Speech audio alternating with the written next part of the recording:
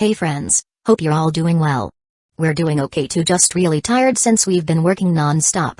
We wanted to answer a question many of you ask: how does our publishing process work? Most of our audiobooks are first posted on Patreon as paid content. They stay behind a paywall for a few months. After that, they become free to access on Patreon forever. Then, a few weeks later, we upload them to other platforms like YouTube, Facebook, and Twitter, X. Lately, our community hasn't been growing much, and we could really use your help. Please share our site in your Facebook groups, Discord servers, Reddit threads, Twitter, X, or with any friends who might be interested. Every little bit helps and we really appreciate it. Thanks a lot for being with us and supporting what we do, unable to resist teasing. In truth, Yutaha Kasimijoka was precisely that kind of person, an anti-athletic, bookish introvert who avoided unnecessary movement at all costs. While she gave off the vibe of a fashion-forward, socially savvy young woman, she was actually a homebody with a penchant for literature. Her bond with Eriri, a mix of outward animosity and underlying closeness, made perfect sense in hindsight. Both were deeply entrenched in their respective hobbies, creating a shared understanding despite their differences.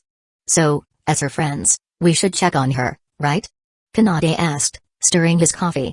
But how did you find out about this, Kato? You're not even in the same year. He stopped short of saying, you two don't seem that close. Choosing his words carefully to avoid misunderstanding. The principal asked me. Megumi explained. It might be because we were in the same club before.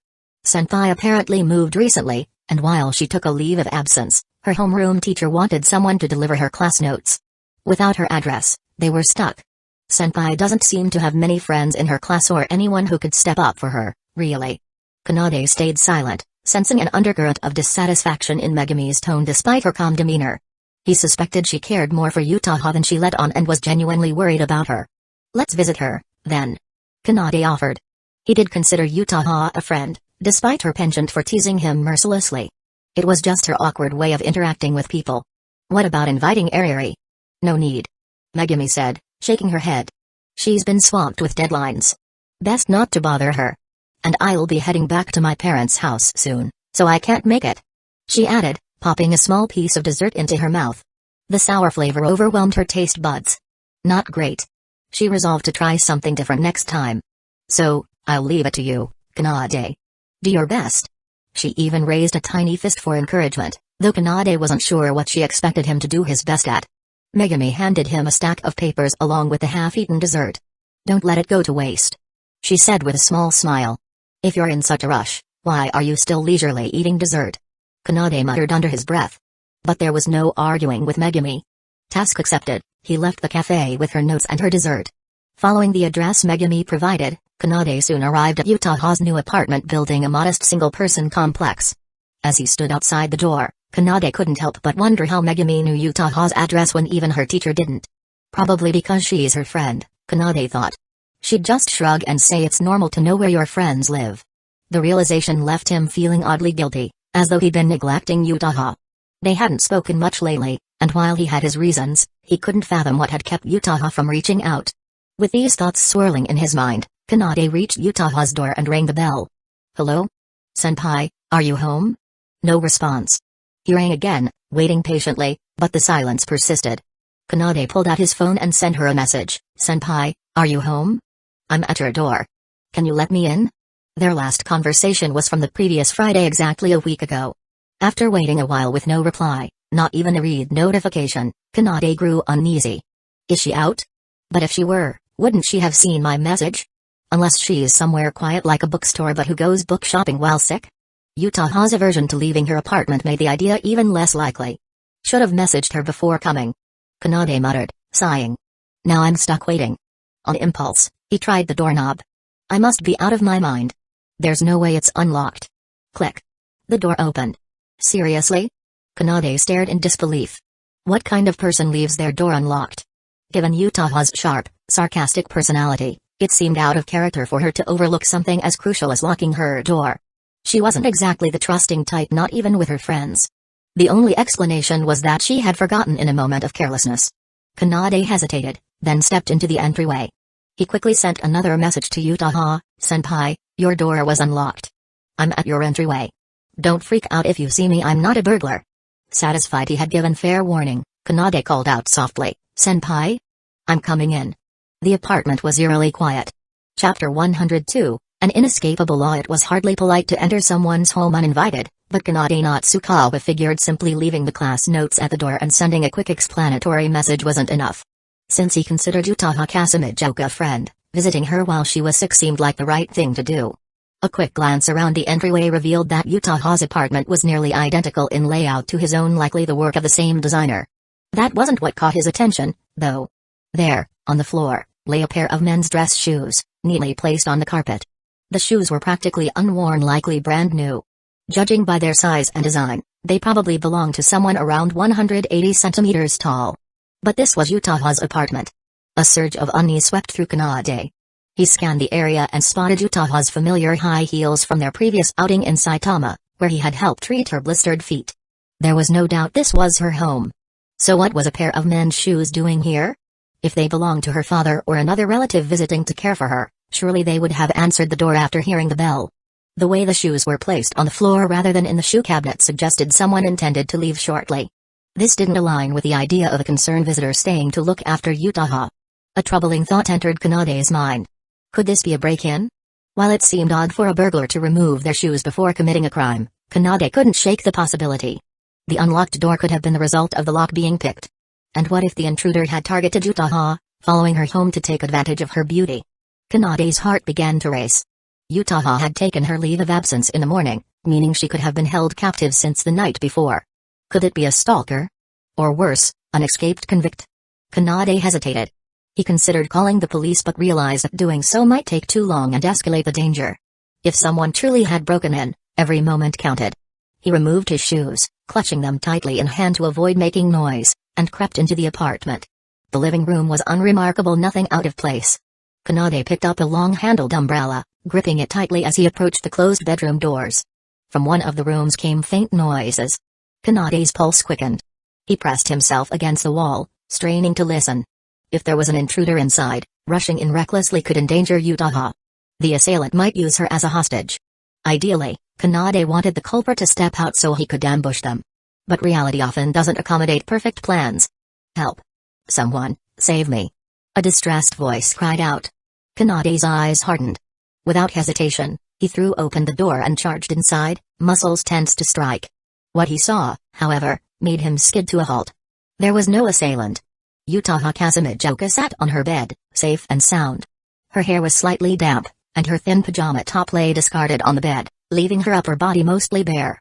She held a damp towel, delicately wiping her side. A small basin of water sat on the bedside table, and a laptop rested on the bed. On its screen, a movie played, the source of the dramatic cries Kanade had heard earlier. So, Yutaha said, now fully dressed and seated elegantly on her bed. Her sharp gaze bore into Kanade, who was kneeling on the floor, avoiding eye contact. Care to explain, dear Kuhai, why you suddenly broke into my home? Her tone was mockingly sweet, but her words carried the unmistakable sting of disapproval. Were you so overcome with desire that you decided to act on your primal instincts and attack a delicate maiden like me? Despite her weakened state, the unexpected intrusion seemed to have revitalized her. She pointed at Kanade with an accusatory finger, her sarcasm in full force. And no. That's not it at all. Kanade stammered, his head lowered. It's a misunderstanding. I wasn't trying to do anything like that.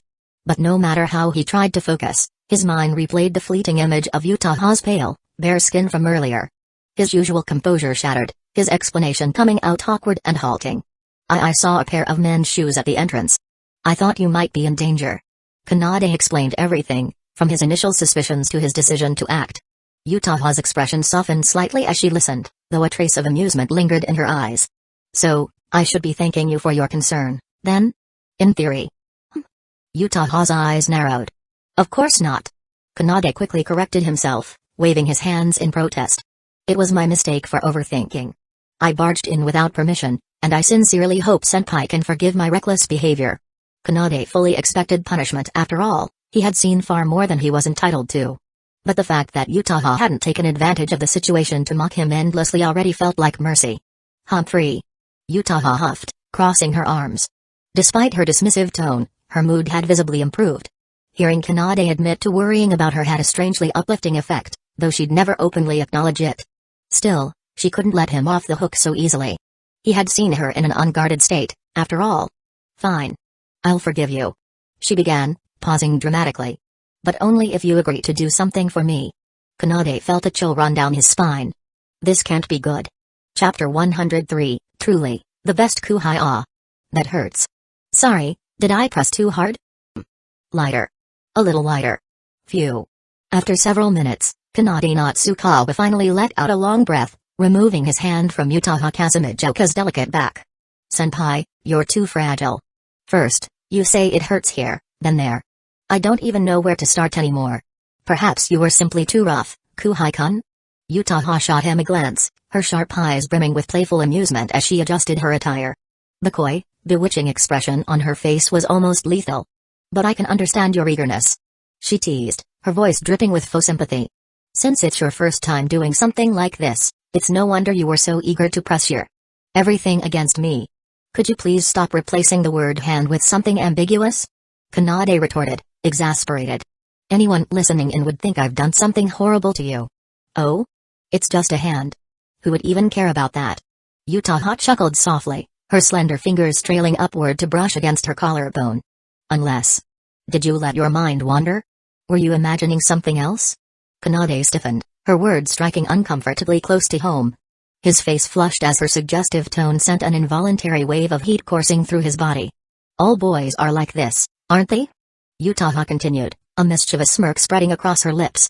Always thinking indecent thoughts, no matter the time or place. Kanade fell silent, unsure how to respond.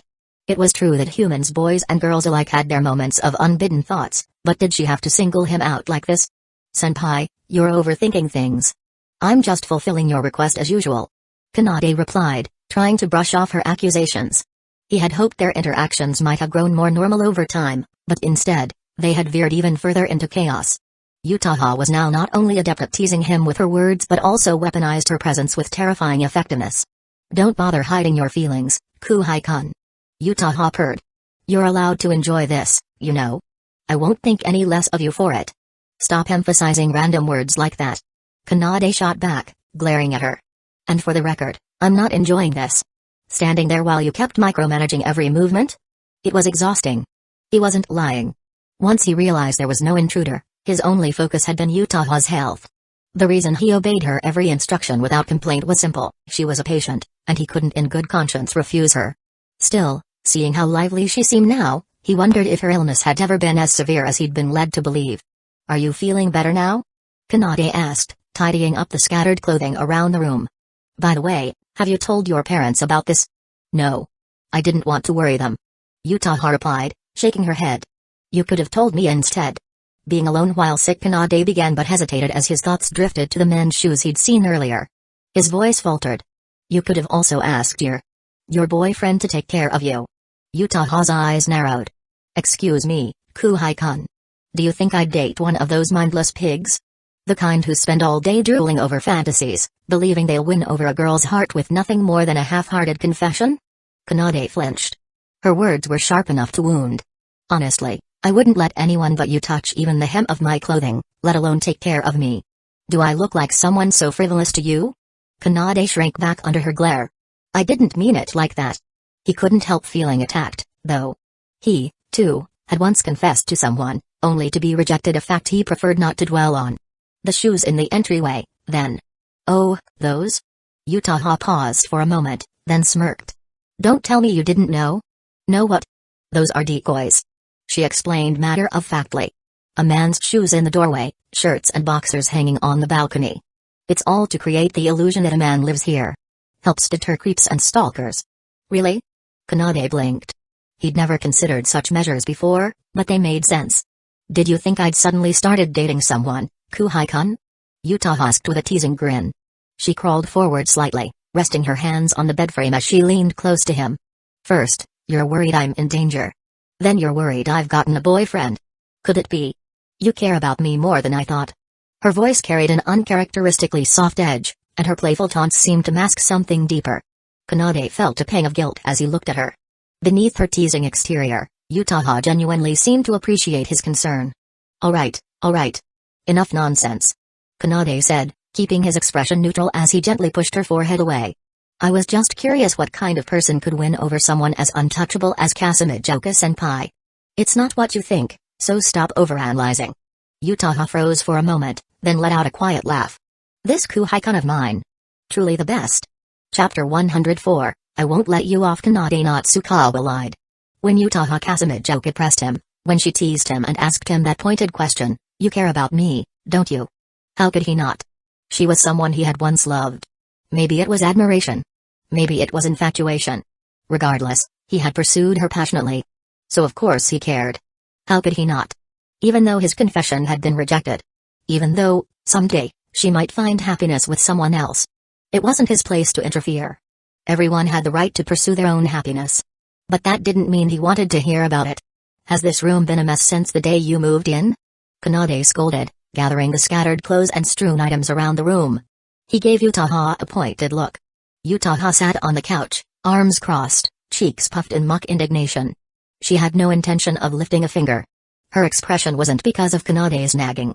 She didn't care about the mess. No, her pout came from frustration. She had been so close. The mood had been perfect. She had deliberately exuded charm, positioning herself in a way that even she admitted was borderline seductive. She had been prepared for anything, even for Kanade to lose control and pin her to the bed. But instead of succumbing, Kanade had brushed her off to clean her bedsheets. What kind of teenage boy visits a beautiful senpai's home and focuses on housework instead of her? Something was wrong with this kuhai of hers. Tell me, Kuhai-kun. Utaha said, squinting suspiciously. Could it be that you have a certain issue? What are you talking about? Kanade didn't even look up, busy mopping the floor. That was just how she was always saying something outrageous out of the blue. To the outside world, Utaha Kasumijoka was a poised, literary girl. But Kanade knew better. She was devilishly sharp, endlessly teasing, and had a mind brimming with scenarios that bordered on the indecent. Senpai, you should be more mindful of your image. Kanade said without pausing his cleaning. Even with close friends, there should be a respectable boundary. Utaha gave a light scoff. And here I thought you were my closest friend, Kuhai-kun. How heartless. To Utaha, their relationship was unique. She didn't have many friends to begin with, and with Kanade, she often pushed boundaries to see how far she could go. Sometimes, it was teasing him mercilessly. Other times, she ignored others entirely. But Kanade's chiding didn't faze her. She simply kicked off her slippers, propped her bare feet on the couch, and hugged her knees. Well, Kuhai-kun, I guess you should stop worrying about me then. Just let me rot away in my own filth. She said dramatically, her voice dripping with mock despair. Are you a sulking elementary schooler? Kanade shot back, tossing her random fruit-flavored candy from his pocket. Here, have a random flavor candy and stop whining. Meaningless. Utaha muttered, tearing open the wrapper and popping the candy into her mouth. Her face scrunched up immediately. Ugh. What is this? It's bitter. That's what you get for having bad luck. Kanade said, his voice as calm as ever. I actually like that flavor. Too bad you got it. Is that so? Utaha's expression softened into a sly smirk. An idea bloomed in her mind. Well then, Kuhai-kun, why don't you enjoy it for me? Go ahead and take it back from my mouth. She leaned closer, fully intending to tease him further. Kanade raised an eyebrow. No thanks. That's disgusting. Utaha froze, her playful smirk slipping away. Disgusting? Of course. That's unsanitary. Kanade said plainly. Do you know how many germs are in the human mouth? Utaha's face darkened, her soft features hardening into a cold mask of fury. This Kuhai actually just called me disgusting? The small grievance of earlier, the one she'd managed to push aside, now surged back with a vengeance. Kuhai-kun. You're dead. In an instant, Utaha sprang to her feet and tackled Kanade onto the couch, pinning him down. Her hands gripped his arms tightly as she leaned in dangerously close, her face inches from his. What are you doing? Have you gone mad? Kanade struggled, careful not to use too much force against his sick senpai. Prove it, Kuhai-kun. Utaha said, her voice tinged with a strange mix of frustration and determination. Prove you weren't lying about liking that flavor. What are you even talking about? Don't worry, Kuhai-kun. This is purely scientific. I'm just observing your reaction to determine if you're honest. Utaha murmured, her breath warm against his cheek. Why, you're not thinking straight. Kanade stammered, her face inching closer. Just as he was contemplating drastic measures, his phone rang loudly from the coffee table. Utaha froze, blinking as if waking from a trance. She glanced at the phone and let out a quiet DCH. So close. So close to what? Kanade exclaimed, using the distraction to wriggle free and grab his phone. Really flooded him when he saw the name on the screen. Thanks, Kato. You've no idea how much you just saved me, Kanade said as he answered. Oh? Glad I could help, came Megami's calm, unruffled voice from the other end. Chapter 105, The Annoying Senpai. Is Senpai feeling better now? Megami Kato's voice was as calm and unruffled as ever, transmitting through the phone like a serene river. Yeah. Looks like she's doing fine, Kanade Natsukawa replied, glancing at Utaha Kasumajoka. He thought to himself, fine? More like bursting with energy enough to pin me down effortlessly. Would you like to speak with her directly? Kanade offered, figuring that Megami's concern might be better addressed if she spoke with Utaha herself. Ah. Sure, came Megami's casual response. Kanade handed the phone to Utaha and, sensing this would take a while, got back to cleaning. He headed toward the kitchen, where he inspected the fridge in hopes of finding ingredients to prepare a light meal for her. Recently recovered patients needed nutritious, simple meals to regain their strength. Knowing Utaha's personality, she likely hadn't cooked a single thing for herself since moving in. The fridge was barren. Completely empty.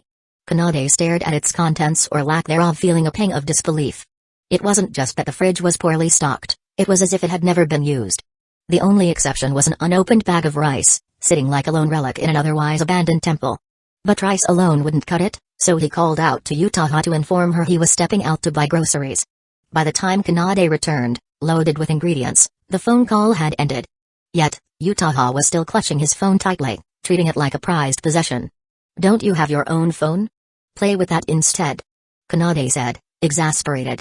It's out of battery, Utaha declared, her tone brimming with smug righteousness. Then charge it. Can't. Too tired. My body's completely drained. Even lifting a finger feels impossible. Utaha sighed dramatically, sprawling across the sofa like an exhausted actress in a melodrama. You're unbelievable, Kanade muttered, though his actions betrayed him as he set about finding a charger for her phone. Senpai, you're planning to go to college, right? If you can't take care of yourself now, how will you manage then? Easy. I'll just pick a university near your place. Or better yet, I could move in with you, Utaha said without missing a beat, her tone as casual as if she were suggesting the weather had turned sunny. You don't even have the slightest intention of learning basic life skills, do you? Why bother? I've been doing fine so far, haven't I? Utaha retorted, flashing him a grin full of misplaced pride. And if I lived with you, Kuhai-kun, you'd get to see a cute girl every day. Win-win, right? If that cute girl takes care of all the chores, I might waive her rent. Kanade deadpanned. Utaha pouted, but her playful nature quickly took over again. Oh, by the way, the neighbor dropped off some umsha earlier. I couldn't turn her down, so I accepted it, Kanade said as he started preparing food. You're seriously the face of this apartment complex now, huh? She probably thinks you're the new tenant. Well, you didn't bother introducing yourself to your neighbors. Honestly, senpai, you're hopeless, Kanade chided, shaking his head. That just makes things easier. You should move in here and make it official, Utaha teased, giggling as she lounged on the sofa, scrolling through his phone. Not a chance, Kanade snapped. Living with Utaha? Absolutely not. Compared to the angelic Shina Miharu, who was both nurturing and gentle, Utaha was nothing but a mischievous devil bent on exploiting him. The choice was obvious. Senpai, stop messing with my phone and get your own, Kanade said, glancing over nervously. While there wasn't anything particularly incriminating on his device, the idea of her snooping through it still made him uneasy. I know. I'm almost done, Utaha replied, her fingers moving a bit faster over the screen. Unbeknownst to Kanade, she wasn't just idly scrolling. She had sneakily changed her contact name in his phone and even added a few selfies to his photo gallery. Her lips curled into a sly smile. Let's see what kind of expression Kuhai-kun makes when he finds these. Better yet, she thought, if some other girl sees them, I'll have all the more reason to gloat. Wow, you're really eager to snatch this back, huh, Kuhai-kun? Utaha purred, her teasing voice thick with implication as she handed him his phone. She leaned forward slightly, her posture suggestive, her gaze mischievous. What, hiding something naughty on here? For a moment, she contemplated tucking the phone between her chest, forcing him to retrieve it from her. But the thought alone made her face flush, and she quickly abandoned the idea. Sorry to disappoint, but there's nothing of the sort, Kanade said, his tone flat. He took the phone back without hesitation, sparing only a brief glance at the pale skin visible beneath her unbuttoned shirt. Not that he'd tell her, but his more private files were safely hidden away on his computer, buried under layers of encrypted folders. Oh? Could it be you're the type who prefers magazines? Yutaha mused, her eyes narrowing. Stop using lame excuses to snoop around other people's homes. Kanade shot back. He wasn't worried about Yutaha finding anything incriminating. His real concern was her stumbling upon evidence of Miharu's frequent visits, which would no doubt ignite a wildfire of rumors. Instead of scheming, why not eat this? Kanade placed a plate of freshly cut fruit on the coffee table. Recovering patients should rest and eat healthy. Not prance around in skimpy clothes while blasting the air conditioning. Yutaha poked at a piece of fruit with a fork, smirking. Kuhai-kun, you really are like a house husband sometimes. Kanade sighed. Why does dealing with her always feel like a full-time job? Chapter 106, Don't move, there's still porridge in the pot. If you're hungry later, just heat it up before eating. I put the leftover fruit in the fridge. Let it cool for a while after taking it out, then wash it. Oh, and I stored away that bottle of plum wine. You just recovered, so absolutely no sneaking sips. The clothes on the balcony need to be brought in too. Stop waiting until the last minute when you need something to wear. And one more thing, Kanade Natsukawa rattled off instructions endlessly. It wasn't that he enjoyed nagging, it was because he was genuinely concerned about Yutaha Kasumadoka. Self-care had never been her strong suit, and now, as a patient recovering from illness, her usual laziness seemed to multiply. Earlier, she'd even tried to trick him, a minor, into drinking with her. That was a criminal offense. Luckily, the weekend was just around the corner, giving Yutaha a couple more days to recuperate. However, Kanade couldn't shake the suspicion that she would use her illness as an excuse to skip more school, perhaps indefinitely. It was grossly unfair, really. Someone like her, who avoided hard work at every turn, still managed to rank among the top students. Meanwhile, countless diligent peers struggled to make incremental improvements. Got it, got it. Kuhai-kun, you're nagging like a mother. Yutaha said lazily, tapping the edge of her bowl with a spoon. If you're so worried, why don't you just move in? You can sleep anywhere, even my room is fine. Her tone was light-hearted, but her gaze lingered on Kanade for a moment. The thought of him leaving after their long-awaited reunion was genuinely frustrating. She almost wanted to just keep him here, forever within reach. But of course, that would be too much trouble. Her parents would never allow it. Stop daydreaming, senpai. You're not a kid anymore, so take care of your own stuff. Kanade slung his bag over his shoulder and gave the apartment a final glance to ensure he hadn't missed anything. Well, I'll be going now. Make sure to lock the door after me. Yeah, I got it. Yutaha replied with mock impatience, dragging herself off the couch. Only when he saw her moving did Kanade feel assured. Just as he reached for the door, her voice stopped him. Kuhai-kun, wait a moment. What is it? He turned, words halting mid-sentence as he froze in place. Don't talk, she said, her tone firm, and don't move. Her sudden seriousness caught Kanade off guard. Before he could react, her hands cupped his cheeks, holding his face steady. His first instinct was to push her hands away, but instead, he lightly placed his own over hers, noticing how cool they felt against his skin. And then pop. Even with his eyes shut, he couldn't ignore the soft, damp sensation on his forehead. It's a reward. Yutaha said with a playful smile, her face so close it filled his entire vision. As if her little prank wasn't enough, she licked her lips provocatively, as though considering an encore. Ugh. Kanade panicked.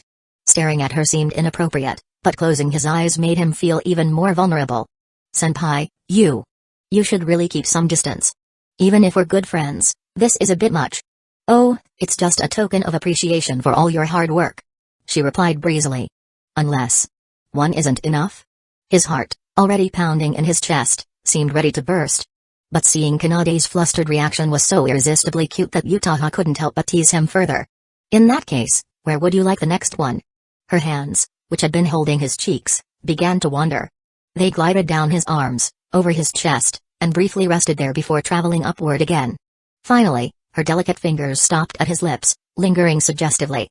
Kuhai-kun. I'm going home. Kanade bolted. Yutaha's bold teasing had finally pushed him over the edge, and he couldn't handle the embarrassment any longer. The intimate atmosphere, coupled with her audacious actions, had been too much for his inexperience. The softness of her lips, even though they'd only grazed his forehead, lingered vividly in his mind. But what unnerved him most wasn't the act itself, it was the sincerity he thought he'd seen in her eyes. For a fleeting moment, her expression had seemed so genuine, as if she truly meant no, Kanade told himself firmly. Senpai just enjoys creating ambiguous situations for fun. She's probably laughing at me right now. The realization stung. He'd already learned this lesson once when he misinterpreted her kindness as affection and confessed his feelings, only to be rejected. Back then, he'd resolved to move on, to view Utah as just a friend. Yet now, those memories clawed their way back, dragging him into a spiral of conflicting emotions. The guilt hit him hard. How could he call himself a friend while entertaining such inappropriate thoughts about her? Of course, Utah was at fault too. She shouldn't have blurred the boundaries of their relationship like this. But maybe he was the one who'd failed to set them clearly. Perhaps his mixed signals had given her the wrong idea that he was okay with this level of closeness. Should he confront her? Be firm, like he had been that weekend in Saitama? But even back then, his resolve had crumbled. Despite his best efforts to create distance, she'd effortlessly closed the gap again. Kanade sighed. Utah Kasumajoka. He really didn't know what to do with this woman. Chapter 107, Off to the Forest School. By the time Kanade Natsukawa left Kasumajoka's home, night had already fallen. Without lingering, he returned to his apartment, where a quiet dinner and some light-hearted TV time with Miharu Shina helped wind down his day. Afterward, they each retired to their rooms for the night. The weekend, though full of invitations, was spent entirely on organizing the upcoming forest school trip. With his hands tied up in various logistical tasks, Kanade turned down every offer. Before he realized it, the precious weekend had slipped away. Monday arrived. On the bus heading to the forest school site, Kanade finished briefing the students on the schedule and rules. Spotting an empty seat, he sat down only to find himself next to none other than Miharu Shina. Kanade, you look really tired. Are you okay? Miharu's soft voice carried a note of concern. While the seating arrangement delighted her, she kept her tone low, mindful of the public setting. Displays of affection, even subtle ones, were best avoided in such situations. I'm fine, just a little sleep-deprived? Kanade replied, rubbing his temples. The new and ambitious plan for the forest school had kept him on his toes for days. From liaising with staff to preparing financial reports, the workload had eaten into his weekend, leaving him with barely 10 hours of sleep across 2 nights. At least I ended up sitting next to you, Kanade said, smiling faintly. I'll take a short nap. Wake me when we arrive or if anything comes up. With that, he reclined his seat and closed his eyes. The steady hum of the bus engine and the murmur of student chatter lulled him into a peaceful slumber. Miharu hesitated. She wanted to talk to him, to offer some energy with her words, but disturbing his rest felt wrong. After a moment of deliberation, she carefully adjusted her posture so his head could rest on her shoulder. Then, pulling out a small blanket from her bag, she gently draped it over both of them. Glancing around, Miharu noticed that no one seemed to be paying attention. Relieved, she allowed herself a quiet smile as her hand lightly rested on Kanade's under the blanket. When Kanade awoke, the bus was quiet. Peering around, he noticed that the other students and the chaperones were gone, and the vehicle had come to a complete stop. Are we at the campsite? He asked groggily. Miharu nodded. Yes, everyone else has already started cooking and making curry. She peeked through the window to confirm. The day's first activity involved preparing lunch, typically curry rice a staple for such trips. The goal was to encourage teamwork and hands-on learning among the students. I didn't wake you because a classmate suggested letting you rest. Everyone agreed it'd be better for you to catch up on sleep. Miharu explained, her voice tinged with a mix of satisfaction and shyness. She conveniently left out the part where her friends had teased her, support him, Miharu. And don't lose to the president. After all, she had her limits when it came to embarrassment. Always doing unnecessary things. Kanade grumbled, though his lips curved into a slight smile. But I suppose their hearts were in the right place. The students of Shuchen really were an endearing bunch. Let's not laze around here, though. We should help out, he said, stretching. The nap had done wonders, he felt refreshed, the fatigue melting away. Miharu replied, standing up alongside him. As they stepped off the bus, the fresh forest air greeted them. The scent of pine and damp earth mingled with the unmistakable aroma of curry simmering in large pots. It's always curry, Kanade muttered with a sigh, recalling last year's trip, where curry rice was also on the menu. Not that he disliked curry, but it felt repetitive. He had hoped for something different this time around. It's convenient, and it's one of the dishes emphasized in home economics, Miharu pointed out with a smile. Kanade always had these little quirks, getting fixated on odd details like a child. Besides, aren't you the same? You enjoy making curry rice because it's so easy, don't you? Well, that's a bit different. It's about innovation, Kanade stammered, trying to defend his stance. Miharu tilted her head thoughtfully. In that case, should I try making something else? I've never cooked with such large pots, but it should be manageable. Her earnest offer caught him off guard, and he quickly waved it off. No, that'd attract too much attention. Let's just help gather more firewood. Some groups might run short.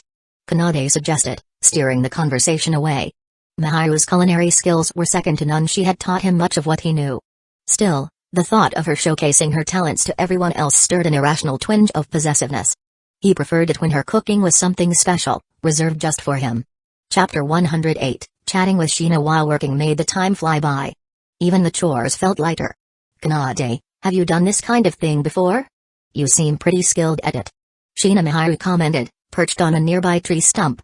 Her hands cradled her cheeks as she watched him skillfully pick up logs, position them, and split them cleanly in one stroke. Yeah, I did this back in middle school. Natsukawa Kanade replied, wiping sweat from his forehead. It was during a school camp. Back then, no one assigned me any tasks, so I wandered over to chop firewood. I couldn't do it at first, so I asked one of the staff to teach me for a few days. Just a few days and you mastered it? Sheena's surprise was evident, rivaling her reaction when she first learned Kanade could cook. This guy's learning ability is insane. Or is it just really easy?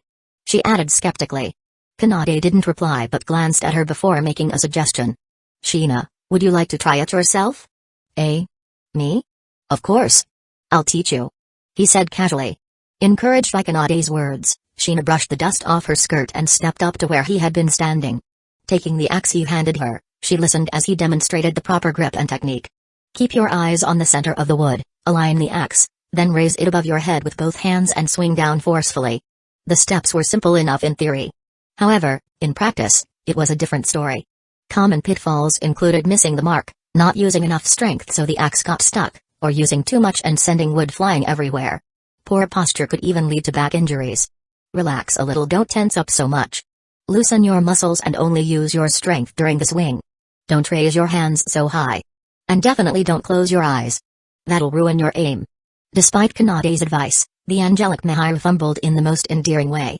Her tightly shut eyes and tense grip made her seem more like she was bracing for an execution rather than chopping wood. Seeing this, Kanade sighed and stepped closer. Positioning himself behind her, he wrapped his arms around her to guide her movements. Like this, keep it steady, raise your hands, and... With a swoosh, their combined force split the log cleanly in half. Although the pieces flew farther than necessary, it was a solid start. See? It's not that hard. Now you try on your own. I still don't really get it. Could you show me again? Sheena's face was flushed, her excitement from trying something new evident. Kanade didn't know how to respond.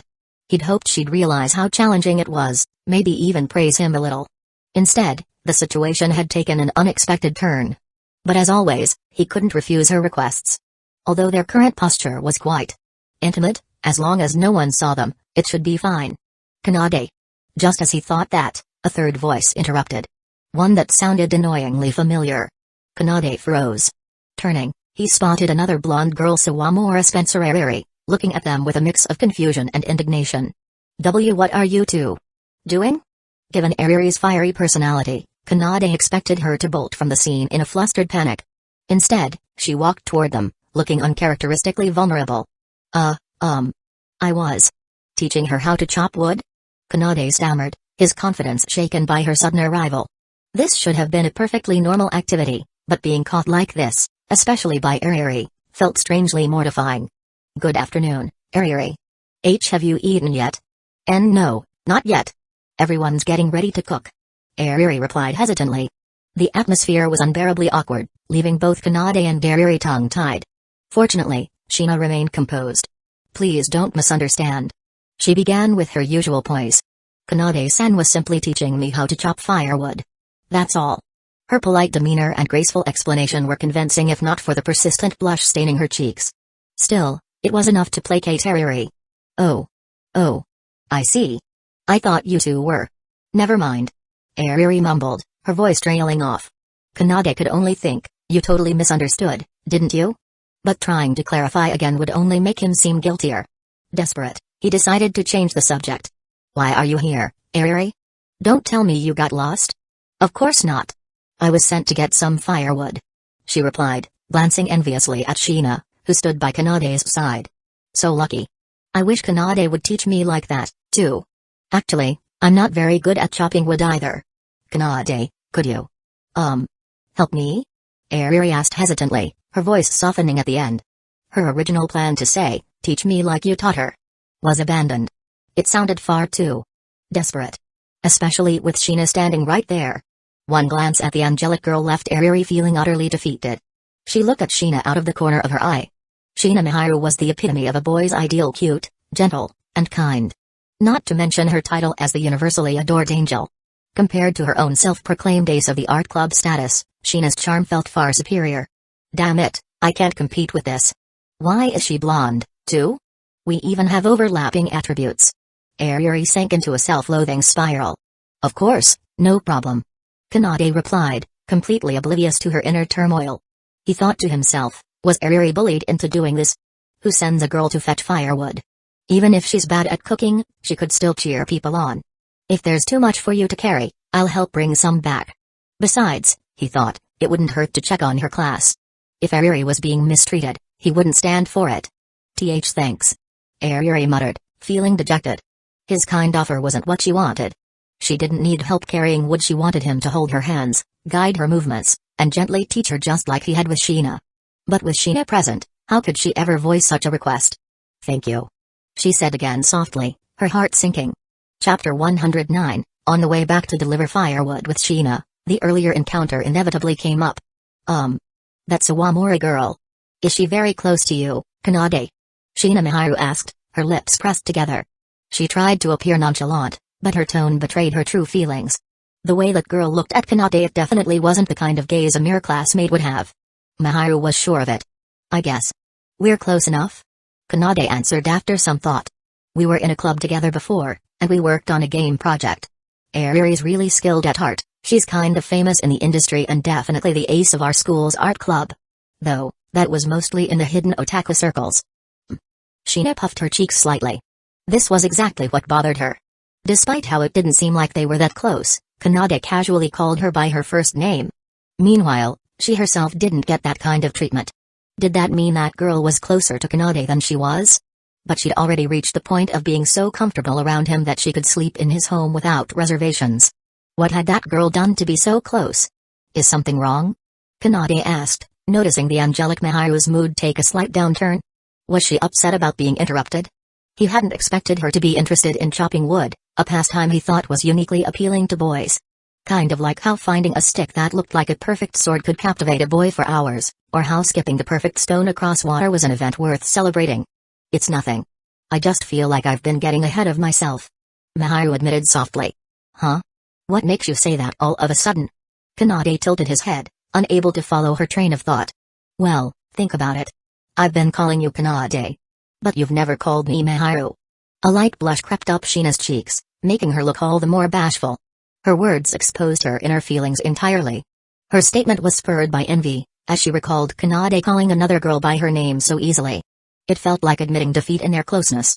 At first, she had approached him with the mindset that being just friends would be fine.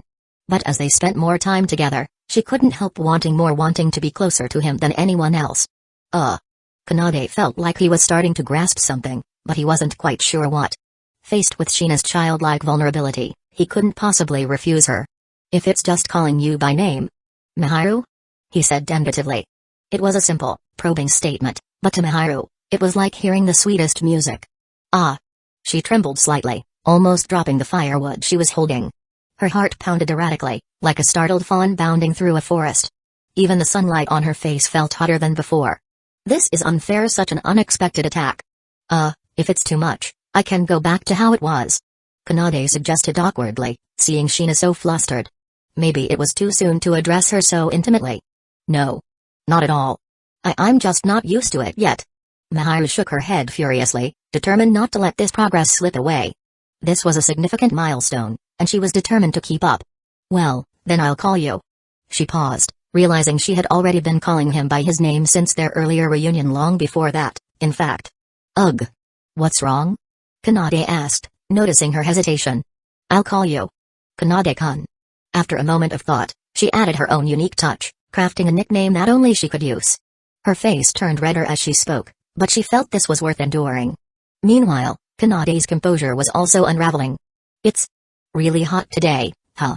He used the excuse of wiping sweat to partially cover his face, unable to meet Sheena's gaze. He feared she'd catch on to his own embarrassment. Kanade-kun. That nickname sounded so bizarre. It might have suited a flashy gal, but hearing it from the soft-spoken angel Miharu was enough to make his shame level skyrocket. Why yeah. Miharu replied, equally distracted. Her half-hearted responses mirrored Kanade's, as both tried to process the awkward intimacy between them. Neither noticed the strange atmosphere that lingered between them as their private moment dissolved under the watchful curiosity of their classmates. Hey, the class president's back. Go talk to him. Are you nuts? I can't do that right now. Just say you have something important to discuss or something. Fine, I'll go. Back in the classroom, clusters of students chatted among themselves. One group in particular was deep in discussion, sending one of their own toward Kanade. President, the vice president, Shinomiya, was here earlier looking for you. She didn't say what it was about.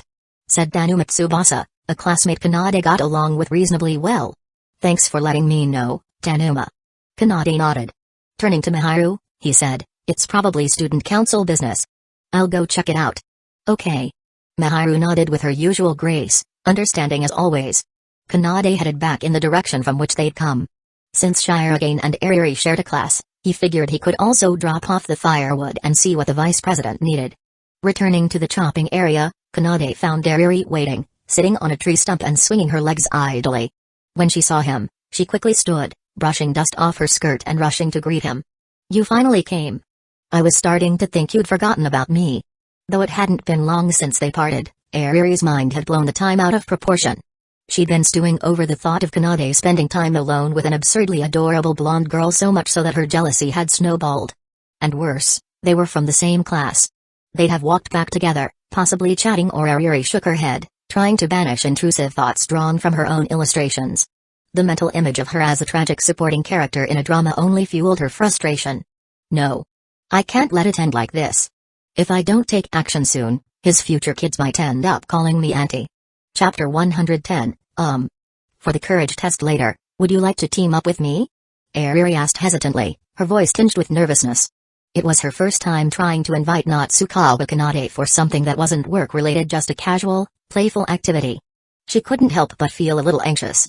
Kanade probably didn't know, but it was rumored that every year after these school camping trips, many sweet couples were born. Especially with the double legendary buffs of the courage test and the bonfire dance, it seemed like the perfect chance for something magical to happen. If she could complete these events with Kanade, she'd surely win. There was no way she was letting this opportunity slip by. It was time to take the initiative. The courage test. Kanade mused for a moment before replying gently, I don't see why not. But because of student council duties, I might need to join the last group. Kanade couldn't help but notice Ariri's uncharacteristic lack of her usual tsundere remarks. That only made her intentions clearer. She'd even set aside her trademark attitude, which meant this was genuinely important to her. Though he wasn't sure why she chose him specifically, Kanade figured that Ariri didn't have many close friends, and that thought made her seem pitiable. He couldn't find it in his heart to refuse. Great. I mean, it's a deal, then. Ariri's small fangs gleamed in the sunlight as she flashed him a radiant smile. It's a deal. Kanade replied with a small smile of his own. Ariri's expressions were always vivid and charming, but he had to admit this cheerful one suited her best. Her usual pouty or angry faces were cute, too, especially the twin-tail spinning storm moments, which gave off an oddly tempting bully me vibe, but this smile was something else. As they walked and chatted, they soon reached Ariri's class area. Along the way, several classmates greeted Kanade, their gazes curious when they noticed Ariri accompanying him. Morning, Prez. Thanks for escorting our precious Ariri back safely. A cheerful girl teased, stepping forward with a mischievous grin. Kanade glanced at Ariri and noticed her cheeks were flushed, though she didn't seem embarrassed or uncomfortable, just flustered. He figured out why immediately. It's nothing. Ariri's a good friend, after all, so this was no trouble at all. Though Kanade hadn't been around her much recently, he knew Ariri's social circle was likely limited due to her particular quirks and her secret double life as an illustrator. Finding a friend as patient and understanding as Katu was already rare. While Kanade worried she might not have others like that, he reasoned that having a few decent acquaintances was enough to avoid isolation. Given Shuchin's high standards, outright bullying was unlikely. He was probably overthinking things. However, his casual reply seemed to shock the other girl. Ariri? That bold? She blurted out before she could stop herself. Ariri blinked, confused. Bold about what? She couldn't understand what the girl meant. Was it because she'd invited Kanade to the courage test? But she hadn't told anyone about that, so how could they possibly know? And nothing. The girl stammered, waving her hands awkwardly. Internally, though, she thought this was going to be entertaining. After all, Kanade only addressed Kaguya as Shinomiya. So for him to casually call Ariri by her first name? What a scandal. Oh. Okay. Ariri replied innocently, dismissing her confusion. She wasn't close to this girl, anyway, just an acquaintance. Kanade, as usual, didn't read too much into it. His thoughts briefly wandered to how Miharu had also asked him to use her first name earlier. But introspection wasn't his strong suit. By the way, where's Shinomiya? He asked, scanning the room. Ah, Kaguya-sama is, supervising everyone in the kitchen area. The girl replied with a noticeable shift in her demeanor.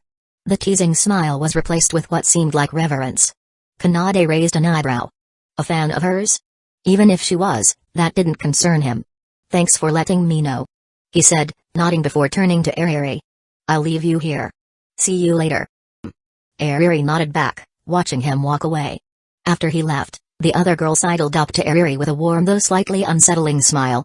Good work, Ariri. Let's take the firewood together. Ah. Okay. Ariri agreed, but she couldn't shake a strange chill. Though the girl's words were kind, her gaze was sharp, almost predatory. It felt like being a summer cicada watched by someone who already knew it wouldn't live long. What did I do? Meanwhile, Kanade arrived at the kitchen area and spotted Kaguya Shinomiya, who was intently watching her classmates cook. She seemed deeply engrossed, nodding occasionally as though appreciating a fine piece of art. Kanade decided not to disturb her right away and instead observed quietly. Ah, so this step comes first. Kaguya muttered to herself, completely unaware of his presence. She seemed to be studying the process intently, though the students' cooking methods didn't seem particularly skilled. Is she learning to cook by watching others? Kanade speculated. Cooking isn't that hard. I think you should try it yourself, he said softly, breaking the silence. Though his voice wasn't loud, it startled Kaguya. She turned quickly, her breath catching as she saw Kanade standing close by. Even after 2 days apart, the sight of him was just as striking. His clean-cut appearance and familiar shampoo scent made her heart flutter. Good morning, President, she greeted, quickly regaining her composure. Her previously flustered demeanor was replaced with calm elegance, but the slight pink on her cheeks betrayed her lingering emotions. The faint warmth of his breath brushed against her face as he stood nearby, making her feel dizzy. President, this is sudden, but could I ask you to accompany me for a bit? Chapter 111, Shinomiya, is this your first time doing this? Why yes, so I'm not very skilled. It's my first time teaching like this too. Don't be so tense. Relax a bit more. Oh okay. Even though I'm no expert, I think for this kind of thing, you need to put your whole heart into it. If you don't enjoy the process, it won't work. Understood. Shinomiya Kaguya nodded hesitantly. For a sheltered young lady like her, diving in on her own from the start was proving a bit overwhelming. Ow! It hurts. Natsukawa Kanade's head shot up, startled. What's wrong? I'm bleeding. Kaguya's voice trembled as tears threatened to spill from her eyes. She had wanted to avoid showing such weakness in front of Kanade, but the sudden pain was too much to bear. Why does it hurt so much? Kanade sighed inwardly. Of course it hurts, it's a cut on your finger. They're incredibly sensitive. Let me see. Recognizing the urgency, Kanade ignored the usual propriety of gender boundaries and gently took Kaguya's hand to inspect the injury. Luckily, it's not too deep, he said after a quick check. It seemed his earlier suggestion for her to relax had helped, otherwise, the cut might have been worse. Still, we need to treat it. Come with me. But the place I borrowed. Kaguya hesitated, reluctant to abandon her attempt. Kanade softened his tone, reassuring her. There's no need to rush. We can try again later. Your health is more important. He had initially assumed Kaguya sought him out for student council business, only to learn she wanted to use the camp as an opportunity to learn cooking from him. Though free of other duties, the attempt had ended poorly, failing even before the cooking officially began at the chopping stage. Still, Kanade wasn't about to blame her. For someone who had never lifted a finger in the kitchen, this was entirely expected. Next time, I'll guide her hands myself to avoid any accidents, he resolved. Does it still hurt? Kanade asked softly as they walked. It doesn't hurt that much anymore, Kaguya replied, her voice a delicate murmur. Her cheeks were tinged pink, and her heart thudded erratically.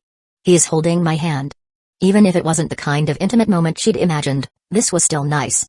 The warmth of his hand almost made her forget about the pain, or maybe it wasn't pain she wanted him to help with.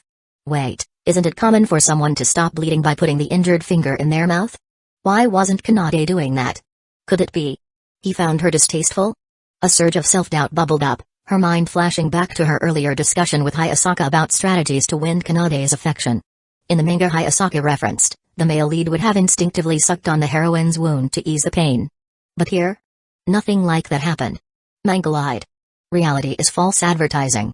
Looks like this is it, Kanade announced as they arrived at a small cabin. This should be the temporary infirmary. Let's head inside. Kaguya nodded obediently. The cabin was empty, save for a worn wooden cabinet with a few small bottles on top. Kanade quickly searched through them and found an antibacterial ointment. After confirming it hadn't expired, he gestured for Kaguya to sit on the wooden bed. You sit here, and I'll apply the medicine. For a shallow wound like this, a bandage would suffice. However, since it was Kaguya, he decided to handle it with extra care. He took her hand again, inspecting the injury. Seeing that the bleeding had stopped, he felt relieved and began applying the ointment with precision. How does it feel? He asked as he worked. Huh? What do you mean? Kaguya blinked, unsure of his question. Was he talking about the warmth of his hands? His hands were large and comforting, and the way they held hers made her feel safe. Ah, I meant about this whole experience from wanting to learn to facing a little setback. Kanade clarified. Oh, that. Kaguya's momentary fantasy popped like a bubble, leaving her slightly deflated. She'd thought Kanade was being playful, only to find he was genuinely asking about her feelings. What's wrong? Kanade tilted his head, sensing her hesitation. And nothing. I suppose it was memorable? Kaguya replied, regaining her composure. Though the cooking lesson had gone awry, the result wasn't all bad. Not only had she received Kanade's undivided attention, but he'd also shown concern for her well-being and even held her hand. Wasn't that a win in its own way? Kaguya thought, a subtle smile forming. Lady Luck must favor me. Memorable, huh? I guess that fits. Kanade nodded. However, his expression grew serious as he considered another angle. Many people he'd encountered became interested in something only to quit after encountering the first setback. While he didn't believe Kaguya would be like that, he wanted to ensure she wouldn't develop a negative association with cooking due to this mishap. I've been there myself, Kanade said thoughtfully. When I first started cooking, I cut my fingers more times than I can count. The dishes I made were barely edible, honestly. It was embarrassing. It was his desire to surprise a certain angelic someone that had pushed him to improve. With enough dedication, he'd managed to reach an acceptable level of competence. Kaguya, too, must have her reasons for wanting to learn. Kanade hoped she'd persist and achieve her goal, whatever it was. So don't let this discourage you. It might be tough at first, but I believe in your ability, Shinomiya. You'll get there in no time. What silly things are you saying, President? Of course I won't give up. Kaguya replied with a soft shake of her head. Her gaze softened as she looked at him kneeling in front of her, so earnestly tending to her wound. A sudden impulse surged within her, and she gently reached out, her fingers brushing through his tousled hair. I'm Shinomiya Kaguya, the girl who never gives up, she declared, her tone playful yet resolute. Kanade paused, momentarily caught off guard by the unexpected gesture and her warm, teasing smile. Chapter 112, Kanade's hand instinctively drifted to the spot where Kaguya had touched his hair moments earlier. He could still feel the faint warmth of her fingertips lingering there. His intuition whispered that some invisible barrier between them was gradually dissolving. But the experiences he'd had with Shino reminded him not to overthink it. This was probably just normal interaction between friends. Even someone like Kaguya Shinomiya would naturally crave genuine friendship, though her grasp on appropriate boundaries might be a little off. Does your finger still hurt? He asked. It doesn't hurt at all now. Thank you for your concern, President. Kaguya replied with a sweet smile that left Kanade at a loss for words. A long silence stretched between them. It's getting late. We should probably head back for lunch. Everyone's probably waiting, Kanade said, glancing out the window at the bright midday sun. Can't we stay a little longer? Kaguya's voice was soft as she reached out and lightly held his hand, a hint of pleading in her gaze. Can't we spend just a little more time together, President? Kanade froze. This side of Kaguya softly pleading, almost like she was pouting, was something he had never imagined seeing. Normally, she was the undisputed princess of their class, regal, commanding, and dignified. Yet this fragile, almost spoiled demeanor gave her an even more irresistible charm. The contrast between her usual composure and this sudden vulnerability made Kanade's heart pound loudly in his chest. It was as if the dim wooden cabin had been flooded with a radiant light. Just for a little while. He relented. Yay, just a little while is enough. Kaguya beamed, pulling him to sit beside her. Without hesitation, she leaned against his arm and held onto it tightly. The president smells so nice. Are you wearing cologne? And no. Kanade shook his head, instinctively trying to free his arm. But her grip was firm, making escape impossible. Really? But you smell so good. She took a delicate sniff, leaning in closer until their faces were mere inches apart. Her glittering eyes locked onto his. You don't use cologne, but you smell nice. Why is that, I wonder? President. What? Can I get a closer sniff? You're already practically glued to me. How much closer do you want to get? Kanade thought, feeling that something was off. This wasn't the composed and calculating Kaguya he knew. It was like she had transformed into someone else, a naive, love-struck girl. Are you feeling okay? Kanade asked cautiously. He remembered hearing something about Kaguya having a split personality-like condition, though he'd never witnessed it himself until now. If this really was one of those episodes, he couldn't ignore it. Is there anything I can do to help? Kaguya's adorably innocent behavior, while undeniably charming, also raised concerns. What if this alternate personality caused lasting effects on her usual self? Would she remember any of this later? If she did, how would she react? Would she feel embarrassed or even retreat into herself? Kanade glanced down at her hand still tightly clutching his. Even though their relationship had recently grown closer, this level of intimacy felt premature. For Kaguya in her current state, it all seemed perfectly natural. But if her usual self found out? How about you lie down and rest for a bit? Kanade suggested. Maybe sleeping it off would help. If she closed her eyes and drifted off, perhaps she'd return to normal when she woke up. I don't want to rest yet. Can you stay with me for a while longer? How about this, you lie down, and I'll keep you company while you rest. Kanade coaxed. At the moment, Kaguya seemed far too easy to placate, making Kanade feel as if he were coaxing an innocent child. Then you lie down too. Kaguya tilted her head, then nodded enthusiastically. I don't think that's necessary. Kanade began, but Kaguya suddenly reached out and pulled him toward her. The next thing he knew, he was hovering over her in what could only be described as a bed dawn. The bed-top equivalent of a cave dawn. The room fell into a profound silence, broken only by the faint rustling of leaves outside. But the rhythmic beating of Kanade's heart drowned out every other sound, reverberating in his chest as his gaze locked onto Kaguya's bright, innocent eyes. What's wrong? Kaguya asked, her tone as guileless as her expression. And nothing. Kanade quickly snapped out of his daze, pushing himself up and away from the bed. He tried to escape, but Kaguya wouldn't let him. Her slender fingers wrapped around his hand once more, holding him in place. Where are you going, President? Don't leave me. Fine. Kanade sighed after a long pause. And your hand? You have to hold it. It was impossible to say she wasn't acting spoiled. But unlike Sheena's soft, pleading tone of vulnerability, Kaguya's spoiled behavior felt more assertive, commanding, even. It wasn't a "can you please do this for me?" kind of request. It was more like, I'm cute, so you should do this for me. But paired with her sweet demeanor and innocent charm, it wasn't off-putting in the slightest. You really do have so many different sides. Kanade muttered. What are you talking about, President? Kaguya asked, tilting her head with an amused smile. Nothing. Kanade replied, shaking his head. He stayed by her side, chatting aimlessly until Kaguya finally let out a soft yawn, her eyelids drooping. Looks like you're getting sleepy. Kanade said gently. I don't want to sleep. If I do, I won't see you anymore.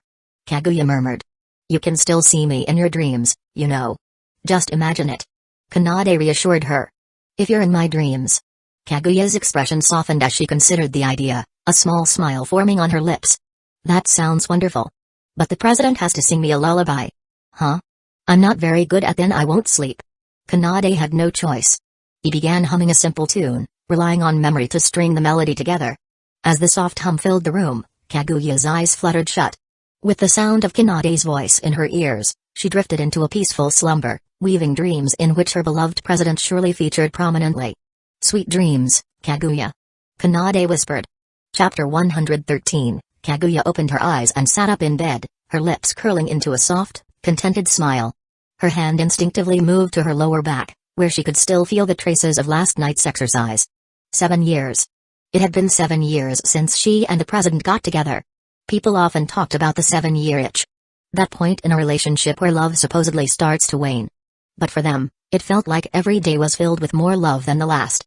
Their bond overflowed with affection. And every night was just as fulfilling. Tonight's dinner should include leeks and oysters again. Maybe with something else. Kaguya murmured to herself, already imagining the next pre-bedtime activity as she sat on the edge of her bed. Hayasaka had been right all along. Winning a man's heart starts with winning his stomach. Ever since that fateful day when Kaguya's cooking had captured the president's taste buds, their relationship had grown rapidly. They'd started dating, graduated high school, and walked down the aisle together. Not only that, but the president's exceptional abilities had won over the Shinomiya family, securing his place as her rightful husband and soulmate. What a perfect future. It felt like a dream come true. No, I can't let myself get carried away. Kaguya muttered, shaking her head to dispel the giddy thoughts. I need to get up. I can't be lazy, or the president will think less of me. Determined, she got out of bed and began her morning routine of dressing and freshening up. Since their marriage, they had moved into this cozy home together. To fully enjoy their private world, Kaguya had insisted on learning how to manage the household herself, turning down maids and caretakers to embrace her role as a proper housewife. Her days revolved around chores and eagerly waiting for her beloved's return from work. It was a simple routine, but she loved every moment of it. Still, it gets a little boring without him here. Even the comedy show playing on the TV failed to hold her interest. Her mind wandered, wondering what the president might be doing at that very moment. Maybe I should call him? He might be thinking about me too. But as soon as the thought crossed her mind, Kaguya shook her head. It was work hours. What if he was delivering an important presentation? She didn't want to disrupt him or come off as a clingy wife who couldn't respect her husband's responsibilities. Then I'll call Hayasaka. It's been a while since we last talked. I wonder how she's doing these days. Without hesitation, Kaguya grabbed her matching couple's phone and sent a video call request to Hayasaka, whom she'd saved in her contacts as single Hayasaka. The call was rejected immediately. How rude. Sure, Kaguya had teased her a bit about spending Valentine's Day in wedded bliss with the president, but was that enough to justify rejecting her call so coldly?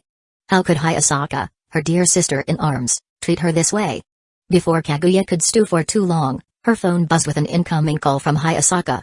Her mood immediately brightened, though she made sure to sound nonchalant, even annoyed. What is it? Regretting that you hung up?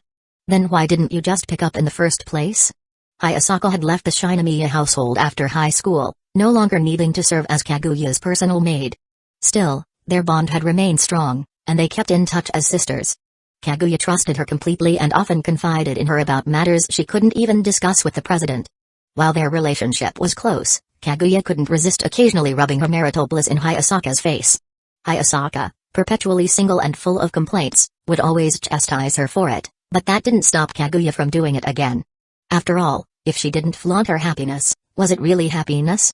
Hayasaka, listen to this. Last night, the president did that again. I told him no, but he just kept going. He doesn't know how to be gentle at all. And the other day on Valentine's Day, such a special occasion, he didn't plan anything romantic. We just stayed in bed all day. He's so unrefined. Even on our anniversary, he brought home a ridiculous amount of perfume. I told him it wasn't necessary, but he was so worried I wouldn't like it that he bought every single scent. Can you believe it? Hayasaka, are you even listening? Kaguya paused, confused. Usually, by now, Hayasaka would have unleashed a barrage of complaints. But today, she was unusually quiet, letting Kaguya ramble on. I'm here. The president really is an animal. Hayasaka's voice came through, sounding breathy and strained. Huh? What's with your voice? It sounds weird. And nothing. Just running. Out of breath. Oh, you're exercising. That explains why you didn't take my video call. Kaguya said, nodding in understanding. It made sense. Hayasaka was always conscious of her image and probably didn't want anyone seeing her disheveled while sweating. But I'm your best friend. I wouldn't judge you. Next time, just answer, okay?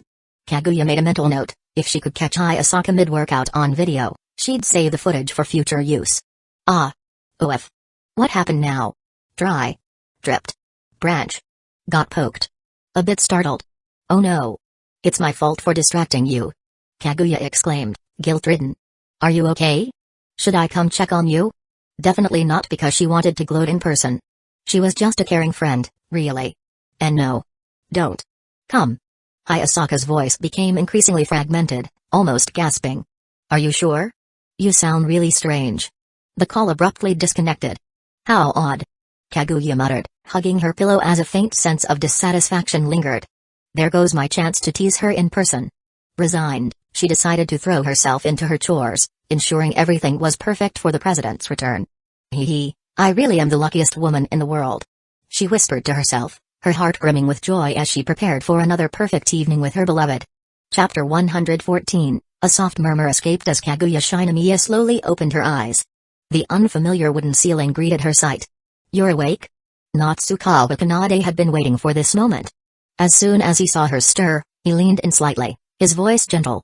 How are you feeling? More awake now. Kaguya had an unusually peaceful sleeping posture once she lay down, she barely moved. Yet, judging by the smile that lingered on her face, she had clearly been having a sweet dream. Occasionally, a quiet giggle or barely audible mumble would slip out, making Kanade wonder what on earth she'd been dreaming about. Would you like some water? He asked. President. Kaguya murmured, her gaze still unfocused as she instinctively reached toward him with open arms. Hug. Hug. Huh? Kanade froze, bewildered. She's still in that adorable mode? Didn't she just sleep until 2 p.m.? Shouldn't that have been enough? If she slept any longer, was she planning to become a nocturnal crime-fighting vigilante like Batman?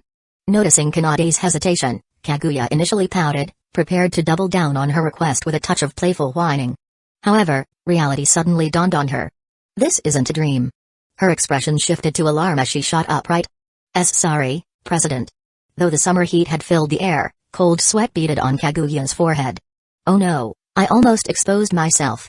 If the president found out about that dream, wouldn't he think she was some kind of desperate, unfulfilled girl? Worse yet, her feelings, her true intentions would be completely laid bare. I'm so sorry for troubling you, President. You even stayed by my side this whole time. It's no trouble. Kanade replied with a reassuring shake of his head. How's your body? Feeling better? Kaguya's outward demeanor made it impossible to gauge whether her usual personality had returned. Directly pointing it out seemed awkward, so Kanade opted for a more subtle approach. Thank you for your concern, President. My finger feels completely fine now. I'm ready to resume cooking lessons. Kaguya answered, shaking her head as she elegantly sat up in bed. Her composed and graceful demeanor left no doubt this was a usual Kaguya Shinomiya. That's good to hear. Kanade nodded, though he hesitated before continuing. By the way, do you remember what we were talking about before you rested? Before resting. Kaguya mused, pondering for a moment. Ah, you mean when I cut my finger? I remember you helped me apply ointment and told me to lie down and rest. Why? Her innocent, puzzled expression was clearly genuine. Kanade realized she truly had no memory of her earlier behavior. Well, that's a relief. At least she won't have to deal with the overwhelming embarrassment of remembering. Nothing. Don't worry about it. Kanade said with a dismissive wave of his hand. You've slept for quite a while, so you must be hungry. Let's get something to eat. Why don't I cook this time? I can give you a hands-on demonstration. He added. During Kaguya's nap, the head instructor had dropped by to check in. Likely tipped off by other students. Kanade had managed to brush him off and secure the afternoon off for both himself and Kaguya. Given their excellent academic records and positions in the student council, the teacher didn't raise any objections. Kanade had even arranged to use the camp's kitchen, making this the perfect chance to continue their lesson. As Kanade explained this, Kaguya maintained a calm exterior, but her heart raced with excitement. This is an official excuse for some alone time. And no one will interrupt us. A boy and a girl, spending time together in such a setting, it was natural for sparks to fly, wasn't it? Maybe this is the turning point, like in my dream. Whatever happens, I can't let this opportunity slip away. Alright, I'll follow your lead, President. What's wrong? Kaguya tilted her head slightly, her expression innocently curious. And nothing. Let's go. Kanade shook his head, though a part of him remained wary. After witnessing her softer side earlier, he couldn't help but approach her current obedient demeanor with caution. While undeniably endearing, it also stirred complicated thoughts. Back in the kitchen, Kanade swiftly prepared the ingredients while explaining the process to Kaguya. Hold the knife like this. He demonstrated. Press down on the ingredient with your hand and position the knife vertically. Aim for even spacing, and if you're more comfortable, angle the knife slightly for easier handling. No need to rush, take your time.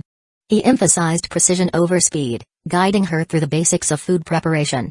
Cooking methods vary by dish, but as long as you follow the recipe step by step, you'll be fine.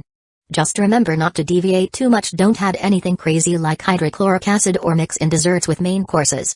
The memory of past kitchen disasters made Kanade shudder. Although Kaguya didn't seem like someone prone to culinary experiments, he felt compelled to warn her. Got it. Kaguya replied, nodding dutifully. She wanted to protest, of course. I wouldn't do something so foolish. But seeing the sincerity in Kanade's advice, she chose to accept it gracefully. A smart girl knows when to let her crush indulge his teaching instincts. That was one of Hayasaka's tips, after all. Is it done? Kaguya asked softly as Kanade set down the spatula. Almost. Just needs a final stir. Want to try? He offered. Kaguya had been watching intently, taking mental notes of everything he'd demonstrated. Though her injured left hand limited her movements, it wouldn't interfere much. When she nodded, Kanade handed her the spatula and guided her through the motions. Like this, let the spatula glide along the pan, then flick your wrist gently. Kanade instinctively placed his hand over hers to demonstrate, guiding her movements smoothly. In the past, he might have hesitated, but their relationship had grown closer recently. A little hand-holding during lessons didn't seem like a big deal. Kaguya, however, felt her heart leap. He's actually holding my hand. This is practically a romantic milestone. Her mind raced, replaying every rom-com scenario she'd ever read. Is this dream becoming reality? Could it be? We're destined to become lovers? Yes. Chapter 115. After guiding Kaguya a little, Kanade stepped back to let her try cooking on her own. There were some extra ingredients left over from earlier, making it the perfect opportunity for her to practice. This time, he refrained from hands-on assistance, opting instead to offer verbal instructions and occasional reminders. Kaguya proved her reputation as a genius once again. While her initial struggles with food prep had been evident, her progress in the cooking phase was remarkable. She quickly grasped the techniques and performed them with surprising finesse, giving no impression that this was her first time cooking. Kanade sampled a bite of her finished dish and gave her a look of approval. Not bad at all. For a first attempt, this is completely acceptable, better than I expected, actually. Though the presentation left something to be desired, the flavor was decent, far better than his own disastrous first attempt at cooking. However, Kanade felt no sense of defeat. After all, he'd had no teacher back then and had been fumbling in the dark. Cooking isn't particularly difficult. Now that you've succeeded once, you'll likely do well moving forward. Just keep practicing and stick to this feeling, he said, adding a few words of advice before they transitioned to enjoying their meal. Kaguya's dish, placed alongside Kanade's deluxe version, looked notably inferior. The comparison was like a knockoff painting placed next to a masterpiece, and she couldn't help but feel a pang of embarrassment. If you don't mind, please have mine, Kaguya offered nervously, her voice tinged with uncertainty. While Kanade's compliments had reassured her somewhat, she was self-aware enough to know he might just be sparing her feelings. Seeing his exquisitely prepared dish only deepened her self-consciousness, but she forced herself to follow through.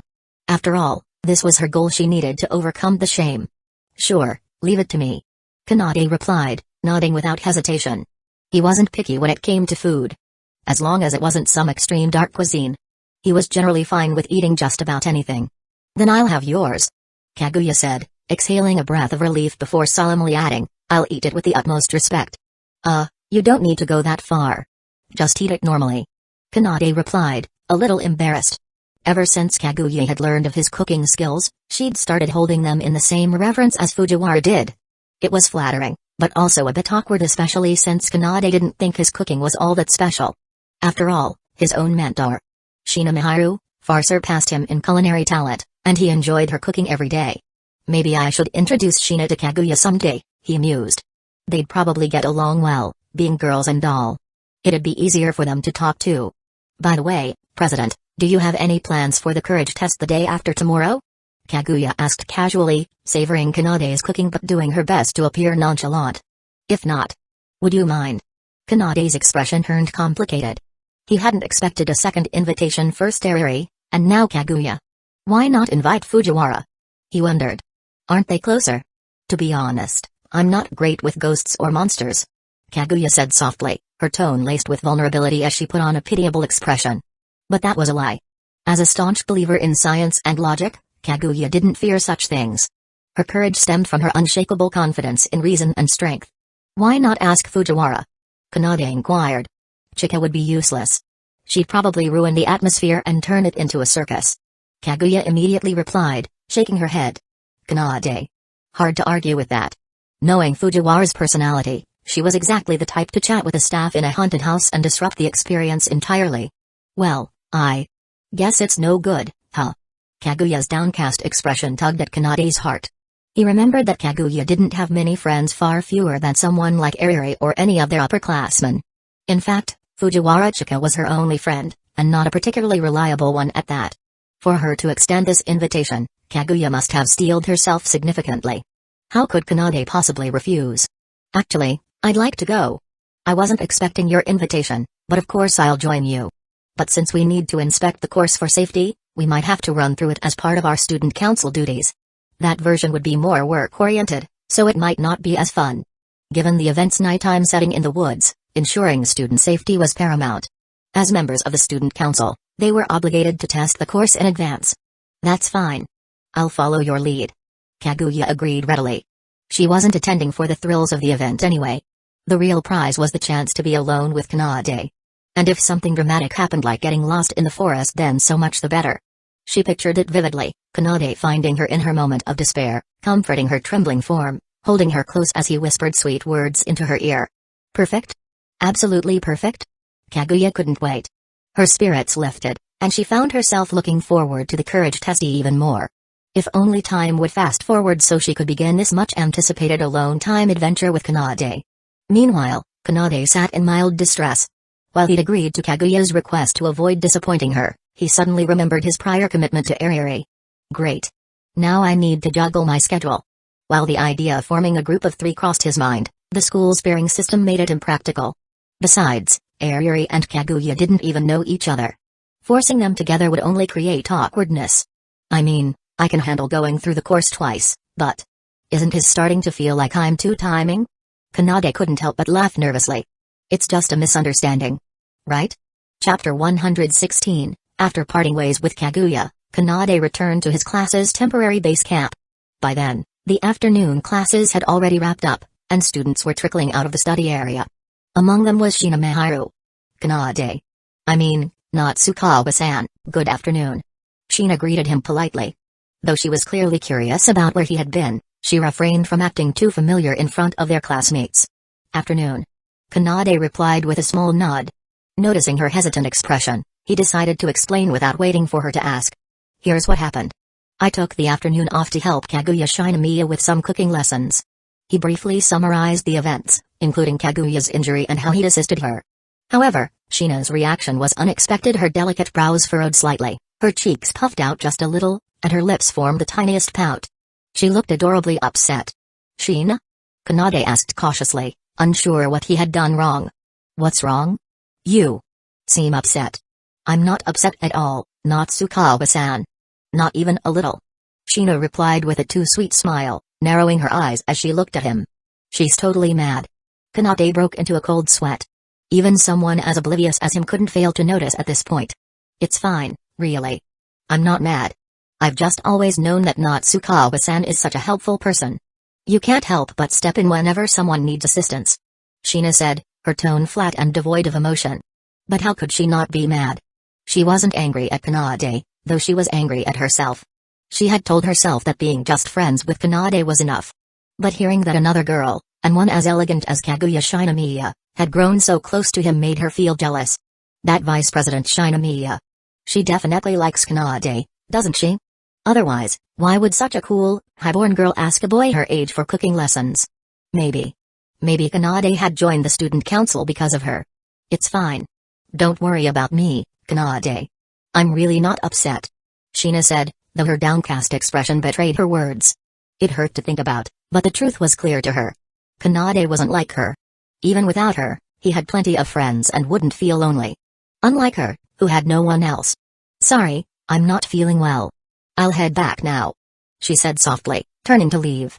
Kanade remained silent for a moment, then his gaze hardened. He reached out and grabbed her hand. Let go. Someone might misunderstand. Shina stammered, panicked.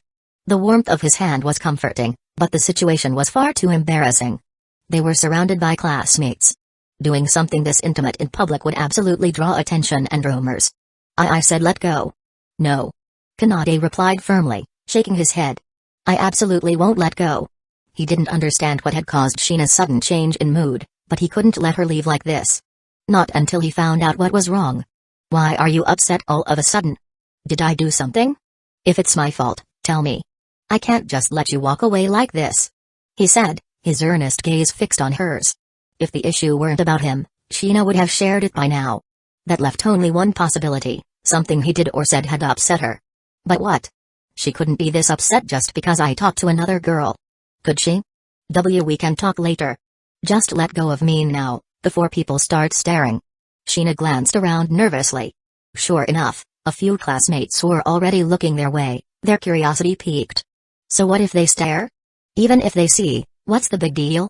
Kanade countered, his frustration mounting. He considered Sheena one of his closest friends, yet she always seemed so intent on hiding their relationship. I get that you don't want people to know we're neighbors, but can't we at least interact like normal classmates at school? No one would misunderstand that much. They've already misunderstood. Sheena thought, her mind racing. The way he was holding her hand right now wasn't normal interaction by any stretch. She'd tried so hard to be cautious and discreet, yet Kanade was obliviously blowing her cover.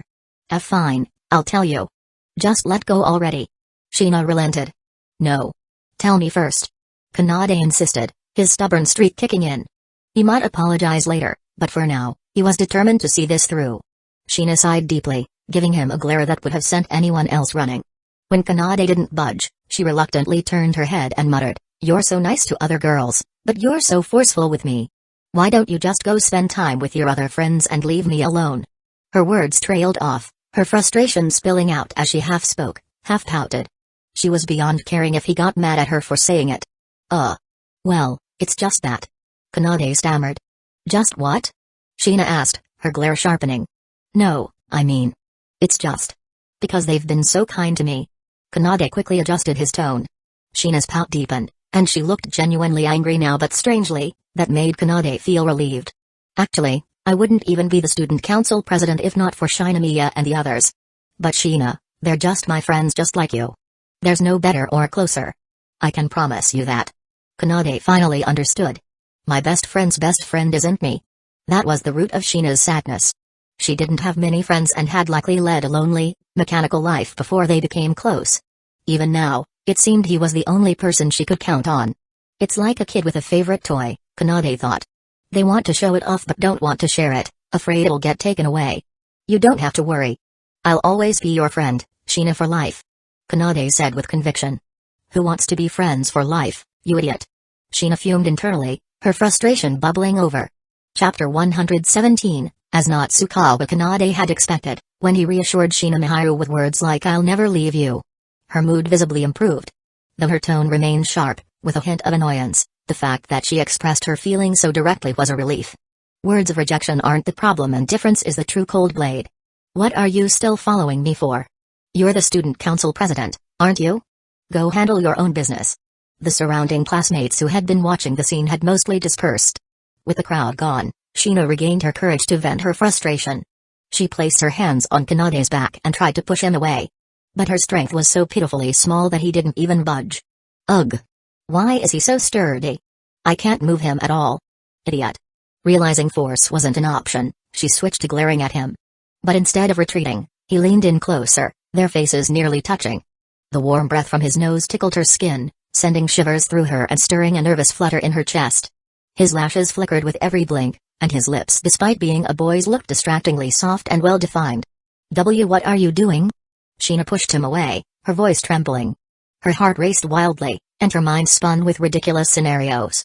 He wouldn't actually try that, would he?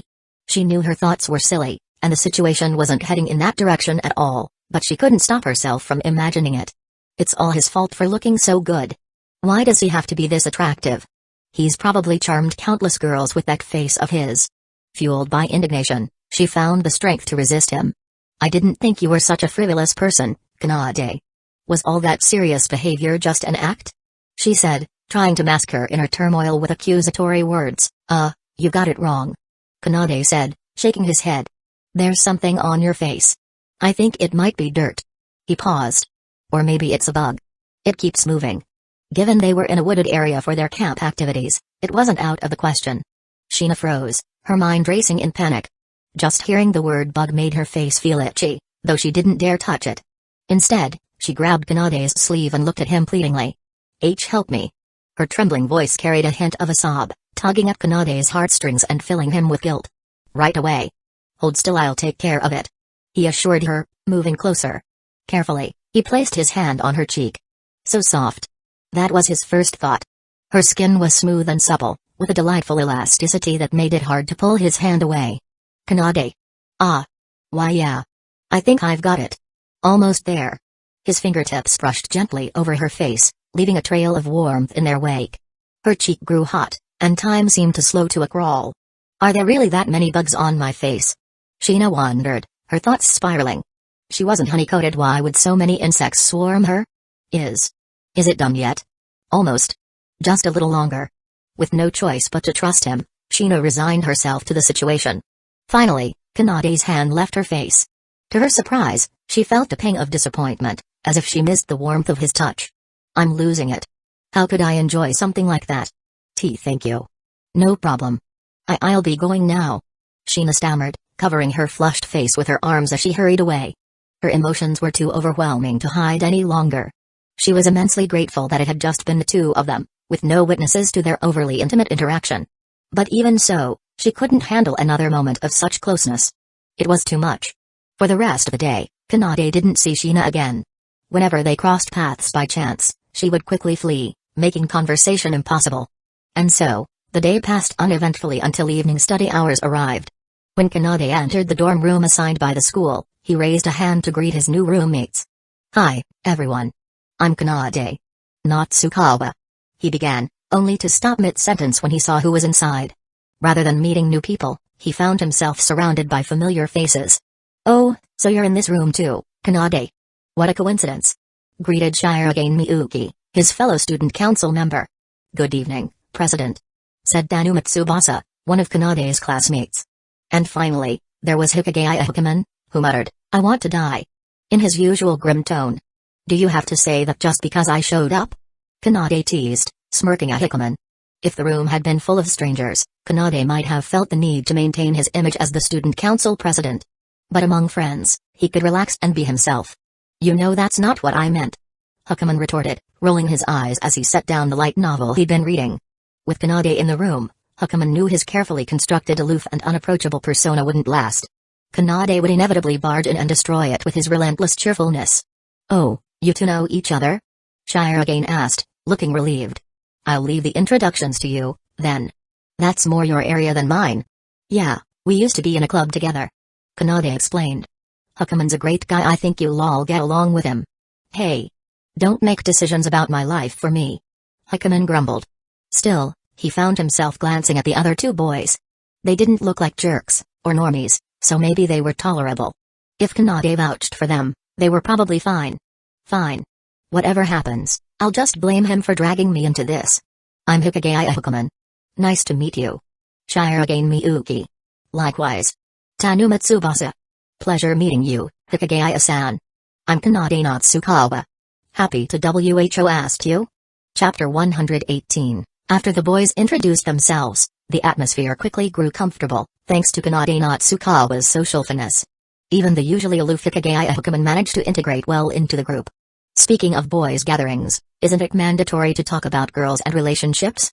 Tsubasa Tanuma suggested with a grin. That's definitely a thing, yeah." Miyuki Shirogane mused, nodding in agreement after some thought. "Hey, don't just jump into it like that. Isn't his too abrupt?" Hikage protested, but his objections had little effect. "Haha, come on, it's fun." Kanade chimed in, giving Hikaman a knowing wink while patting his shoulder. "No need to run off just yet, it's not bath time, is it?" "You." Hikaman's expression stiffened as he glared at Kanade, seemingly torn between frustration and resignation. Kanade shrugged, brushing off the glare. "Well, since I brought it up, I'll go first," Tsubasa said, raising his hand with a sheepish smile. "There's this girl I've been interested in lately." "Ooh, let's hear it," Miyuki encouraged, leaning forward. "What's the story?"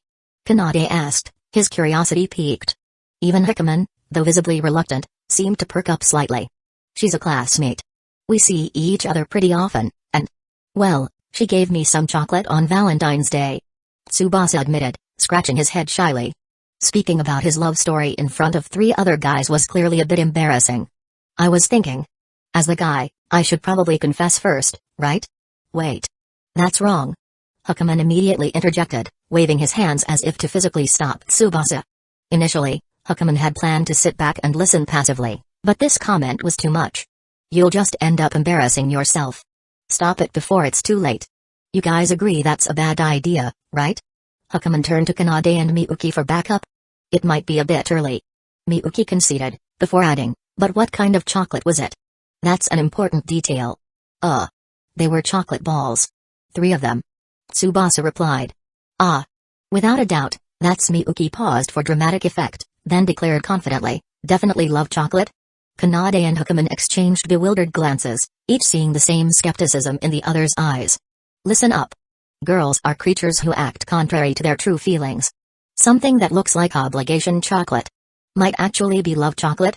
Tsubasa asked, leaning in. Exactly.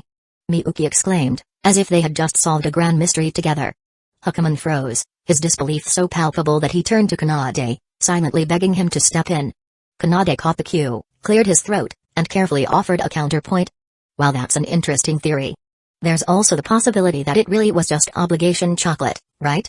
Kanade's tone was measured. He didn't want to crush Tsubasa's excitement completely, but he felt the need to temper expectations. It depends on the girl's personality. For instance, a tsundere might give obligation chocolate to hide their true feelings. But if she's someone open and straightforward, then it might genuinely be just obligation chocolate.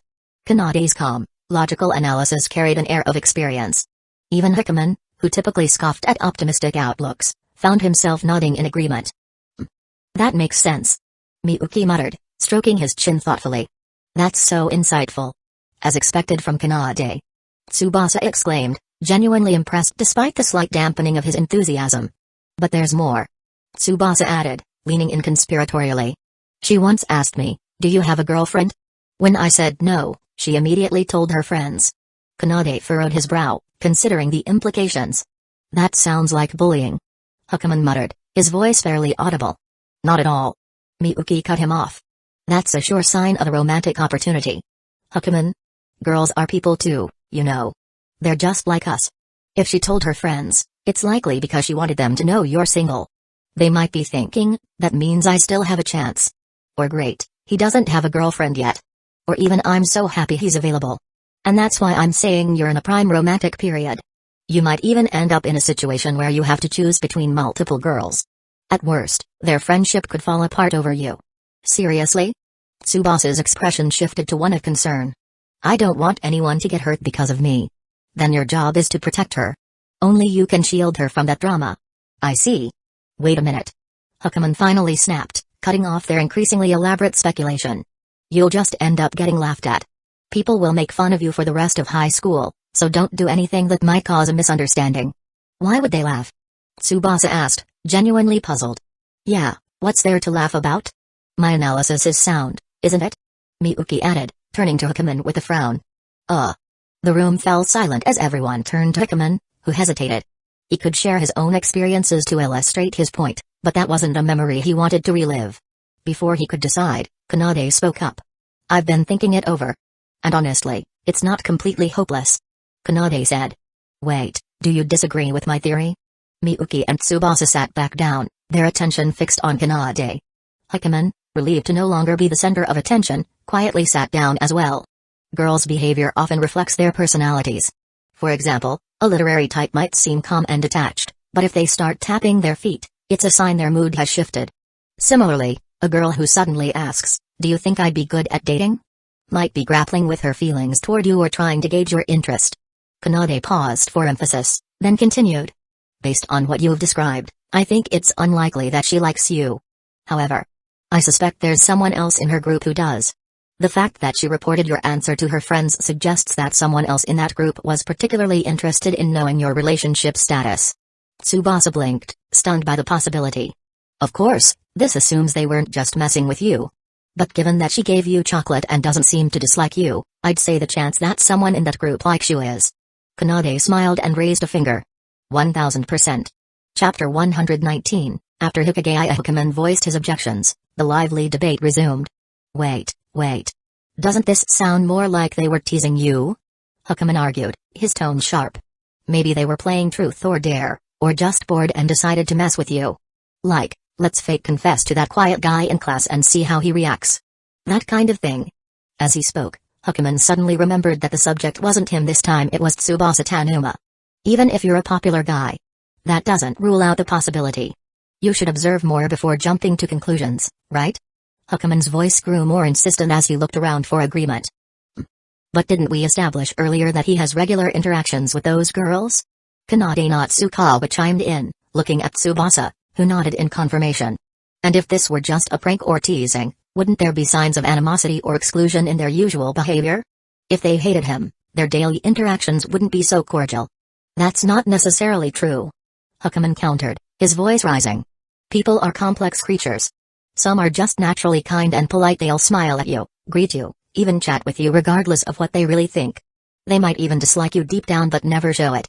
Though his voice grew quieter as he continued, Hukuman's determination remained firm. That's why I still think you need to observe more before acting. Avoid any awkward misunderstandings. Kanade fell silent, reflecting on his own experiences. Memories of Sheena, senior classmates, and others came flooding back. He had believed he was special to them, but in truth, their kindness wasn't exclusive to him. Anyone in his position would have received the same treatment. Maybe you're right. Kanade sighed before turning to Tsubasa. Sorry, Tanuma-kun. I might have led you astray with my earlier analysis. No, it's fine. Actually, I think your insights were really thoughtful, Natsukawa-senpai. Tsubasa replied with a shake of his head, his tone earnest. Tsubasa didn't seem too discouraged, but Kanade and Hukuman both felt a pang of guilt. So, should I just let things unfold naturally for now? Hukuman nodded silently. Kanade added, yeah, it's better not to make any rash moves just yet. Or you could try dropping some subtle hints, see how they react.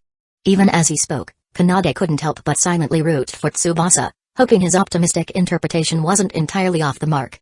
Got it. I'll take your advice. Tsubasa said, standing and bowing deeply to the group. Thanks so much for all your guidance. I've learned a lot. The others waved off his gratitude with smiles. Well then, I guess it's my turn next. Miyuki Shirogane said, seizing the moment. For a topic as personal as this, Miyuki wouldn't normally speak up. But after Tsubasa's boldness, staying silent seemed cowardly. There's this girl I've been thinking about lately. We're in different classes, so it's hard to talk to her regularly. But we've hung out a few times outside of school. The thing is, I'm not sure she sees me as anything more than a friendly acquaintance. Who's the girl? If you're asking for her name, I can tell you it's Tamaki Ryo. She's the daughter of the head of the Rizoku group. Is something wrong? No, nothing. I'm just surprised. Kanade said, shaking his head. Go on. Our interactions have been getting more frequent lately. For example, we had lunch together recently, and I shared some of my bento with her. Afterward, she asked me to start making her a bento every day, said she'd pay me for it. That's a bit. It's complicated, isn't it? Miyuki sighed. Sharing a meal feels pretty personal, but she doesn't seem to view me as a romantic interest at all. Yeah, that's tricky. I have some thoughts. Hukuman said, raising his hand. It was a strange seeing someone as antisocial as Hukuman actively participating in a relationship discussion. By all means, let's hear it. Miyuki said, nodding seriously. It's just my opinion. Hukuman muttered before continuing, his expression unusually focused. I don't know much about her personally, but based on what you've described, you should be straightforward with her. Tell her how you feel. That's easy for you to say. Miyuki said hesitantly. But you told Tanuma-kun to wait and observe first. Why the double standard? Because every situation is different. Hukuman said, waving dismissively. Your case is unique because of her background as the daughter of a Yakuza boss. Don't tell me you haven't considered that. It's pretty clear you're worried about how her family might view you. I have thought about it. Miyuki admitted. I'm concerned about whether they'd accept someone like me. Exactly. Hukuman said, snapping his fingers. Growing up in that environment, she's probably had to deal with a lot of rumors and prejudice. People might think things like, she's from the Yakuza, she must be violent. Or better keep my distance. She's probably had very few real friends. Hukuman continued, his tone matter of fact. You're likely the only person she talks to regularly. So for her, whether you're a guy or a girl doesn't matter. It's not about liking or not liking. She just hasn't figured out the difference between friendship and romantic feelings. He added, almost as an afterthought, of course, it's possible she really doesn't like you. I'm just saying it's worth considering the other possibility too. Miyuki frowned, mulling over Hukuman's words. So you're saying I should make my feelings clear? Exactly. If she doesn't feel the same way, at least you'll know. But in her situation, she's unlikely to cut ties with you just because of a confession. Hukuman leaned back, smirking slightly. Who knows? You might end up living out one of those cliched romance stories. Like, she rejected me at first but later realized she loved me all along. His tone was dry, but the image in his mind was vivid. Lately, light novel titles were getting ridiculously long, practically doubling as summaries. After rejection, my Yakuza crush realized she loved me, or I cook bendos for my Yakuza crush and she gradually falls for me. Hukuman sighed internally. Where's my chance to star in one of those stories? Success would be great, but even failure isn't the end of the world. Put in the effort, show some resolve, she might just be into that. Confess directly, huh? Miyuki murmured. Trust Hukuman on this. Kanade chimed in. He's got a point. Sometimes, taking decisive action is the only way to break through. Ultimately, Miyuki nodded. Alright, I'll give it some serious thought. Thanks for the advice, guys. Hey, no pressure. Hukuman said, leaning back. Just remember, if it doesn't work out, you can always join me in the realm of failed romances. Kanade smirked. Don't jinx him, Hukuman. I mean it. Hukuman shot back, feigning indignation. I'll curse you both if you keep looking at me like that. Sure, sure. Kanade laughed. Chapter 120, Then It's My Turn. Glancing at the slightly conflicted Hukuman Hikagaya, Kanade Natsukawa spoke up proactively. He had a fair understanding of Hikagaya and figured the other might not be entirely comfortable in such a setting, so he thought it best to give him some extra time to prepare mentally. Actually, Just as Hukuman began to speak, there were two sharp knocks on the door. The door was pushed open, and a young male teacher poked his head in to address the group. The hot spring will be closing in half an hour, along with the bathhouse. If you haven't bathed yet, please hurry up. After that brief announcement, he shut the door and moved on to the next room. The group exchanged glances, unsure what to say. Wow, the teachers actually came to remind us? The school is pretty thoughtful, huh? No, you're overthinking it. It's more like the school is cautious because of what happened last year. Hukuman replied. A male student didn't listen during the assembly and missed the bath time. He tried sneaking into the bathhouse later but got mistaken for a thief and caught by the inn staff. Wow, Hikagaya-kun, you even know about that? Not really, I just happened to overhear some teachers talking about it. Hukuman rubbed the back of his head, looking a little embarrassed. But honestly, how does something that ridiculous even happen? You'd have to be 1 in a million to be that dumb. He then looked back at Kanade Natsukawa, signaling for him to continue. It seemed like Hukuman had genuinely started to adapt to these normie social interactions. Right. Kanade smiled awkwardly. Where was I just now? Not that he had forgotten, but he glanced at the clock on the wall and feigned surprise. Wow, it's already this late? We've really been chatting for a while. My apologies, but I've got plans with someone else. We'll have to save this for next time. Oh, I see. Then next time it is. No rush. The group said with expressions of mild regret, except for Hukuman, who gave Kanade a skeptical look before clicking his tongue. But he said nothing more. Make sure to be back before curfew. Hukuman reminded. Of course. Don't worry about me. Kanade waved dismissively, trying to maintain his composure. He had a feeling Hukuman had seen through him, but it was better to pretend otherwise. I'll be back soon and try not to disturb you guys. Later. After leaving the room, Kanade should have hurried to the bathhouse, but having spent the afternoon with Kaguya, he'd missed the earlier announcement and didn't know the location. He had to ask the front desk for directions. Follow the corridor that way, and you'll find it on the right-hand side. It's easy to spot. The receptionist explained. Got it. Thanks so much. Not at all. Have a pleasant stay. Thanks again. Kanade replied courteously before heading in the indicated direction. Sure enough, he found the bathhouse, marked by a sign outside reading reserved, no entry. It was likely due to Shuchin Academy booking out the inn. Oddly, the bathhouse seemed to lack separate sections for men and women. Kanade thought perhaps the women's bath was located elsewhere. At least this arrangement avoided people accidentally walking into the wrong bath, but surely they could have made the distinction more apparent with a curtain or banner. Shrugging off these thoughts, he entered the dressing room, undressed, and stepped into the bath. The facility seemed fairly standard, with plenty of washing stations and a large central pool emitting steamy warmth, giving the impression of a man-made hot spring. After rinsing himself at one of the small stools, Kanade heard approaching footsteps. It was surprising to encounter someone else this late, but the sound drew nearer until the person settled at a station close by.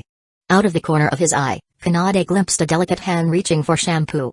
What a beautiful, slender hand, Kanade thought. Though, for a guy, it seems a bit untrained, almost fragile. Of course, it wasn't his place to comment. The only reason he even noticed was that the person seemed to struggle with the shampoo, so Kanade helpfully spoke up. That one might be empty. If you'd like, feel free to use mine, thanks. It was hard to describe the scene that followed. Simply put, it was a teenage boy and girl meeting face to face in a bathhouse. Stark naked. Despite having no established connection whatsoever. I need an explanation, now. The girl's face darkened like a storm cloud as she shielded her chest with her arms, glaring at Kanade with a gaze that could kill. A perverted wolf, sneaking into the women's bath, huh? Wait, calm down. Yukino Shida, this is a misunderstanding. Kanade panicked, raising his hands defensively. Oh? Is that your attempt at a criminal declaration? Of course not. I'd never do something like that. Kanade exclaimed. Someone gave me directions, and there's no sign outside indicating gender. Yukino Shida seemed to regain some composure. She furrowed her brow and said, turn around. Huh? How much longer are you planning to ogle?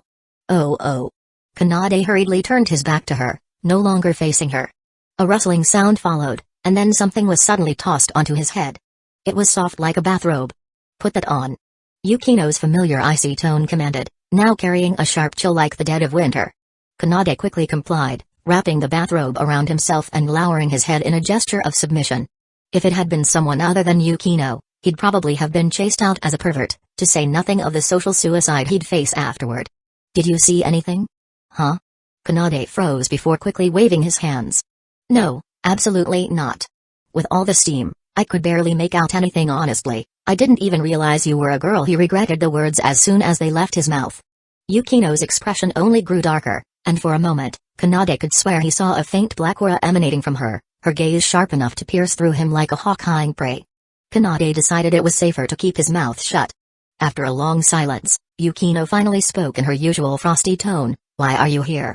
Don't tell me it was the teachers who sent you. Teachers?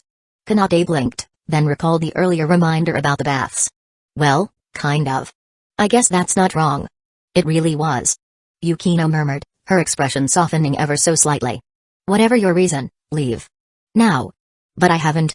Yukino didn't say anything, only fixed him with a silent, icy stare. That was enough to make Kanade shrink back. Alright. I'm leaving. Knowing when to retreat, Kanade thought, wasn't cowardice but strategy. As he rose to leave, however, footsteps echoed from outside the bathhouse. Yukino frowned and was about to tell Kanade she'd handle it when she noticed he had already dashed behind a faux rock to hide. Fine, that works too. Yukino shook her head, wondering why she even bothered worrying. If his presence got exposed, it wasn't her problem. Still, against her better judgment, she stayed put. Oh, you're already here, Yukino Shida. Came a familiar voice. You better have a good explanation, Hiratsuka-sensei. Yukino replied icily. Huh? Chapter 121, Why do you insist on meddling? I can handle my own matters. Yukino Shida's mood was visibly sour. After all, she had been unreasonably eyed for free. And the scoundrel in question had even said something so absurd it was practically blasphemous. There was no way she could let it go. To make matters worse, the true culprit behind this whole fiasco was the teacher standing before her. If she really wanted to help, couldn't she have chosen a more appropriate location? How oblivious could one person possibly be? I knew you were unreliable, but I didn't think it would be this bad. Huh? Come on, I was just a little late. Isn't that a bit harsh? Shizuka Hiratsuka scratched her head awkwardly, feeling as though her authority as a teacher had completely crumbled under Yukino's sharp gaze. I'm not talking about that. Yukino replied with a tight-lipped expression.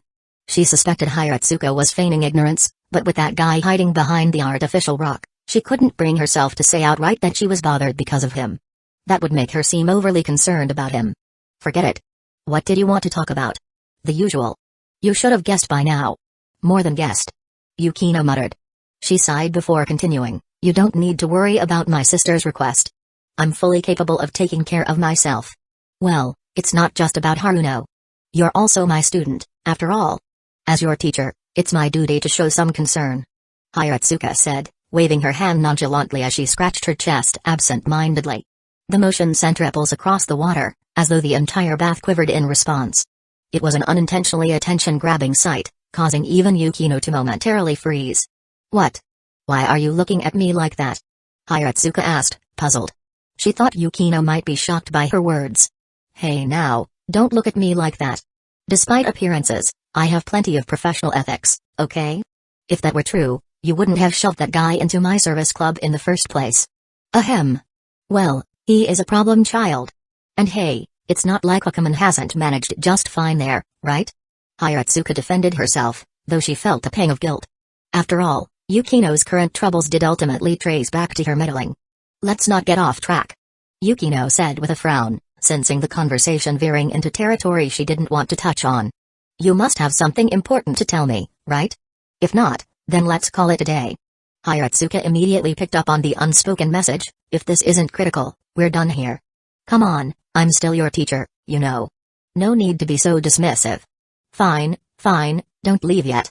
Taking a more serious tone, Hiratsuka continued, I won't pry into your personal matters, but Haruno asked me to convince you to visit home. She spread her hands helplessly. I'm not sure why she'd turn to me. From any angle, this seems like a personal family matter. Yukino remained silent for a long moment before nodding slightly. Understood. Thank you for letting me know. Hey, I'm just the messenger. No need to overthink it. Just do what feels right to you. You're my student now, after all. Hiratsuka said as she stood up, stretching her arms. This bath is fantastic, though. Feels just like soaking in a hot spring. Even my back feels looser now. Yukino's expression twitched as she glanced away. Though she shared her sister's sharp intellect, their personalities were polar opposites. Without their shared surname and striking resemblance, it would be hard to connect the two at all. As their mutual teacher, Hiratsuka knew the Yukino Shita sisters well. But there were limits to her involvement. Beyond this, she felt it would be overstepping. Anyway, why are you standing up all of a sudden? Sit back down immediately. Yukino's voice rose in a rare panic. She couldn't check behind her to confirm if someone was peeking, but the thought made her uneasy. Huh? I'm getting out, I'm done soaking. Hiratsuka said, confused by Yukino's reaction. Her gaze followed Yukino's and landed on her own chest. Ahem. No need to rush. Your family's genes aren't bad, after all. Hiratsuka said casually, unaware that her comment struck a nerve.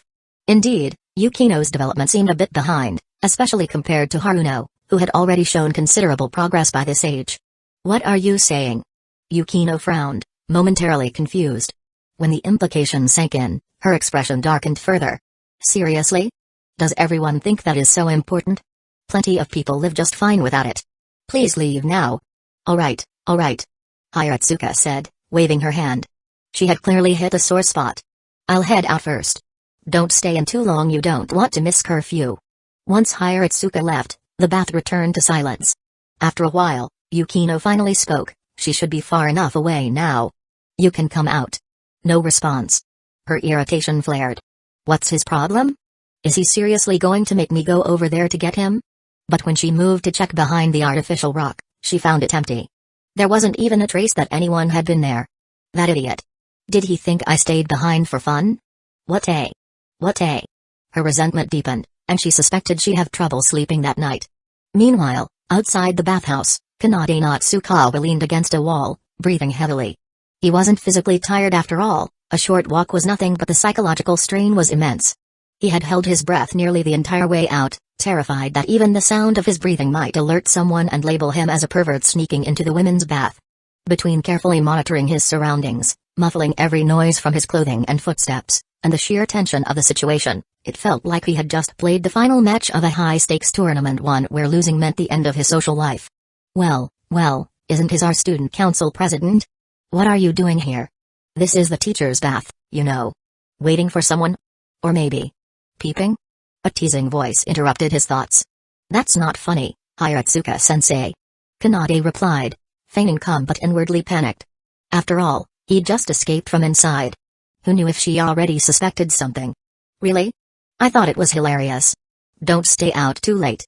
Make sure you're back before curfew. Hiratsuka said, thankfully not pressing the issue further. Understood. Kanade replied quietly. So that's why Yukino Shita was here. It was all the front desk's fault. What kind of inn is this? This is a disaster waiting to happen. Chapter 122. After calming himself down, Kanade Natsukawa started heading back to the dorm. The journey was uneventful, he didn't run into anyone on the way. When he quietly slipped into the sleeping quarters, he found that his 3 roommates were already fast asleep. That saved him from having to come up with an excuse to explain his late return. He hadn't thought of one anyway.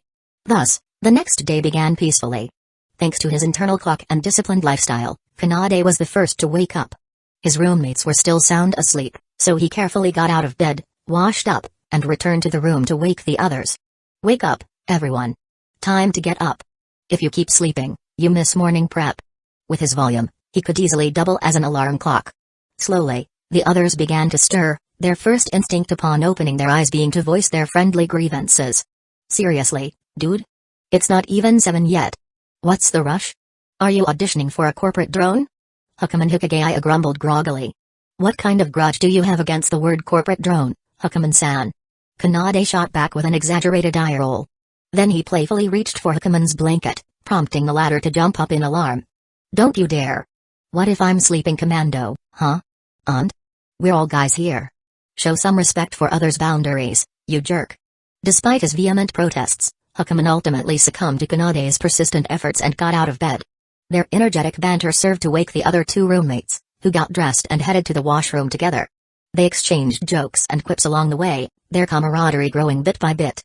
Even Hukuman seemed more comfortable, voluntarily joining the group without needing to be dragged along. When they arrived at the cafeteria, they found it already open for breakfast. Though the selection was limited and somewhat uninspiring, Kanade decided to make the most of the moment. "What should we eat? How about a grilled meat set?" Kanade suggested.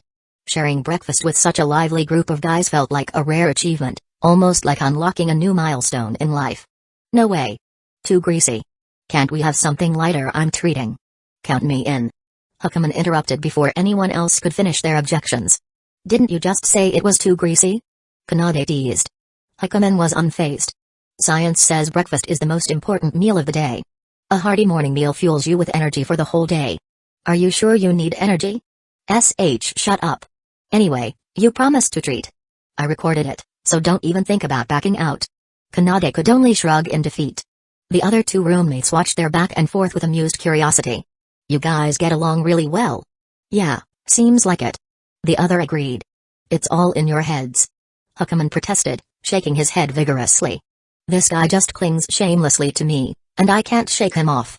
"Right, sure," Kanade said, feigning a wounded expression. "I'm just an annoying best, huh?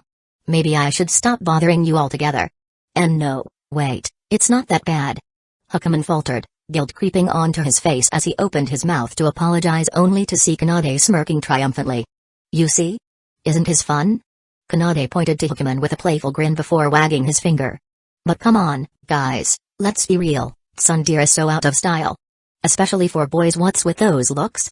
His roommates' expressions turned odd, as though they were watching a disaster unfold.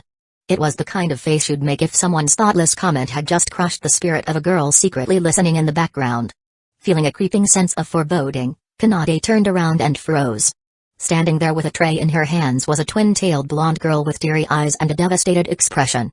"Kanade," she stammered, her voice trembling. It was none other than Eri Spencer Sawamura, a classic tsundere through and through. She stood there, rooted to the spot, looking utterly crushed. I was. Before she could finish her sentence, she turned on her heel and bolted, tray and all, exuding the unmistakable aura of a crying loser. Wait. That's not. Kanade instinctively wanted to chase after her and explain, but she was already gone. He could only sigh in frustration. "Why didn't you guys warn me?" Well, we didn't really know what was happening," Tsubasa Tanuma said sheepishly. "We just saw her standing there, looking like she was about to say hi, and then she froze up." The others nodded in agreement, none of them understanding the situation. Kanade, however, pieced it together immediately. After all, he knew Eri well. While she outwardly presented herself as a dignified, refined young lady, her true nature was that of a deeply proud, irredeemable otaku tsundere. Her pride couldn't handle perceived slights, especially from someone she considered a friend. Hearing him casually declare, "Tsundere is out of style," must have felt like a direct blow. "But I was talking about Hukuman," Kanade lamented internally. "I never meant it for her. Not sure what's going on, but I believe you'll figure it out," Hukuman said, patting Kanade on the shoulder with a smug grin. "This is the price of being a normie. With great power comes great suffering." Or something like that. Kanade shot him a withering glare. "Clearly, I've been too lenient. I need to step up the teasing next time to properly show him what friendship means." For now, though, clearing up the misunderstanding with Eri took precedence. After saying goodbye to the group, Kanade took off in the direction she had run. However, after searching around, he couldn't find her anywhere. Left with no other choice, He called her best friend, Megumi Kato. It didn't take long for her to pick up Megumi was as dependable as ever. Hey, Kato. I need your help. Do you know where Eri? She's probably by the small lake on the west side. If you hurry, you can still catch her. Kanade paused, stunned. How does she always know everything? I haven't even explained yet. When I passed by the cafeteria earlier, I saw her running out, eyes red. She didn't even respond when I called her. Did something happen? Megumi asked calmly. It's a long story. I'll explain later. Thanks for the tip. Hanging up, Kanade sprinted toward the small lake, determined to make things right. Eri, wait for me. I'll fix this. Chapter 123, the area by the small lake wasn't particularly large, so Kanade Natsukawa reached it after just a short walk. Sure enough, as Megumi Kato had said, there was a blonde-haired girl squatting by the lake. She seemed lost in thought, plucking at a flower absent-mindedly, whether pondering life or something else entirely, he couldn't tell. Good thing I found her, Kanade thought, taking a moment to collect himself before approaching cautiously. Dislike me, don't dislike me, dislike me. Eri Spencer Sawamura muttered, tugging petals from the flower one by one. Eri. Kanade called softly. Though his voice wasn't particularly loud, it startled Eri enough to make her jerk upright. The delicate flower in her hand broke apart, its petals scattering to the ground. In her flustered state, she stumbled and nearly fell into the lake. Careful. Kanade reacted instantly, catching her and pulling her into his arms. For a moment, she stayed still, but then she began to squirm like a cornered rabbit trying to escape a hunter. Her legs kicked frantically as if she feared becoming someone's dinner. Don't move. Kanade said firmly. That did the trick. Eri stopped struggling and looked up at him with a pitiful expression, her watery eyes glimmering as if on the verge of tears. Kanade hadn't expected such a small, offhand remark to cause this much damage to someone uninvolved. Was this even reasonable? Let me go. Eri sniffled, her voice soft and shaky. Their position was, admittedly, rather compromising. Fortunately, it was still early, and no one was around. Otherwise, the next day's campus headline might well read, Student Council President's early mornings revealed to be secret rendezvous with girlfriend. True or not, Kanade could already feel his reputation taking a hit. Only if you promise not to do anything foolish. Kanade said sternly. He didn't truly believe Eri was planning anything drastic. The scattered petals were evidence enough she'd likely been plucking flowers while debating something trivial, like whether he disliked her. It was a silly gesture, but somehow it suited Eri's slightly airheaded and adorably clumsy personality. Huh. As if I'd do something like that. Eri started, then abruptly stopped. A fleeting memory of her considering whether to jump into the lake and sulk crossed her mind. PFFT, you actually thought about it? Kanade chuckled, unable to hold it in. His laughter earned him a sharp glare from Eri. Stop laughing. It's not funny. She snapped. Yet her tone softened as her gaze drifted away. Her mind returned to the cafeteria, his words ringing in her ears, Sundara so out of style. The phrase had struck her like a bolt of lightning, shaking her to her core. Her mood sank further, and she couldn't bring herself to look him in the eye. See? I'm just a nuisance. Leave me alone. Let me be by myself. That's not happening. Kanade interrupted firmly. He had chased after her out of genuine concern, and it seemed he had made the right call. Let me put it plainly. That comment was just me teasing my friend. He's a guy, but he acts tsundere sometimes, and it's hilariously out of character. That's all I meant. Kanade's candid explanation was straightforward, focusing on the key points. When he finished, Eri visibly relaxed, though her expression remained a mix of relief and awkwardness. So, you're saying you don't hate me? She asked hesitantly. Of course not. Why would I hate you, Eri? From any angle, Eri was impossible to dislike. Even her tsundere tendencies were part of her charm.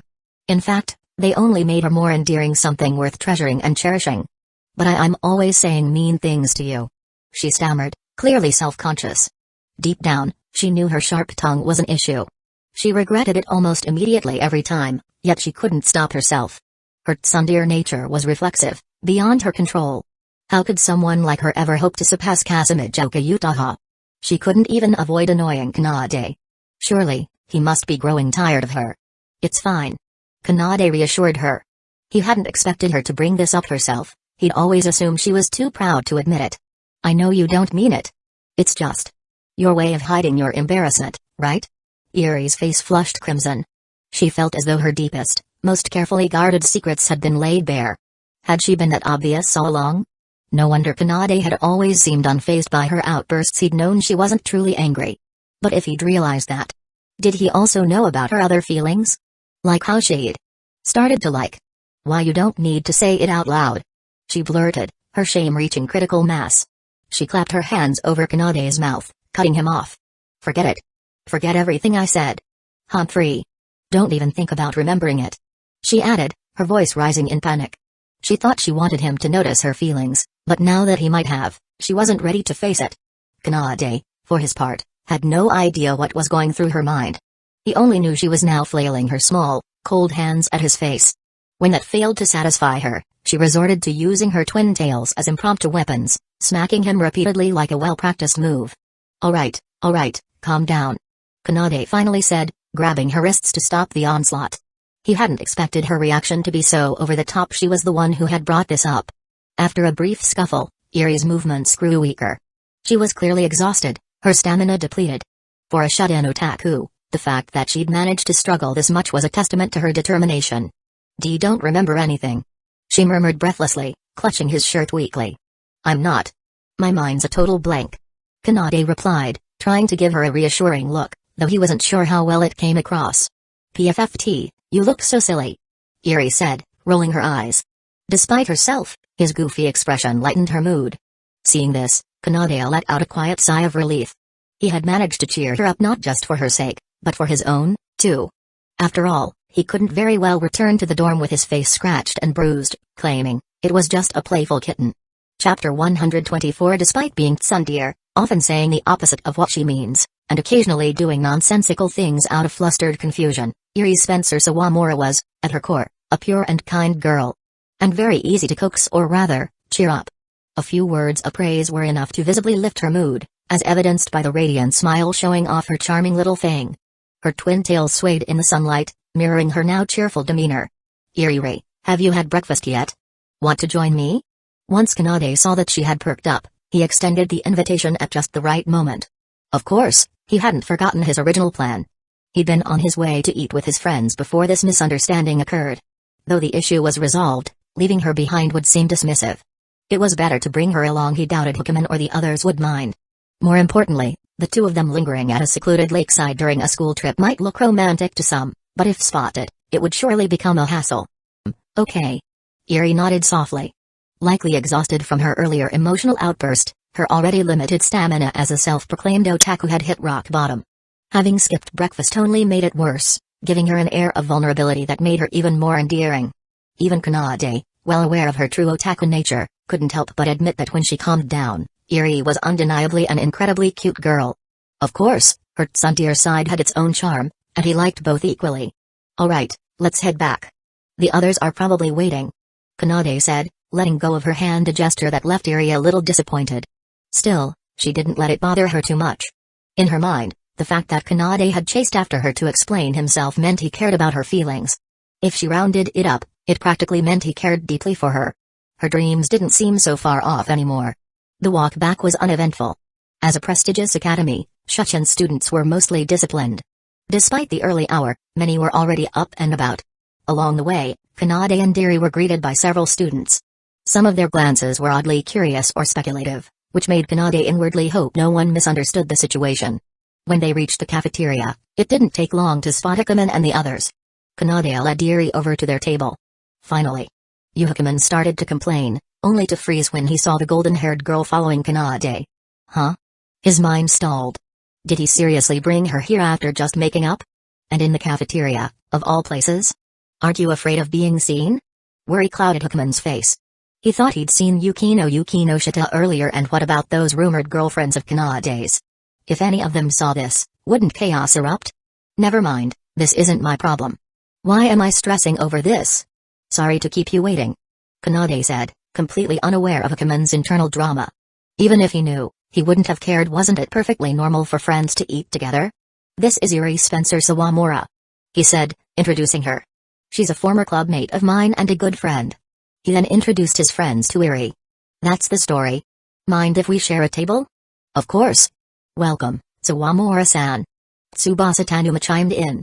As the most normal of the group, he navigated the situation with ease. Wow, Kanade, your circle of friends is impressive. You know all the school's famous beauties. Tsubasa joked. I'm not famous or anything. Eri blushed, sneaking a glance at Kanade. When she saw no reaction from him, a trace of disappointment crossed her face. It's nice to meet all of you, she said with a polite bow. In public, Eri exuded poise and elegance, handling the introductions effortlessly. Meanwhile, Kanade found himself lost in thought. He'd completely forgotten that Eri was considered one of the school's renowned beauties. But what really struck him was the realization of how others saw him, a well-connected, popular student council president with great luck with girls. In a sense, it wasn't wrong. Ah, that explains the weird looks earlier. They must have misunderstood something. Still, he decided not to dwell on it. At this point, worrying would just be pointless overthinking. Once Eri was seated, Kanade exchanged a few pleasantries with his friends before Hukuman stood up abruptly. I'm going to get food, he announced, walking off. Me too. Tsubasa and Miyuki Shirogane chimed in, following him. Only then did Kanade remember that he hadn't ordered his food yet. Turning to Eri, he asked, I'm going to grab something. Do you want anything? How about milk and a sandwich? As a seasoned food courier from his days in a certain black sock-loving club, Kanade knew better than to give an open-ended choice. If Eri threw out a casual anything's fine, it would only lead to trouble. Milk. Eri hesitated, her eyes briefly flicking to her chest before she sighed, her tone growing a bit resentful. That kind of thing? That kind of thing? Kanade tilted his head, puzzled. He assumed she simply didn't like milk. And nothing. Eri quickly blurted. After glancing around to make sure no one was paying attention, she added in a softer voice, what about you? What are you getting? I'm thinking of getting the grilled meat set, Kanade admitted. Though a heavy meal wasn't the best breakfast, he felt like indulging. Grilled meat. Eri paused before reluctantly conceding, I'll just have a sandwich. As much as she wanted to share the same meal as Kanade, the idea of eating something so messy in public, especially in front of him, was mortifying. She couldn't bear the thought of being labeled a weird girl. So, she abandoned her hope of matching meals with Kanade. As for the milk, that was a small act of defiance, a refusal to let milk dictate her destiny. Alright, I'll be back soon. Wait here for me, Kanade said. Eri replied with a small nod, watching him leave. Chapter 125. The process of ordering food was uneventful: select, pay, and hand the ticket to the staff. However, on his way back, Kanade Natsukawa ran into someone entirely unexpected. Good morning. What a coincidence to meet you here, came a familiar, frosty voice from behind him. Turning around, Kanade found himself face to face with none other than the ever-elegant Yukino Shida. Today, the Snow Maiden was back to her usual composed and graceful self. It was hard to reconcile this dignified girl with the flustered and shy figure from yesterday's bathhouse incident. Perhaps the impression from that event wasn't strong enough, or maybe her demeanor simply made such moments feel out of character. Kanade couldn't help but recall that fleeting image of her from yesterday. Compared to her usual air of aloof perfection, her rare display of vulnerability had left a lasting impression. Why aren't you saying anything? Yukino frowned slightly, her tone betraying a hint of annoyance. For someone like her, initiating a conversation in such an awkward way was already pushing her boundaries. To be met with silence was particularly irksome, especially after the events of yesterday. The situation made her feel strangely abandoned, as if she'd been used and then discarded. Maybe it's because I'm not fully awake yet. Kanade lied with a forced chuckle. There was no way he could admit the truth, that he'd been momentarily distracted by memories of her flustered state. If she caught even a hint of his thoughts, his social standing would likely plummet to the level of pond scum. Good morning, Yukino Shida. Are you here for breakfast as well? Yukino didn't answer. Instead, she stared at him with an expression akin to observing a peculiar specimen. Though she said nothing, Kanade felt increasingly awkward. You started this conversation. Isn't it polite to follow through? If there's nothing else, then what? I can't come talk to you unless I have something to say? Yukino countered sharply. And no, that's not what I meant. Kanade stammered, thrown off balance. Unlike him, Yukino found his flustered reaction oddly satisfying. She knew she was being a bit unreasonable, but the memory of him taking advantage of her yesterday and acting as though nothing had happened was infuriating. Kanade, oblivious to her inner turmoil, assumed she was upset by his hesitation. Unable to say no to someone he'd once promised to support, he could only stand there dumbly, awaiting her next move. After an awkward silence, Yukino finally broke it. Do you have time? I think we need to talk. Her tone was calm, but it carried an undertone of insistence. While she was somewhat bothered by the incident in the bathhouse, that wasn't the main issue. What truly concerned her was the possibility that Hiratsuka-sensei might have told Kanade about her personal matters. She understood the teacher's intentions, but why did it have to be him? They weren't even particularly close. "Can I say no?" Kanade began but immediately stopped when Yukino's icy glare pierced through him. "What did you say? I didn't quite catch that," she asked, her voice frigid. I meant of course, I can't refuse." Kanade quickly corrected, his tone filled with mock sincerity. Kanade prided himself on being reasonable. Even when dealing with girls he'd failed to win over romantically, he always tried to accommodate their requests within reason. "Where's your seat?" "Over there." Kanade pointed instinctively before realizing his mistake. "Wait, does she mean to sit down and have a proper conversation?" Sure enough, Yukino turned and began walking toward the indicated table. Glancing back, she called out, "What are you standing there for? Hurry up." There was no escaping now. Kanade resigned himself to his fate, silently following her. Because he'd only given a general direction, Yukino soon allowed Kanade to take the lead. When they reached the table, only Eri was there, sitting demurely with her gaze fixed longingly in one direction like a modern-day stone of the waiting husband. "What are you staring at?" Kanade asked curiously. The question startled Eri, causing her to jump to her feet. "Why are you coming from that direction? Didn't you go the other way?" she exclaimed, flustered. Eri was genuinely panicked. Her earlier posture, reminiscent of a loyal puppy awaiting its owner's return, had been anything but dignified. She couldn't let Kanade see her like that. "That's the ticketing area. The food pickup is over here," Kanade explained. The cafeteria was quite large, designed to accommodate an entire grade of students. Their table was tucked in a corner, and the ticketing and food pickup counters were separated by a wall. It made sense that Eri hadn't noticed his movements. What didn't make sense was how she'd failed to grasp the cafeteria's layout. Didn't she pay attention during the staff's orientation? Then again, given it was Eri, Kanade thought it wasn't entirely surprising. "You're always so scatterbrained. One day it's going to get you into trouble," Kanade teased. "Humphrey. Isn't that what you're here for?" Eri muttered under her breath. Her cheeks flushed red as the boldness of her words hit her. She regretted her statement immediately but, seeing no reaction from Kanade, felt both disappointed and relieved. The roller coaster of a lovesick girl's emotions. Before Kanade could respond, a familiar frosty voice interrupted. "Someone you know?" Kanade suddenly remembered Yukino's presence. Turning back to her, he quickly introduced the two girls. "This is Yukino Shida.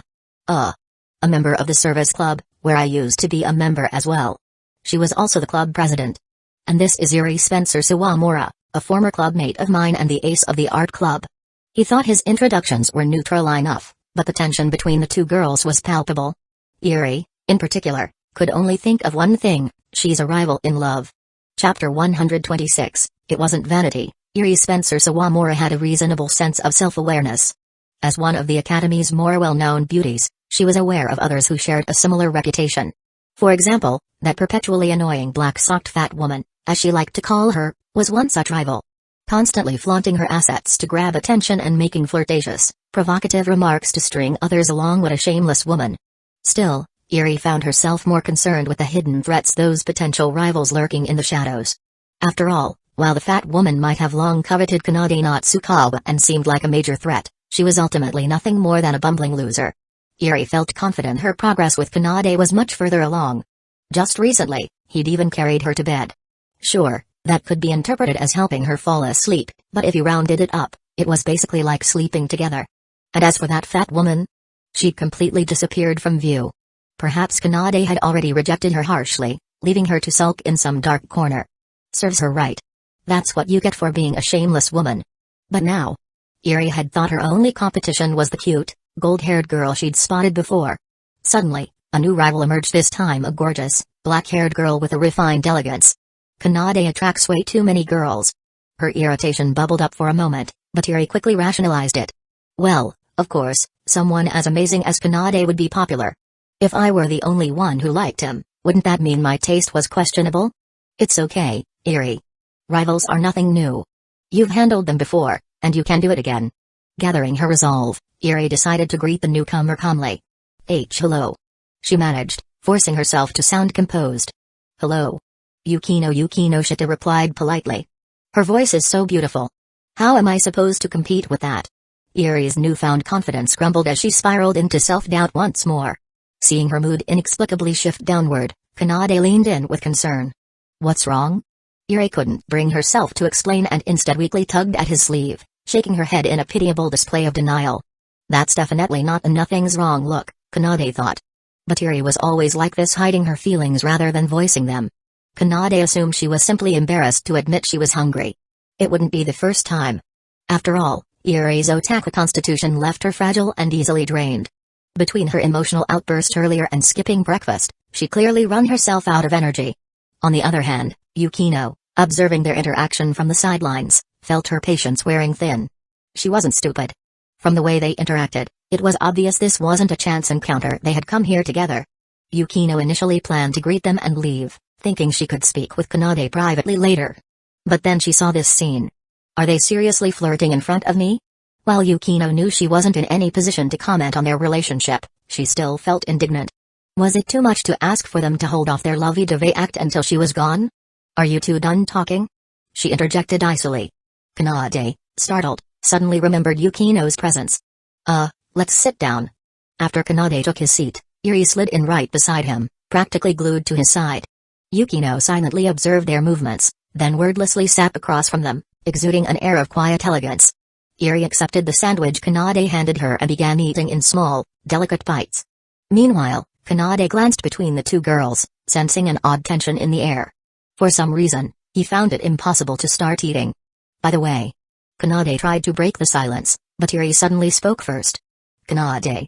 Hidden from Yukino's view, Iri tugged lightly at Kanade's sleeve and whispered, I'm a little thirsty. But didn't you say you didn't want milk? Kanade teased. Iri had no retort. She had refused milk earlier, but that wasn't the point. However, unwilling to leave Kanade and Yukino alone, she reluctantly decided to endure. Yet after just a few more bites, she couldn't take it anymore. Ugh! I'm choking. Caught between her inner turmoil and physical discomfort, the golden-haired girl was on the verge of tears. Here, drink this. Kanade quickly slid his soup over to her. Iri grabbed the soup and took several gulps, finally regaining her composure. Her immediate discomfort subsided, but a new thought popped into her mind. Wait. Isn't his an indirect kiss? At least it wasn't a literal kiss, since Kanade hadn't touched the soup yet.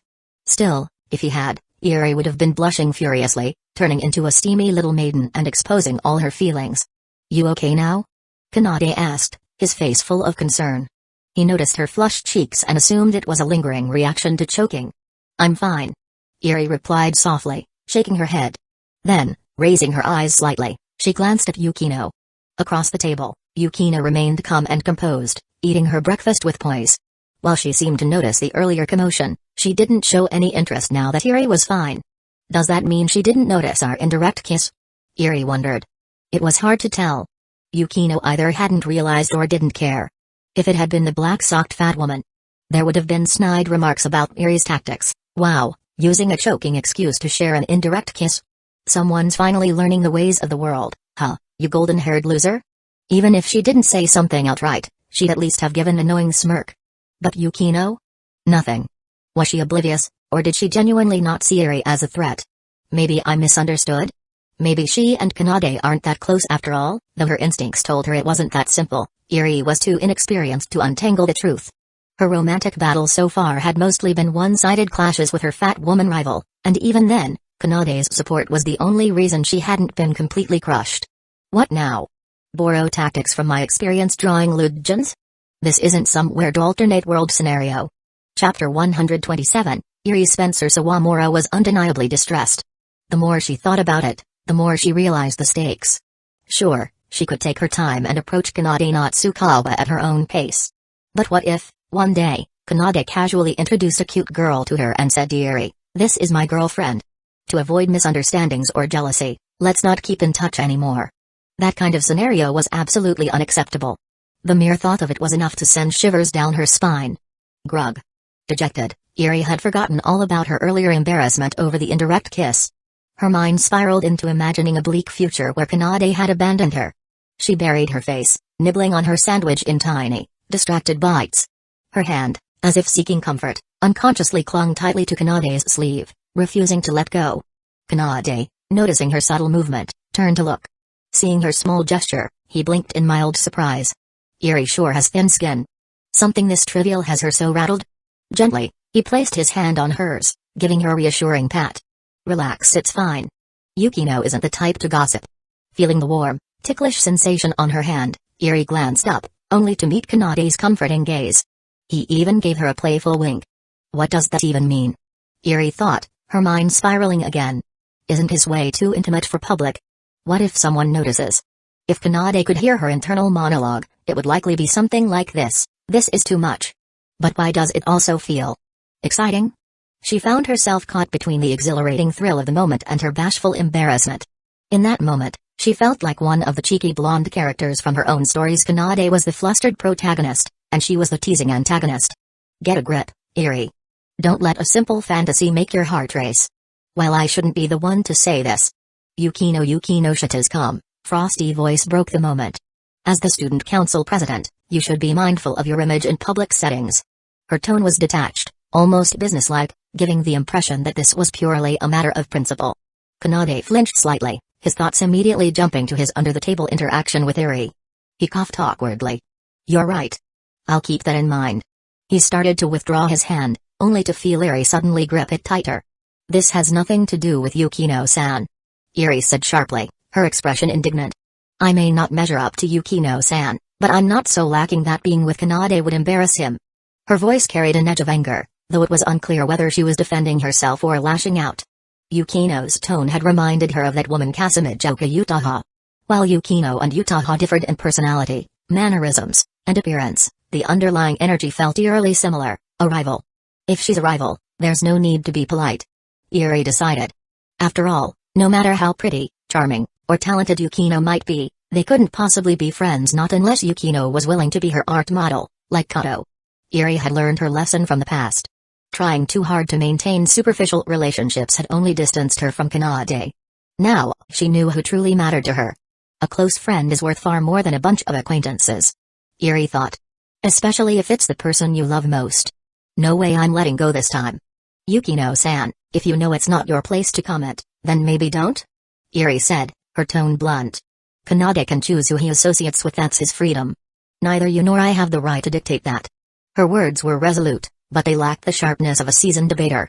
Still, after years of dealing with Utaha, she picked up enough to hold her own in a verbal spar. Sure, you're cute and have a nice voice, but that doesn't mean every guy will fawn over you. At least Kanade isn't that shallow. Right? She turned to Kanade, giving him a pointed look of confidence. Kanade, however, looked uncomfortably hesitant. Well, I guess you could say that. He felt guilty. There had been a time when he'd been completely smitten with Yukino, orbiting around her like a moth to a flame. Saying otherwise in her presence would have been a blatant lie. Yukino's lips curled into a faint smile, her earlier irritation melting away. Watching Kanade squirm amused her more than she'd expected. Eri, on the other hand, froze. She wasn't an idiot. Kanade's reaction screamed guilty conscience. The most humiliating part? She had just declared so confidently that Kanade wasn't like that, only to be immediately proven wrong. She's definitely laughing at me in her head right now. Eri thought, mortified. She wanted nothing more than to dig a hole and bury herself in it. But to her surprise, Yukino didn't mock her. Instead, she calmly explained, you misunderstand. That's not what I meant. I only wanted to point out that, as student council president, Kanade represents the school's image. Public displays of intimacy, while not forbidden, should be handled with discretion. It's about maintaining decorum, not judgment. Kanade opened his mouth to respond, but Eri suddenly exclaimed. RRR romantic? We're not that obvious, are we? She stammered, her face flushing bright red. Yukino turned her gaze to Kanade, her expression unreadable. The look seemed to say, is she always like this?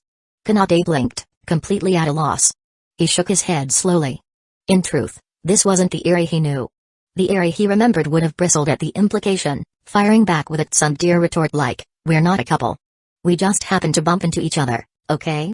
Instead, here she was, blushing and giggling shyly. So where's my feisty, tsundere golden-haired girl gone? Kanade thought, bewildered. Chapter 128, Eri, are you okay? Kanade Natsukawa asked with concern. It felt like something was off with Eri today. Earlier, he had chalked it up to her fear of being disliked, which he had reassured her about. But now, even after he made it clear that he didn't mind her quirks, she was still acting strangely reserved, almost uncharacteristically shy. Kanade didn't know how to define her behavior but sensed that this wasn't her usual self. After some thought, he came to a possible conclusion, maybe she's not feeling well? He wasn't making baseless guesses. Living in what was essentially an anime world, he'd seen enough unusual situations to know that characters sometimes acted out of sorts for peculiar reasons like getting drunk or catching a cold and suddenly revealing an entirely new side of themselves. For instance, Kaguya Shinomiya. On a normal day, she exuded an air of aristocratic grace, but when she was sick, she transformed into a sweet, cuddly kitten. Kanade had witnessed this firsthand and found it both adorable and unsettling. As for Iriri, he wasn't sure what was going on, but checking on her well-being seemed prudent.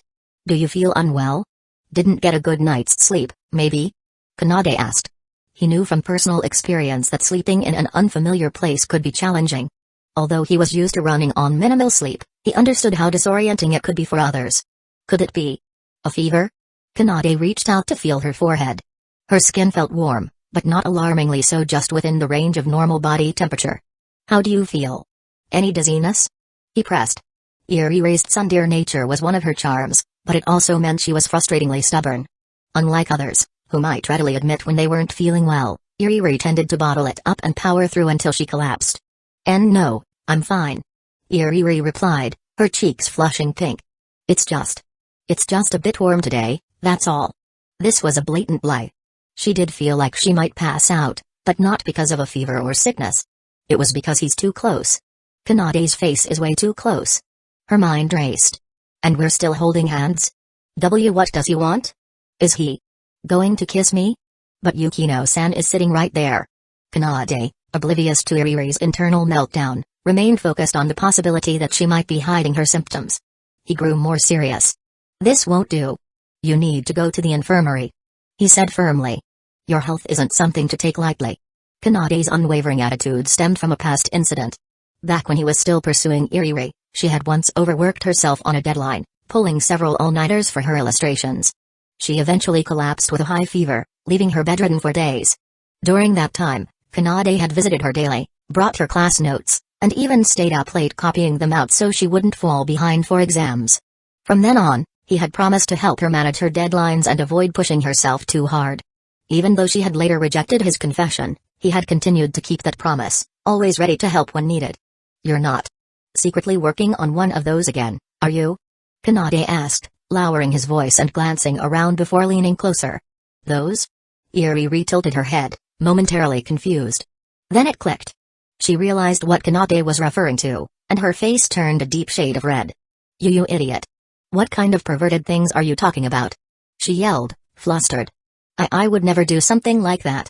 In her embarrassment, Iriri reactivated her signature move, Twin Tail Whip. She swung her twin tails at Kanade, smacking him repeatedly in a flurry of indignation. But instead of being annoyed, Kanade grinned, nodding approvingly. "Now this is the Iriri I know," he said. "Fiery and full of life. That gloomy, overly delicate version of you earlier? That's not you at all." His cheerful tone made it clear that he wasn't being sarcastic. It was a genuine relief to see her back to her usual self. Iriri froze mid-swing, her heart skipping a beat. She wasn't sure if she should feel happy or insulted. Kanade, however, felt reassured. Her physical health seemed fine, though something might still be weighing on her mind. Before he could inquire further, a calm, frosty voice interrupted them. "Could you two perhaps end this public display of affection?" Yukino Shita asked, her tone laced with a tinge of exasperation. "Your antics have turned this area into a spectacle." Kanade and Iriri looked around and realized Yukino was right. They had drawn the attention of several other students, some of whom were whispering and pointing. "Oops," Kanade muttered, scratching the back of his head. Meanwhile, Iriri felt her face heat up even more. "We're not doing anything like that," she protested, though the truth was painfully obvious. Kanade sighed. "This is why tsunders are so much work." Chapter 129 Yukino Shita, a name synonymous with correctness and absolute justice. As the president of the service club, Yukino prided herself on her unyielding sense of fairness. So when she witnessed a public display of what could only be described as shameless flirting, she didn't hesitate to voice her displeasure. To act so carelessly in a public space while representing such an academy. "Have you no sense of shame?" Yukino began, her tone as sharp as a winter gale.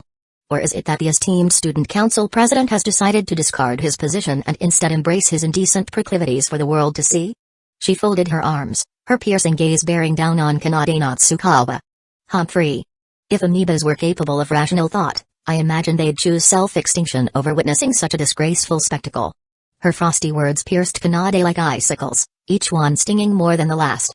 Memories of past moments when Yukino had been truly angry resurfaced in his mind, sending a chill down his spine. She's mad. She's really mad. Back in his service club days, Yukino's anger was terrifying. Her icy demeanor became so intense it was as if she had just emerged from a spiritual retreat in an Arctic monastery.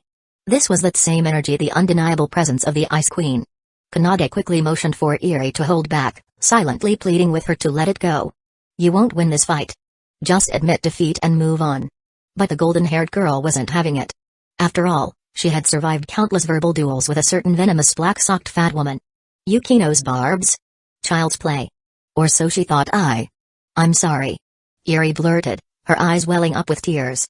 She sat hunched over, clutching her sandwich like a scolded child, the very picture of defeat. This wasn't because Eri lacked resolve, though that did play a part. No, it was because Yukino had taken an entirely different approach. Rather than attacking Eri directly, she framed her criticism around how Eri's actions might cause trouble for Kanade. Caught off guard by the unexpected tactic, Eri surrendered almost instantly. I didn't mean to cause trouble for Kanade. Eri stammered, her voice shaky. I just thought being a good friend meant you could act recklessly and inconvenience him? Yukino's tone was as cutting as ever.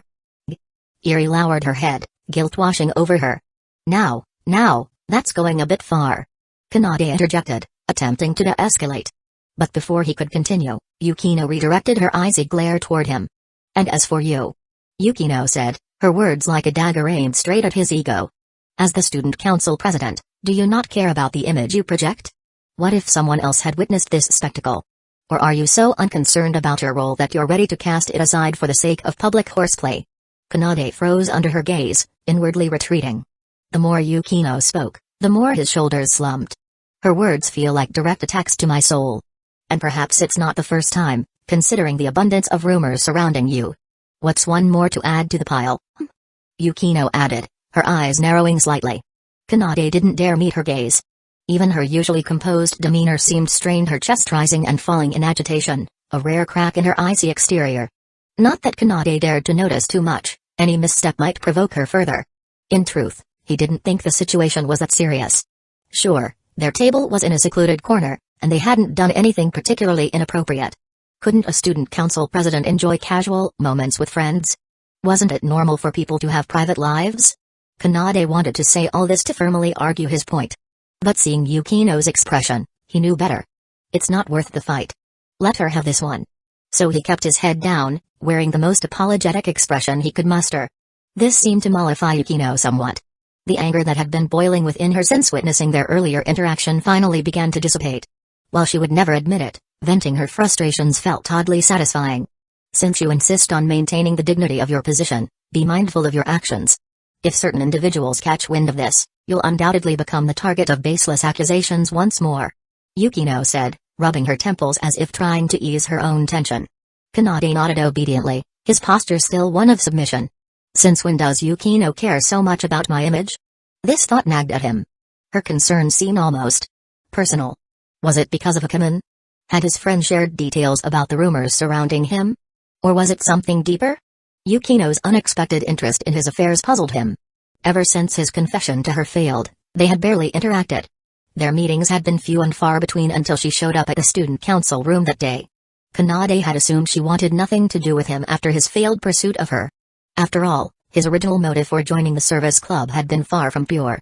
So why is she so invested now? His mind churned, piecing together fragments of their past. Maybe she hadn't wanted to sever ties completely.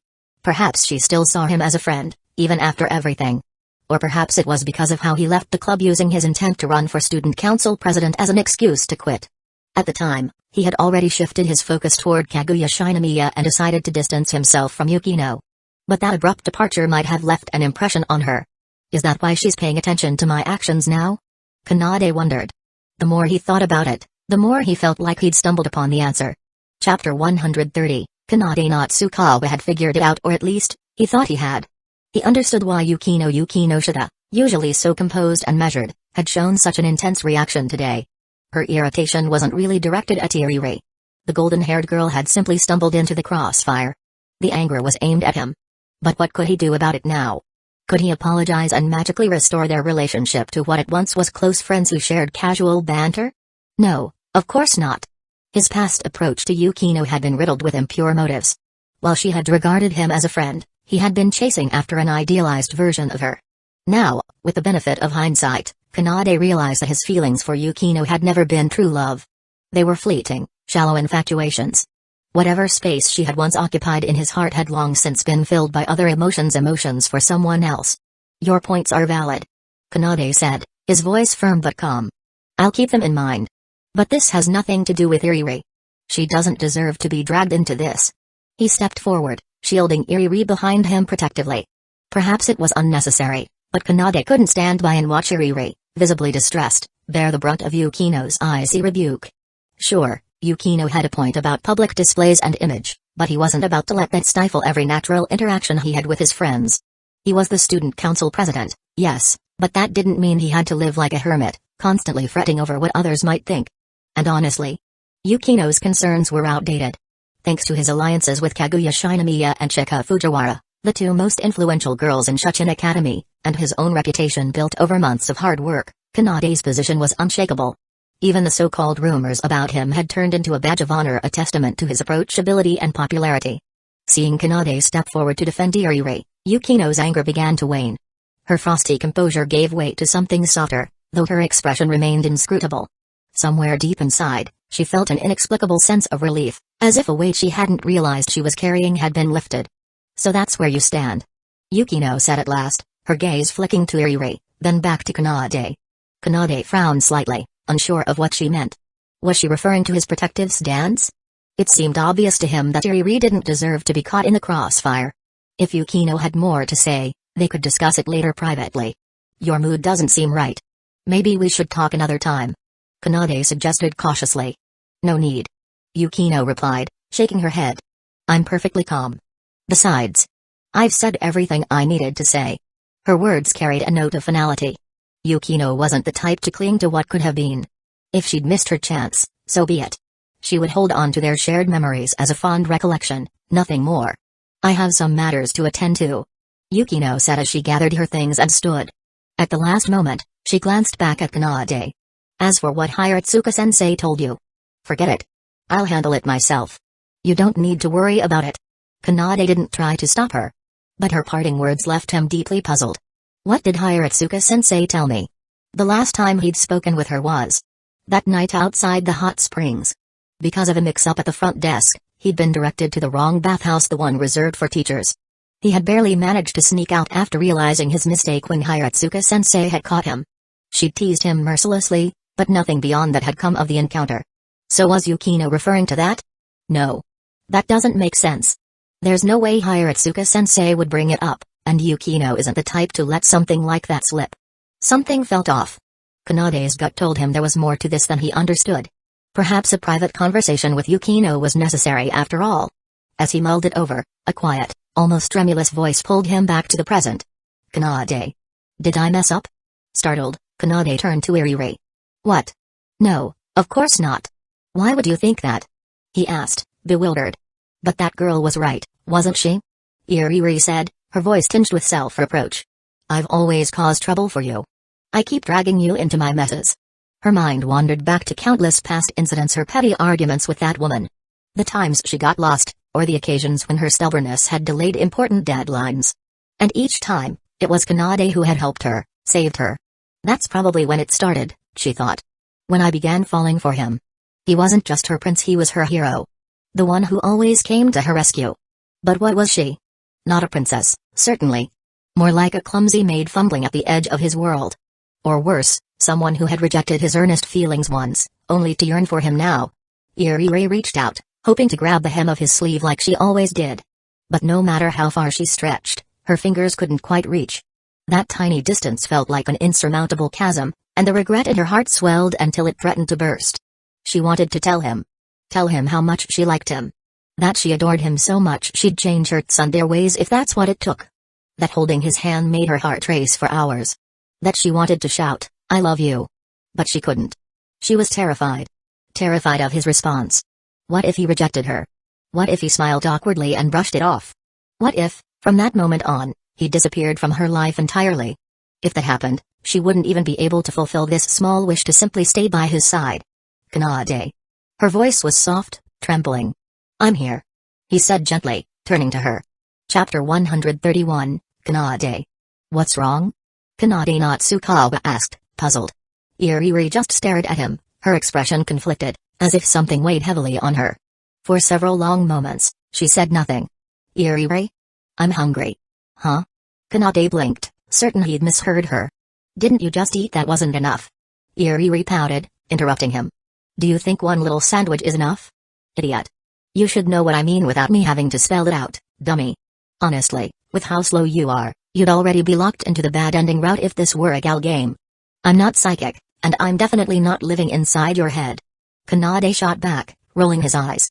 And, by the way, this is reality. No save points, no branching choices. If there were save points, Kanade mused, he'd go back in time and stop himself from making every dumb confession that led to the current awkwardness between him and some of the girls he knew. It's just an example, idiot. Iriri huffed. She gave his side a playful poke, her tone turning slightly whiny. Don't change the subject. Go buy me another sandwich already. What? I'm the one going? Kanade looked genuinely surprised. Of course. Who else would I be asking? Iriri said matter-of-factly. She leaned back in her chair with a cheeky grin. I'm too hungry to walk. Kanade was stunned. His proud, tsundere golden-haired friend was pouting and acting spoiled? Even more shocking, her tone reminded him of another infamous figure in his life, the shameless Utaha Kasumijoka. Seriously, do these two swap tips on how to boss people around? Kanade thought, but he still stood up obediently. On his way out, he grabbed the trash from their table. Iriri said nothing, simply watching as Kanade walked off. When his figure disappeared around the corner, the playful smile on her face gradually faded. He always agrees so easily to things like this. She murmured to herself, her voice tinged with a faint bitterness. On his way back to the table with the sandwich, Kanade stumbled upon the trio of friends he'd originally come to the cafeteria with. Would one of you care to explain what's going on here, my dear friends? Kanade asked, a polite but slightly menacing smile on his face as he leaned over their table. The three Hakumen Hukagaya, Miyuki Shirigane, and Tsubasa Tanuma were seated at a different table, enjoying their breakfast in a cozy corner. Kanade felt a twinge of betrayal. He'd spent time worrying about how to explain the unexpected addition of Yukino and Iriri, only to find his supposed friends had ditched him to form their own little club. Unbelievable. Kanade muttered, feigning outrage. How could you all just leave me like that? He expected them to look even a little apologetic. Instead, yes, we're terrible people. Hakumen deadpanned, pushing a can of coffee across the table toward Kanade. Kanade raised an eyebrow at the blatant bribery attempt. Sweet or bitter? Sweet. Hakumen replied. Not even bitter? You really didn't try, did you? Kanade scoffed. If you're not drinking it, hand it back. I'll save the money. Hakumen said with a shrug, reaching for the can. Nice try. Kanade said, quickly snatching it away. He took a swig, grimacing at the sweetness, but decided it was worth it to score a small victory over Hakumen. Now's Bill. Kanade demanded, glaring at them. And don't even think about feeding me some nonsense like we got lost. Even kindergartners wouldn't believe that. Hakumen clicked his tongue. Did you just click your tongue? Were you seriously about to say that? Kanade snapped, incredulous. It's your imagination. Hakumen replied smoothly, putting on his best poker face. Actually, I was struck with a sudden, life-threatening case of I can't eat here syndrome. It was an emergency, so I didn't have time to let you know. Kanade stared at him, dumbfounded. You're kidding, right? But Hakumen's mock-serious expression almost made him believe it almost. You're impossible. Kanade muttered, pinching the bridge of his nose in exasperation. He turned to Miyuki and Tsubasa. Care to give me the real reason? Miyuki and Tsubasa hesitated, glancing at each other before reluctantly explaining the truth. Well, Hakumen suggested we give you some space since you seemed, busy with those two girls. Miyuki admitted. Yeah, we didn't want to interrupt your relationship building time. Tsubasa added, a grin tugging at the corner of his mouth. Kanade repeated their explanation flatly, his expression unreadable. So, according to you, Hakumen decided I needed space to talk things out with two girls at once. Miyuki and Tsubasa nodded earnestly. Kanade turned back to Hakumen, who was pretending to be deeply interested in his drink. And what do you have to say for yourself?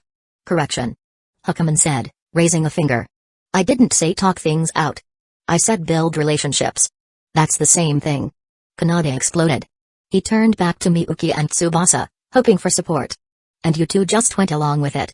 Honestly, Huckman made a good point. Miyuki said with a shrug. Exactly. We didn't want to interfere. Tsubasa added. Though I wouldn't have minded sticking around to see the president's legendary charm in action. Kanade groaned, burying his face in his hands. Legendary charm? You make it sound like I'm running some kind of dating sim campaign. Miyuki and Tsubasa exchanged amused glances but said nothing. Fine. Kanade relented with a sigh. But let me make one thing clear, it was not what you're thinking. We just happened to run into each other, and we talked for a bit. That's all. Understood, Mr. President. Huckman said, a smirk tugging at his lips. Rest assured, I won't breathe a word of this. Especially not to Vice President Shinomiya. You can count on me. Tsubasa chimed in, grinning. Me too. Your secret's safe with us. Kanade froze. What exactly do you think my secret is? And what does this have to do with Kaguya? The three only exchanged knowing looks, leaving Kanade to stew in his growing frustration.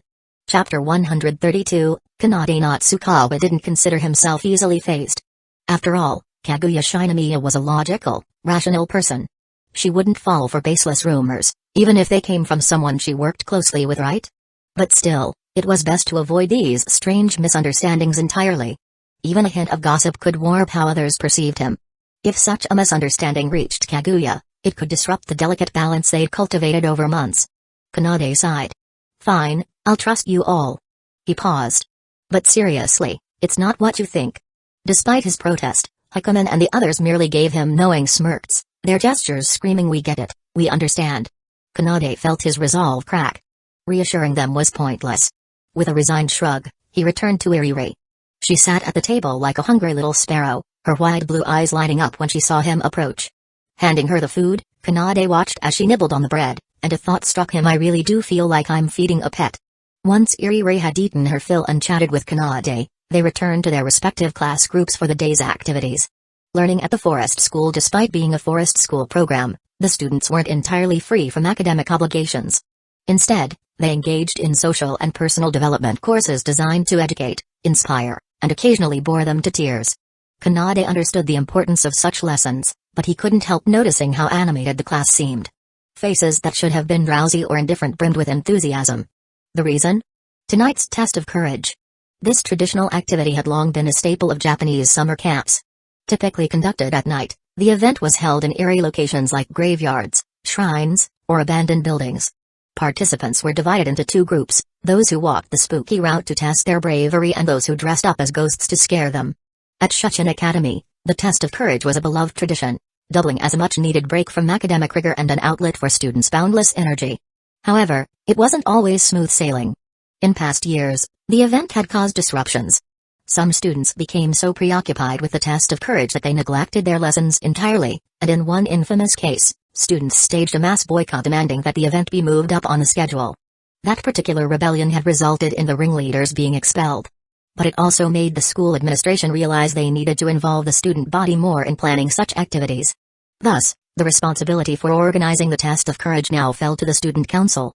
To prevent further disruptions, a set of rules was introduced: academic performance clause. Any student who failed to meet academic expectations during forest school would be barred from extracurricular activities, including the test of courage. Merit-based incentives. Students who excelled during the daily classes were given bonus points on their final assessments. Role selection rewards. Students with outstanding performance in the final test earned the right to choose their roles, ghost or participant, and could even pick a partner to accompany them. These regulations struck a balance between study and play, keeping students motivated while preserving the school's academic standards. Kanade sat in his class, observing the frenzy around him. His classmates competed fiercely for participation points, clamoring to answer questions and demonstrate their knowledge. It looked like a battlefield. To the uninitiated, it might have seemed like a chaotic cult meeting rather than an academic exercise. Kanade, however, knew the truth. They were all vying for the chance to pick their test of courage partners. After all, what teenager could resist the opportunity for a late-night coincidental romance in the woods? The thought of holding hands in the dark, whispering secrets, or stumbling into a spontaneous kiss was enough to make any hormonal teen strive harder in class. And for those without romantic aspirations? The prospect of dressing up as a ghost to terrify their peers or to ruin couples' romantic outings was equally enticing. Even Kanade found the idea of playing a ghost tempting. Disguised and unrecognizable, He could finally let loose without worrying about his reputation. His only concern was how the first years might handle the event. Though Yui Shigami was dependable enough to maintain discipline, Maiko Ueno was a wild card. Kanade couldn't shake the feeling that she'd either take things far too seriously or cause a commotion that would shake the entire forest. For now, all he could do was pray that the first years wouldn't cause too much trouble.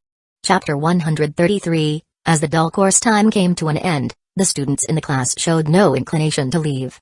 Instead, they huddled in groups, chatting animatedly about their plans for the evening's activities. Maharu-chan, who's going to be your partner for tonight's event?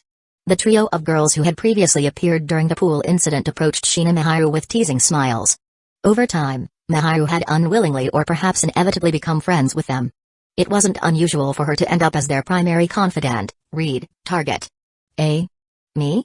The angelic girl had just finished tidying up her things and was instantly surrounded.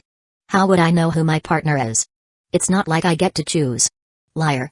With grades as stellar as yours, you'll be fine for sure. And the partners are ultimately decided by the student council, right? Even so, I don't know who I'd want to pair up with. At the mention of the student council, Maharu's face turned redder than the setting sun. She had no doubt about what these girls were insinuating, but she wasn't going to admit it out loud. Really? The ringleader among the girls grinned slyly. If that's the case, Maharu, how about letting me take this chance? There's someone I've always wanted to invite. Who is it? Maharu's curiosity got the better of her. Despite being friends, she'd never heard this girl mention any particular crush before. Of course, it's our student council president. Handsome, athletic, brilliant, and highly respected. Having him as a boyfriend would be the ultimate badge of honor. The other two girls enthusiastically nodded in agreement, but before they could say more, Maharu blurted out, "No way." A beat passed, and Maharu realized she had walked straight into their trap. Not like that. I mean, the president is busy. We shouldn't bother him. She stammered, trying to salvage the situation. Her tone, however, grew increasingly unconvincing. Her friends exchanged knowing glances, then burst into laughter. See?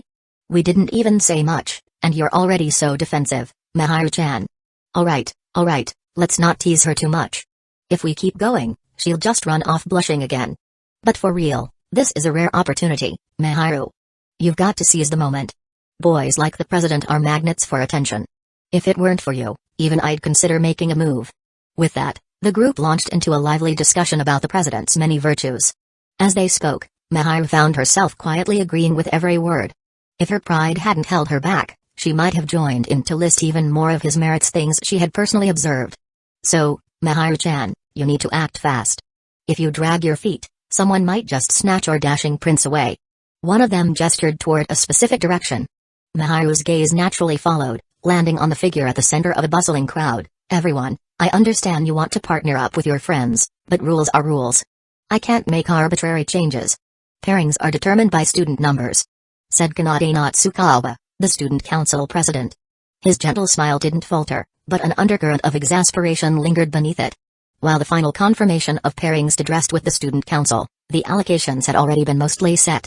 Their role was more administrative, ensuring no one was left partnerless or any gaps arose. Who leaked this half-truth? He thought. Even if we could tweak the list, it's not something to advertise recklessly. Caught between maintaining his public image and fending off overly eager classmates, Natsukawa found himself in quite the bind. Unbeknownst to him, several pairs of eyes were fixed on him from afar. Among them was a gaze so fiery and unwavering that it could outshine the sun. Naturally, it belonged to Maharu. Handsome and charming, huh? That's over the top, she murmured, attempting to feign indifference. Yet the ripples of emotion in her heart betrayed her. Her friends noticed her reaction immediately. Ooh, you only denied the handsome and charming part. Exactly. And look at you, so entranced you might fall into his eyes any second now. They teased relentlessly, giggling as they alternated between watching Natsukawa and nudging Maharu. Speaking of, look at all those people around him. Who knows, maybe someone there will invite him just like I plan to. It'd be nice, huh? Just speak your mind without worrying about anything. They even started toying with Maharu's hands as they continued. Though, do you think he'd accept? Or maybe he already has someone in mind? Right, Maharu-chan? How would I know? Maharu's gaze flickered nervously. She knew exactly who her friends were hinting at, but what they didn't realize was that there truly were many exceptional girls interested in Natsukawa. The thought of them, like the elegant blonde doll she'd seen that day, Or the stunningly poised vice president sent a pang through her heart. Would he agree if they asked him? Or? Mahiru shook her head, pushing those thoughts away. She wanted to ask him herself. Desperately. But what if he already had plans? Approaching him then would only put him in an awkward spot. Alright, enough ogling. Let's grab lunch and rest up. We still have tonight's event to prepare for. Mahiru said firmly, using all her strength to push her friends out of the classroom. If she stayed any longer, she feared she might lose control and rush over to him. Meanwhile, at the center of the crowd, Natsukawa remained oblivious to the storm brewing on the other side of the room. He continued fielding questions, his patience wearing thin. Just as he contemplated making a break for it, a melodious and familiar voice cut through the noise. Is President Natsukawa here? To him, it was the sound of salvation. I'm here. He called, weaving through the crowd toward the voice. Apologies, everyone. It seems there's student council business I must attend to. His savior, none other than Vice President Kaguya Shinomiya, greeted him with a composed smile, brushing her hair elegantly behind her ear. Despite having no prior coordination, the two seamlessly played along, their synergy flawless. This was their bond. Their proof of being the perfect pair. A mutual effort. A two-way street. Yay! Kaguya thought, a triumphant smile gracing her lips. Chapter 134. By the way, Kaguya, what did you need me for? After leading Kaguya Shinomiya out of the school building, Kanade Natsukawa voiced his curiosity. Oh, it's nothing important, I just... Kaguya started casually, but then froze mid-sentence. Wait. Did the president just call her by her first name? He claimed he didn't like her, yet here he was, using her given name without hesitation. Wasn't this a blatant hint? Why the sudden switch to my first name, President? Could it be? The eccentric heiress smiled faintly, her mind racing. So I had been wrong after all. What did a single woman with no relationship experience know about romance? Is that a problem? Kanade asked, slightly confused. He didn't see why it should be. They'd spent enough time together that using first names seemed perfectly reasonable. After all, Mahiru had once explained to him that close friends should address each other by name, and it had stuck with him. He considered Kaguya a good friend, so he thought she wouldn't mind. Sorry, if you don't like it. Of course I like it. Kaguya shot back instinctively, but instantly regretted her outburst. Her reaction was way over the top. What if he misunderstood and thought she meant she liked him? I mean, I like the idea of using first names. Don't get the wrong idea. She tried to explain, but her flustered tone only made her sound more suspicious. The usually composed and intelligent Kaguya now looked like a fool caught up in the throes of love. I understand. Don't worry, I won't misunderstand. Kanade nodded reassuringly. Her words had a strangely familiar tsundere vibe, but since they didn't come from Marieri, and Kaguya didn't seem to have any tsundere traits, Kanade didn't dwell on it. Meanwhile, Kaguya was mentally spiraling. Why are you being so accommodating? You're supposed to misinterpret it, idiot. A whirlwind of conflicting emotions roiled inside her. On one hand, she didn't want Kanade to realize her true feelings. On the other, she couldn't help but wonder how he'd react if he found out. Would he confess to her on the spot? Still, achieving the milestone of mutual first name use was a huge win. This was proof of her progress. Victory was on the horizon. Winning over the president was only a matter of time. So, what's the matter? Kanade asked again. While chatting was fine, he had other tasks waiting for him and couldn't afford to dawdle too long. It's about the upcoming courage test event. Kaguya composed herself, returning to her usual poised demeanor. Actually, it's the school's suggestion. She began. They hope we can thoroughly review the event's procedures to eliminate any potential safety risks and ensure the students' well-being. She paused briefly before continuing. I think this is a valid concern. Shuchen Academy is highly regarded, and the public closely watches our every move. The students here are future leaders and valuable resources. It's only prudent to be cautious. Besides, if something were to happen during the event, the student council would inevitably bear the blame. As the student council's most capable vice president, Kaguya Shinomiya wouldn't allow any blemish on the record of the person she served or on her own family's impeccable reputation. Excellence was a Shinomiya family creed. While the discipline committee will conduct patrols, it never hurts to be extra careful. That's why I propose that we, acting as participants, go through the entire event ourselves. This way, if something does go wrong, we can respond immediately. And, of course, President, you don't need to worry about the workload. I'll accompany you throughout the process and handle all the minor details myself. Kaguya's face remained all business, her tone professional. However, her inner thoughts were far less noble. Handle the minor details? What a joke. There was no way she'd waste this rare opportunity focusing on trivial tasks. Let someone else handle those. She was here to spend a magical evening with Kanade, enjoying each other's company. So, you're suggesting we participate in the courage test as if we were regular students and inspect the equipment along the way? Kanade considered her proposal. It made sense. Taking a participant's perspective might indeed help uncover overlooked issues. I don't see any problem with it. But, Kaguya, don't you have someone you'd like to invite? Kanade's question stemmed from his usual habit of deferring to others' preferences. Before, his mind had been set on inviting someone he admired, but he'd since let go of those romantic aspirations. Being friends was enough. Still, the thought of who he'd partner with now left him momentarily at a loss. Since Kaguya brought it up, he decided to go along with her idea. President, please don't joke. I have no interest in such shallow individuals. Kaguya replied, a hint of indignation in her voice. I'm inviting you, okay? She screamed internally. Kanade. But what about your best friend, Chika Fujiwara? This wasn't strictly a couple's event. Kanade felt like Kaguya might have been caught up in the event's atmosphere and overlooked simpler options. Still, her decision to focus on work was puzzling. Women's thoughts remained an enigma to him.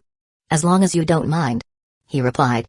The courage test event was set to begin at 7 p.m. to match the eerie nighttime vibe. Before that, the time was reserved for safety checks and preparation. Even if someone wanted to sneak in for a quick pre-event thrill, they wouldn't find any staff ready to assist. Judging by Kaguya's plan, they'd participate officially after the event began, experiencing it as regular students while conducting a final round of inspections. The schedule seemed reasonable, and with Kaguya as his partner, Kanade saw no reason to refuse. Then it's settled, President. Don't forget. Kaguya nodded slightly, her voice calm and composed. As expected, the president wouldn't turn her down. Now, all she needed was to coordinate with Ai Asaka for the next steps. Of course. It's a promise. Kanade replied. Chapter 135 After parting ways with Kaguya Shinomiya, Kanade Natsukawa initially planned to contact Hukaman Hikagaya and the others for lunch. However, just as he returned to his classroom and began packing up his things, a classmate informed him someone was looking for him. Who's looking for me? Kanade asked, curious. It's a blonde girl with a shiny little fang. She's pretty cute. Blonde hair and a noticeable fang. It couldn't be anyone other than Ariri Spencer Sawamura. Still, Kanade couldn't help but wonder why she was looking for him. They had just seen each other that morning. Could she, too, have been swept up by the day's atmosphere and started worrying about her partner for tonight's courage test event? All right, thanks. He replied, then headed toward the designated meeting spot, the small lakeside they'd visited earlier that morning. Sure enough, there she was, the little blonde artist. Ariri was sitting on a nearby bench, sketchpad in hand, glancing up occasionally as she worked, her expression that of a focused art student. Kanade approached quietly. He initially planned to greet her but decided against disturbing her once he saw how engrossed she was. Instead, he circled behind her and watched silently as she sketched. When the drawing was nearly finished, he spoke up softly, "What made you suddenly want to draw this kind of picture?" Considering Ariri's usual preferences, she was more inclined toward drawing people, particularly two-dimensional characters. Seeing her create a landscape without any characters and without any looming deadlines was highly unusual. Had she turned over a new leaf? Or was this the first step of a Jinchai artist transitioning into the mainstream art world? Wah! Ariri jumped so hard she almost dropped her sketchpad. When she turned to see Kanade, she gave him a flustered glare. "You idiot! Why are you sneaking up on people like that?" Her reaction was so adorably exaggerated that Kanade couldn't help but laugh. "You were so focused you didn't even hear my footsteps," he teased. He then walked around the bench and sat beside her, grinning mischievously. "Don't tell me our talented Jinchai artist is planning to go legit? Shut up. What if someone hears you?" Ariri panicked, scanning the surroundings to make sure they were alone. Only when she confirmed no one was nearby did she let out a relieved sigh and glare at Kanade. "You idiot. Why would you bring that up here of all places? Relax, I already checked. There's no one around." Kanade reassured her. Though he enjoyed teasing Ariri, he had no intention of exposing her secret identity. Besides, it's lunchtime. Everyone's probably at the cafeteria. Who has time to wander around outside? He added, shrugging.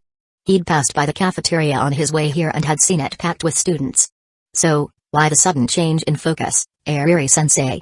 It's nothing, really. I just felt like drawing, that's all. Ariri replied, trying to sound nonchalant.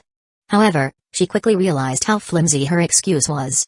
No one would buy such an obvious lie, So she added hastily, I mean, as the star of the art club, it's only natural for me to contribute a few pieces every now and then. Who calls themselves the star of their own club? Kanade muttered, shaking his head. Still, her reasoning wasn't entirely implausible. Large clubs like the art club often had to submit works as part of their school activity reports, especially after big events. As their top talent, Ariri would likely be tasked with creating something for them. Yet, her body language suggested otherwise. She didn't look proud or eager about her work. Instead, she seemed more like someone caught red-handed doing something clandestine, eerily reminiscent of the time Kanade had stumbled upon her drawing Junshai. Not that it mattered. Everyone had their secrets, and Kanade wasn't the type to pry unnecessarily. Friendships, he believed, thrived when people respected each other's boundaries. Anyway, why did you want to see me? Kanade asked, cutting to the chase. It's nothing, really. Ariri mumbled, clutching her sketchpad nervously. Her actions were uncharacteristically fidgety and awkward. Though she had resolved to bring it up, actually voicing her request in front of Kanade was proving far more difficult than she anticipated. Let me guess. Kanade pretended to think deeply. Is it about tonight's courage test? No way. Ariri denied hastily. She hemmed and hawed for a while but failed to come up with a convincing alternative. Then what is it? Don't tell me you just wanted to chat. Kanade sighed. Ariri's pride was undoubtedly part of her charm, but dealing with it could be exhausting. Situations like this were small inconveniences, but more serious miscommunications could cause tensions to fester, potentially leading to a fallout if left unchecked. Kanade's patience with Ariri stemmed from understanding her quirks. In the past, he'd been motivated by romantic feelings.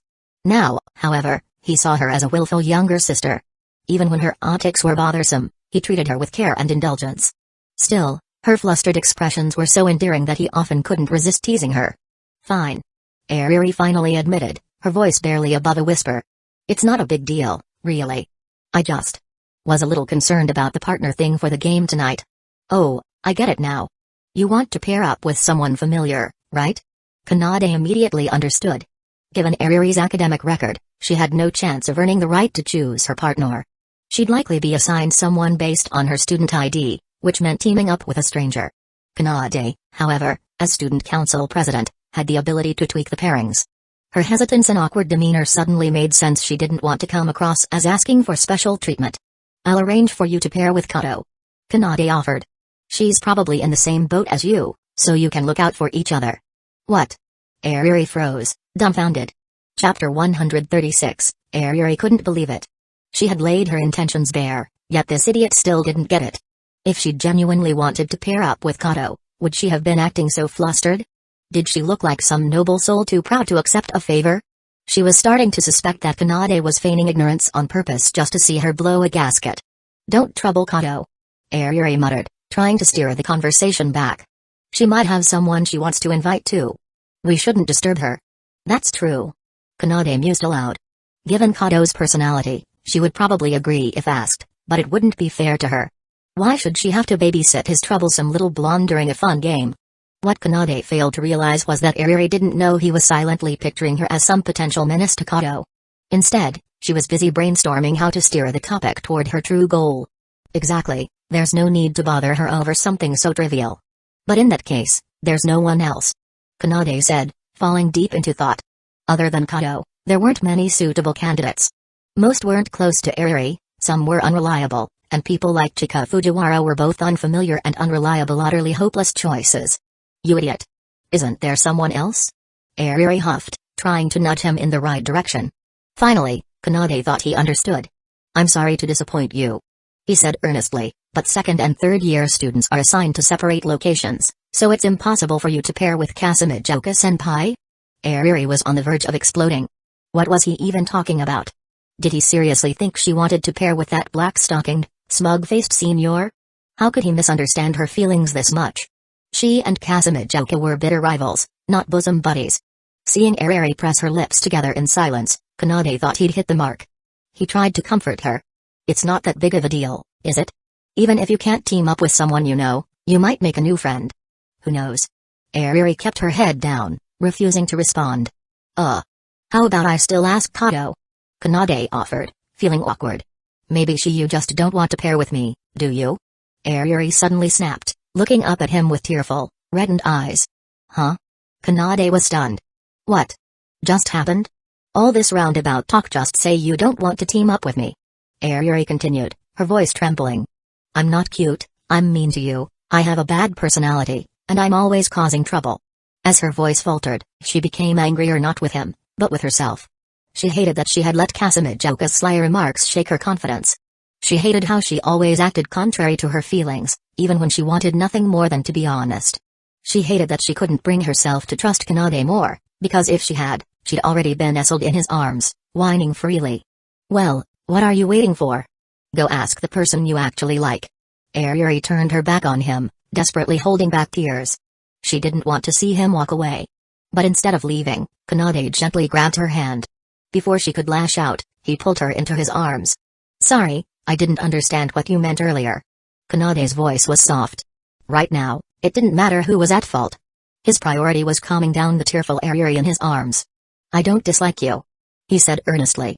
And I don't think you're a bother. It's just, I've already promised someone else, so I didn't consider that option at first. In hindsight, the misunderstanding stemmed from a gap in communication. Still, Ayuri's personality had played a role too. If this had been Kato, she would have openly extended the invitation. Even Kasamijoka might have turned it into a playful demand, saying something like, I'll graciously allow my junior to accompany me for the evening. But Ayuri, being her shy and prideful self, always spoke in vague, roundabout ways. This made it genuinely hard for Kanade to grasp her true intentions. MMFF. Liar. Came a muffled complaint from his chest. Only then did Kanade realize he might have been holding her a bit too tightly. Not that it mattered much, her petite frame didn't exactly make her presence felt in his arms. If it had been Kato or Kasamijoka, he might have been more aware. Of course, I'm not lying, he said, loosening his grip slightly. I'd have no reason to lie to you. Kanade gently placed his hands on her shoulders and pushed her back just enough to look her in the eye. Her eyes, slightly wet, met his. And I'd never find you a bother. If I did, I wouldn't have gotten close to you in the first place, he said seriously. In truth, Kanade had known Ayuri's personality quirks from the start. What others might see as flaws, he saw as part of her charm. But Ayuri, I need you to understand something. I'm not very perceptive. Sometimes I can't figure out what you mean. But I promise you, I'll never dislike you or think you're a burden. So, in the future, if I'm being dense or don't get how you feel, can you just tell me directly? No matter what it is, I'll listen and won't judge you. Kanade knew this might not change things overnight, but he hoped it would help. After all, he preferred the cheerful, feisty Ayuri over this teary-eyed, self-doubting version of her. Sure, her current vulnerability was endearing in its own way, but an Ayuri without her signature sass and tsundere charm was like a sunset without its colors missing its soul. Fine. Ayuri muttered, her cheeks flushed. But only because you said so. Great. Kanade smiled. Then you'll pair with me for the courage test tonight, no? Kanade shut her down without hesitation? Ayuri stared at him, dumbfounded once again. Chapter 137, you said you didn't think I was a bother, but that's clearly a lie. Ayuri growled, her small frame trembling with indignation. What kind of person could be so mean and still keep a straight face while doing it? It's not a lie. Kanade replied calmly. I told you, I've already made plans with someone else. How could I just leave them hanging? After all, everything needs to be done in order, right? If I've already promised someone, I can't just break that promise to agree with you. You wouldn't want me to become someone who doesn't keep his word, would you? I would. Ayuri retorted with absolute seriousness. Kanade was momentarily at a loss, but quickly came up with a counter. So what about the things I've promised you before? You can't go back on those. Breaking promises makes you a pig-headed jerk. She shot back, unwilling to give an inch. Kanade sighed silently, his expression saying it all. See? I'm not wrong.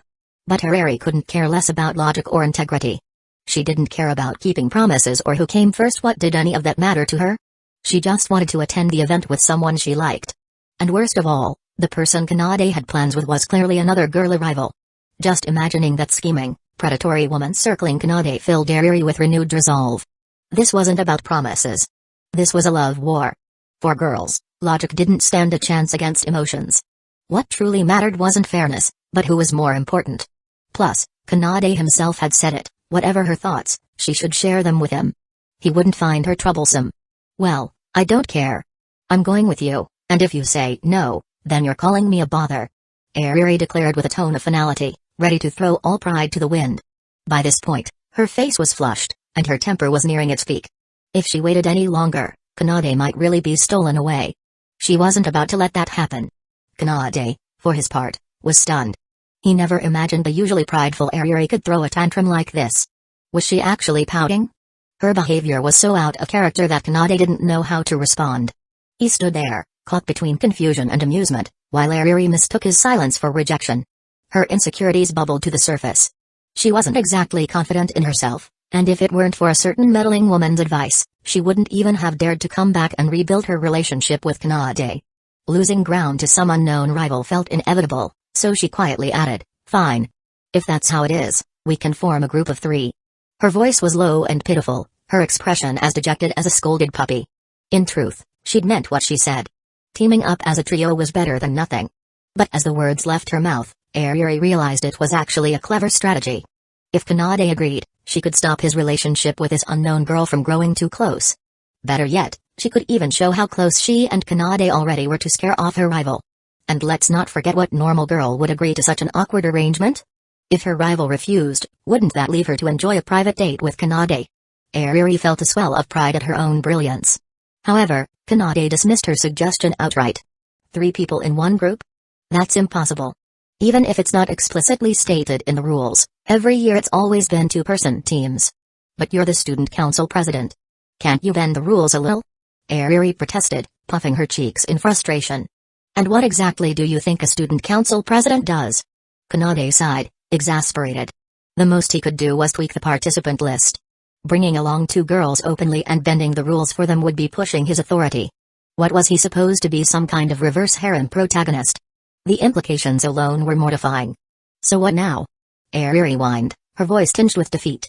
You won't try harder for me? Kanade felt like he was nearing his wit's end. This isn't about trying harder, I can't be in 2 places at once. Wait. Or can I? He murmured, a thought suddenly sparking in his mind. Before he could explain, he caught sight of Ayuri's jaw dropping. Wait, you can clone yourself? She gasped, eyes wide with disbelief. Kanade began to seriously question whether he was talking to a high schooler. On second thought, her middle school level antics and imagination weren't surprising. It was peak tuna bioenergy. I meant using another method. Kanade clarified, shaking his head. He began explaining. If we look at the schedule, it takes about half an hour to clear all the checkpoints and collect the reward medal. Including time spent walking and waiting, one full run should take around an hour. The event starts at 7 p.m. and ends at 10 p.m., which gives me enough time to participate twice. I can go once with my original partner, then a second time with you. Ayuri sat there, stunned into silence. While his plan sounded reasonable, there was one glaring issue he seemed blissfully unaware of. He was sitting there, calmly discussing how to attend the event with 2 girls in succession. And one of those girls was her. What kind of shameless playboy behavior was this? This was peak scumbaggery, so blatant that Ayuri didn't even know how to begin roasting him. To be honest, if Ayuri didn't know Kanade's true nature, she would have already started yelling at him for such an absurd idea. Are you seriously considering this? She asked, her expression a mix of disbelief and resignation. Of course, I'm serious. Why wouldn't this method work? Kanade replied earnestly. Seeing her skeptical look, he added reassuringly, don't worry about me. Sure, it'll be a bit exhausting, but this way I can still join you and fulfill my original promise. It's the best of both worlds, isn't it? Ayuri was silent for a long moment. She had so much she wanted to say, but just as she was about to voice her thoughts, Kanade pulled out his phone and gestured for her to remain quiet. Hello? Is this Fujiwara? Kanade began, having decided to call Chika Fujiwara instead of Kaguya Shinomiya. Initially, he thought about contacting Kaguya, but since she was the one he had already promised to partner with, asking her about this might raise suspicions or even offend her. Fujiwara, on the other hand, was less formal and less predictable. Used to keeping his phone on speaker mode for convenience, Kanade inadvertently let Ayuri hear the conversation. President? What's up? I'm eating lunch. Came Chika's distinctive voice, accompanied by fate-chewing noises. I've got a quick question. Kanade paused briefly to word his inquiry carefully. Do you know if it's possible for someone who's already participated in the courage test to go through it again? On the other end, Chika, who was happily enjoying her meal in the cafeteria, perked up, her face lighting with excitement. Oh. President, you're amazing. You've already figured out the loophole. It's true, the handbook doesn't mention that rule. I was planning to exploit it myself. Hello? President? Midway through her enthusiastic response, Chika realized the line had gone dead. She looked at her phone and saw that Kanade had already hung up. The pink-haired octopus puffed up with indignation, glaring at her food as if it were Kanade himself. She stabbed her fried meat viciously with her fork, muttering, "Darn president. Using me like a tool and hanging up right after. So mean. Bite, bite, bite." Her mood flipped almost instantly as she took a bite. "Delicious," she exclaimed, a radiant smile replacing her earlier scowl. Meanwhile, Kanade, now confident in his plan, turned to Ariri. "It seems like it's fine," he told her. Not only did Fujiwara's confirmation put his mind at ease, but it also served a practical purpose. If anyone later questioned his decision, he could simply say Chika had told him it was allowed. He even recorded the call for good measure, ensuring that if any backlash arose, he wouldn't be taking the heat alone. As for Chika's reaction to being implicated, a snack or two would likely smooth things over. Her forgiving nature would handle the rest. Ariri, who had listened to the entire exchange, was utterly dumbfounded. Her earlier thoughts about competing with Kanade's partner now seemed almost comical. After all, the girl on the other end of the call sounded completely unfazed, her voice devoid of the slightest hint of jealousy or concern. It was as if she didn't mind Kanade finishing up with her and immediately moving on to another girl. Who would believe that? Ariri even began to suspect that this Chika Fujiwara might have some unusual preferences. Yes, in Ariri's mind, Fujiwara was now Kanade's original partner, and this assumption threw her into a spiral of conflicting emotions. "What's wrong? You look weird," Kanade asked, puzzled by her complicated expression. "It's nothing. I'm just a little surprised," Ariri muttered, shaking her head. "All right then," Kanade said, not pressing further. He glanced at the time on his phone before turning back to her. "You haven't eaten yet, have you? Want to grab lunch together?" "Okay." Ariri nodded, her voice soft, as she followed him toward the cafeteria. Chapter 138, with lunchtime long past, the cafeteria had thinned out, leaving only small groups chatting about tonight's courage test while enjoying dessert. "Miharu-chan, isn't it about time you went to ask someone?" A girl with a ponytail playfully poked Shina Miharu's side. "If you don't make a move soon, someone else will swoop in, and then it'll be too late to cry about it." "Exactly," chimed in another girl with twin pigtails. "Men are all the same, they'll go for any pretty girl who shows interest." "Totally. Even if you're as cute as Miharu-chan, they'll still want more. You've got to take the initiative. Claim your spot by his side and make sure everyone knows he's yours. That's the only way to keep him in your grasp." Yup. Just holding hands isn't enough anymore. That's what elementary schoolers do. At the very least, it's gotta be a kiss. KK kiss? That's out of the question. Miharu stammered, her face glowing red. She had only agreed to lunch hoping to rest and maybe glean some advice, but her friends had launched straight into these embarrassing topics. A kiss in public? Did they even realize how mortifying that suggestion was? "All right, settle down." The black-haired girl, clearly the leader of the trio, interjected, her tone authoritative. Her command carried enough weight that the other two instantly fell silent, straightening up like serious advisors. "But for real, Miharu, if you keep hesitating, you're going to miss out on tonight's courage test. Worse, you might end up stuck with some obnoxious, shallow guy. And even if you're fine with that, what about him?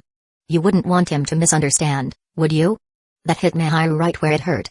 Yes, she could endure the loneliness of not participating in the game with the person she liked, but the thought of Kanade misunderstanding her intentions, that was unbearable. "But couldn't I just invite one of you instead? A girl would be fine, right?" "Sorry, I've already got plans." The black-haired girl declined bluntly. Miharu turned to the other two, her last hopes. "What about you two?" "Apologies, Miharu-chan, I'm going with my boyfriend," the ponytailed girl said, clasping her hands together in mock regret. "Huh? But doesn't your boyfriend have bad grades?" "Yeah, so we signed up as staff. That way, we can stay together." The girl nodded proudly. "For us, it doesn't matter what we're doing, as long as we're together." Miharu knew better than to interrupt such a happy couple and turned to the pigtails girl. Well, don't look at me like that. I'm finding a boyfriend," the pigtails girl exclaimed, waving her hands defensively. "But you don't even have a boyfriend?" "Not yet. But this event is the perfect opportunity, isn't it? What if I'm paired with my future boyfriend?" she said matter-of-factly. After all, wasn't that the appeal of this event? Couples got to enjoy a romantic evening, while singles had the chance to meet someone special in a perfect setting. But Miharu wasn't satisfied. Her closest friends had their own plans, leaving her with no one to participate with. Between her hesitation to approach Kanade and her unwillingness to pair with a random stranger, she was running out of options. "I think I'll just skip the event," Mahiru said with a bittersweet smile. She would be missing out on a precious memory, but without someone important to share it with, the experience would feel hollow. "Why, Mahiru-chan? You were so excited about this." "Yeah. Why give up now? You're close with the president. Isn't it as simple as just asking him?" "Exactly. He'd never say no to you. Unless..." The twin-tailed girl gasped. "Don't tell me he's cheating on you. That'd be unforgivable." No, it's nothing like that." Mahiru hurried to correct them. "It's not what you're thinking at all. Besides, we're not even together. But you two obviously like each other." The poolside heart-to-heart, their frequent interactions, it was all too obvious to her friends. I don't know." Mahiru's voice trailed off, her face clouded with doubt. Her hesitation only riled up her friends further. "Ugh. You're so frustrating. Give me your phone. I'll ask him for you. How hard can it be to just invite someone?" The ponytailed girl reached out to grab Mahiru's phone. No, Mahiru instinctively pulled back, only for the black-haired girl to interject. "Wait. Look over there, isn't that the president?" The group turned to where she was pointing. Sure enough, they spotted Kanade Natsukawa sitting beside a petite blonde girl. "Who's that next to him? Do you recognize her? She looks familiar. I think her name's Ariri something." "Ugh, what's her full name?" "Ariri Spencer Sawamura, I think. She's a half-Japanese girl, her father's a British ambassador." "Humphrey, she's not as cute as Mahiru-chan." "Mahiru, do you know her? Is she a friend of the president?" "Stop talking," the black-haired girl ordered when she noticed Mahiru's face pale. "Let's go find out what's going on. Mahiru, you come too." "No." "What did you say?" The black-haired girl frowned, leaning closer. Before she could press further, Mahiru shoved her back, her eyes brimming with tears. "Just leave me alone." Tears spilled down Mahiru's cheeks as she turned away. She did know that girl. She had seen her before, with that same look in her eyes, the fear of being abandoned. And now, there she was, sitting beside Kanade, smiling radiantly at him as if he were her whole world. The answer couldn't have been clearer. "I'm sorry," Mahiru murmured, wiping her tears to no avail. I need to go." She rose abruptly, barely noticing that she'd left her bag behind, and rushed off. Her friends reached out instinctively to stop her but hesitated as she fled. "What now?" "I don't know. Was it my fault for talking too much? Maybe. But I think Mahiru knows that girl." "Wait, does this mean he is cheating?" "Whether he is or not, we can just go ask him," declared the black-haired leader. "Eh?" But Mahiru said not to. "So? Do you think it matters whether we listen now?" "I'm going to find out, even if it's just for Mahiru's sake." The other two exchanged glances before nodding resolutely. "Yeah, we're coming too." "Exactly." And with that, the trio made their way toward Kanade and Ariri. Chapter 139, This dessert selection is way too small. Though, it does taste pretty good. Ariri Spencer Sawamura commented as she forked a piece of cake into her mouth, a faintly satisfied expression crossing her face. "Your standards are way too high. This isn't some fancy restaurant," Kanade Natsukawa retorted. Taking a sip of his coffee, his expression softened with contentment. "The coffee is excellent, though. I heard the chefs and patisseries here were sent from Shochen Academy itself. I thought that was just a rumor. Typically, students were expected to prepare their meals themselves during the forest school to develop practical skills. At most, some staff would provide minimal assistance for special circumstances. But Shochen had gone above and beyond, not only providing a cafeteria but also dispatching their own chefs to ensure students wouldn't go hungry due to a lack of culinary ability. As a result, except for the first day when students tried cooking out of novelty, most meals had been eaten in the cafeteria. Any training was purely theoretical. "Sure, it's tasty, but I'd like to try something else for a change. Eating the same thing gets boring," Ariri hinted, her eyes glued to the dessert on Kanade's tray. "How's yours?" she asked, feigning casual curiosity.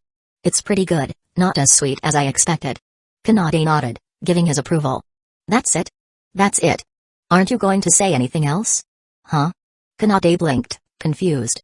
Wasn't this just a dessert? Did she want him to write a whole review? "Well, if you insist. The interior is moist and vibrant green, the exterior fluffy and light. When I take a bite, the matcha flavor unfolds across my tongue, leaving a refreshing, enchanting aftertaste." Watching Kanade describe his cake with poetic flair, Ariri was at a loss for words. He's changed. He really has. In the past, Kanade wouldn't have needed her to hint. He would have cheerfully said something like, "Mine tastes great too. Want to try it?" Even if she responded with an exasperated "I don't want something you've already eaten," he'd persist with a smile. But now, the roles seemed reversed. She lacked his confidence and boldness, unwilling to take the risk of being rejected. She couldn't bear the thought of failure. Still, there was a certain charm in their current dynamic. While she didn't get the intimate gestures she longed for, just being able to sit with him and share a moment was enough. And if I throw a tantrum, he might even try to cheer me up. That's not so bad, is it? But what if she got too used to this? What if Kanade's patience wore thin, and one day, he found her exhausting? Her adolescent heart swirled with these doubts, as teenage girls often do, especially when they're in love. While she overanalyzed every interaction, Kanade remained blissfully oblivious. I wonder if my description made her taste it in her mind, Kanade mused. He was pondering how to make his words resonate better, completely unaware that Ariri's thoughts weren't on dessert at all. His musings were cut short when a familiar trio of girls approached their table. I have to admire how carefree you are, lounging here with dessert, President Natsukawa. Hearing his name, Kanade looked up and immediately recognized the "I'm here to pick a fight" trio. Is there something you need? Despite their accusatory tone, Kanade remained composed. As student council president, it was his duty to maintain decorum even when faced with unreasonable complaints. More importantly, he recognized these girls as Shina Miharu's rare group of friends. Miharu, someone Kanade cared deeply about, had always seemed lonely to him. Despite being adored by many, she lacked close companionship. Even her family couldn't provide solace, they dismissed her feelings with callous indifference. Her parents, locked in a loveless business marriage, treated her as an unwanted byproduct of their impulsive union, leaving her in the care of a nanny and little else. Their only words for her were cruel: "It would have been better if you'd never been born." Kanade had always felt protective of Miharu. Lately, however, seeing her interact with these friends had been a relief. He'd discreetly looked into them to ensure they were trustworthy, and once satisfied, he encouraged Miharu to spend time with them. Seeing Miharu gradually brighten, her smiles becoming less formal and more genuine, filled him with quiet joy. That's why he avoided interfering when she was with them, giving them space to bond. But today, they had sought him out. The reason was obvious: it had to be about Miharu. Realizing this, Kanade's expression turned serious. Did something happen? Is Miharu alright? The girls exchanged awkward glances before their leader stepped forward, her face unreadable. If you care so much, why are you being unfaithful? Unfaithful? Kanade blinked, following her gaze to Ariri, who was still nibbling her cake. He sighed, understanding the implication. You've got it wrong. Ariri and I are just close friends. Close friends? Huh? The girl didn't seem entirely convinced, but she also had no grounds to push further. Fine, I won't say more. She handed him a bag. This is Miharu's. Take it to her. Now? Kanade asked, puzzled. She was sitting with us over there. The girl said flatly. Kanade pieced it together. Miharu and her friends must have been nearby when they saw him and Ariri together. Her friends, suspecting him of cheating, had likely dragged Miharu into confronting him. Unable to dissuade them, Miharu had probably run off in embarrassment. But where was she now? Why had she left her bag behind? And how had their relationship been mistaken for something romantic in the first place? Have high school girls always had such sharp instincts? Kanade felt overwhelmed by the sheer number of questions swirling in his head. Thankfully, the trio made the next move for him. Why are you still sitting here? Go find her. She's probably in her room. One offered. We're her roommates. Room 2108. Added another. And don't bother knocking. Just go in. The third chimed in. Kanade nodded automatically at their synchronized insistence. As he stood to leave, he remembered Ariri was still sitting across from him. Sorry, Ariri. Something came up. I'll catch you later. Ah. Ariri opened her mouth to respond but faltered. The presence of the trio made her hesitant to say anything embarrassing. Their bold, gyre-like demeanor intimidated her natural shyness. So she could only watch helplessly as Kanade, carrying Miharu's bag, disappeared out the door. Her thoughts spiraled. What are they going to do in her room? That's so improper. Her cheeks burned as her imagination ran wild. High schoolers shouldn't be doing such indecent things. This is unacceptable. But Kanade couldn't hear her internal protest, nor would it have mattered. With a forlorn sigh, Ariri curled into the corner of the sofa, casting a longing glance toward the door. Meanwhile, her mind screamed internally, help. I don't want to fall behind. Chapter 140. With the helpful directions he'd received, Kanade Natsukawa knew exactly where to find Miharu Shina. His destination, the girls' dormitory. Technically, it was a separate accommodation area split into male and female sections, each configured like a standard lodge. Because it was still daylight, access rules were relatively relaxed, requiring only a brief explanation to the nurse stationed at the entrance to gain permission. Perhaps his student council president status helped, as the nurse didn't give him much trouble, though she couldn't resist teasing. Even if you're the president, you shouldn't go overboard. At least wait until it's completely dark, okay? It was common knowledge that school nurses had a peculiar fixation on health education. Kanade, as the head of the disciplinary committee, understood the importance of maintaining decorum all too well. "Thank you for the advice," he replied diplomatically, preparing to walk past her. But just as he did, she pressed something into his hand. "It's all I've got, so take it." Kanade looked down and froze. It was a condom. His expression twisted. She was serious. No, you've got it wrong," he stammered. "I don't need this at all." "That won't do," the nurse replied with mock seriousness. "I know you're popular, but safety first. Girls are treasures, you know you must cherish them. Then why are you handing out things like this? Is this how you cherish students? Stop ruining innocent minds already." Out of options, Kanade reluctantly stuffed the item into his pocket, intending to throw it away at the first available trash can. "Fine. Thanks, I guess. Such a good boy." The nurse smiled, mumbling to herself as he walked away, another lost couple guided back onto the right path. What a fulfilling day. As long as you're happy. Shaking off the awkward encounter, Kanade headed toward Miharu's room. Along the way, he passed several girls, some of whom gave him curious glances. Fortunately, none seemed hostile, which helped ease his nerves slightly. It's still their dorm, though, he thought, the situation feeling increasingly awkward. If anyone asked why he was there, he'd have a hard time explaining himself. Maybe I should work on toughening my skin. Like earlier, if he'd been a little more shameless, that nurse wouldn't have gotten the better of him. And maybe, just maybe, if he could build up some confidence, he wouldn't always act so stiff around people like Kasumijoka-senpai. Lost in thought, Kanade didn't realize he'd arrived at his destination until the 2108 plaque on the door brought him back to reality. The trio's earlier words echoed in his mind, "You can just go in without knocking." Yeah, right. Instead, he knocked politely. He wasn't about to barge into a girl's room uninvited, no matter the circumstances. That was a recipe for disaster. "Excuse me, is anyone in there?" he called softly, keeping his voice low to avoid disturbing other rooms. Inside, he heard faint noises but no verbal response, as if someone were too preoccupied to answer. He waited a moment, then knocked again, louder this time. "Miharu, are you in there?" Finally, a small voice responded, "Come in." He opened the door to find the room nearly identical to the boys' dorm room's bare-bones furniture, luggage neatly stored in a corner, and a tidy layout. But Kanade's attention quickly shifted to the girl curled up on the bed, wrapped in a blanket with her back to him. "I'm sorry," she blurted out, surprising him. Kanade froze. Why is she apologizing the moment I walk in? Before he could respond, Miharu continued. "I'm sorry for saying those things earlier. I wasn't blaming you. I know you were looking out for me. It's just, I'm too much of a coward to say anything to him myself." Kanade's confusion turned to understanding. "She thinks I'm one of her roommates." When no response came from behind her, Miharu assumed they were upset. "It's okay if you don't forgive me. I know I was wrong. But I'm grateful to have had friends like you. Even if we can't stay friends anymore, I'll always treasure these memories." Her voice broke, trembling with emotion. It wouldn't have surprised Kanade if she started crying then and there. Unable to remain silent, he finally spoke up. "It's me, Miharu." The familiar voice made her spin around in shock. "Kanade. Why are you here?" Her initial surprise quickly morphed into nervousness. She turned away, covering her head with a blanket to avoid looking at him. "Why? Why did you come here? Go back. Does Miharu not want to see me?" Kanade asked gently, taking a step closer. He wasn't about to leave her in this state. "No, it's not that. It's just..." Her muffled voice trailed off. Kanade sighed. Judging by her reaction and everything he'd observed so far, he had a good idea of what was going on.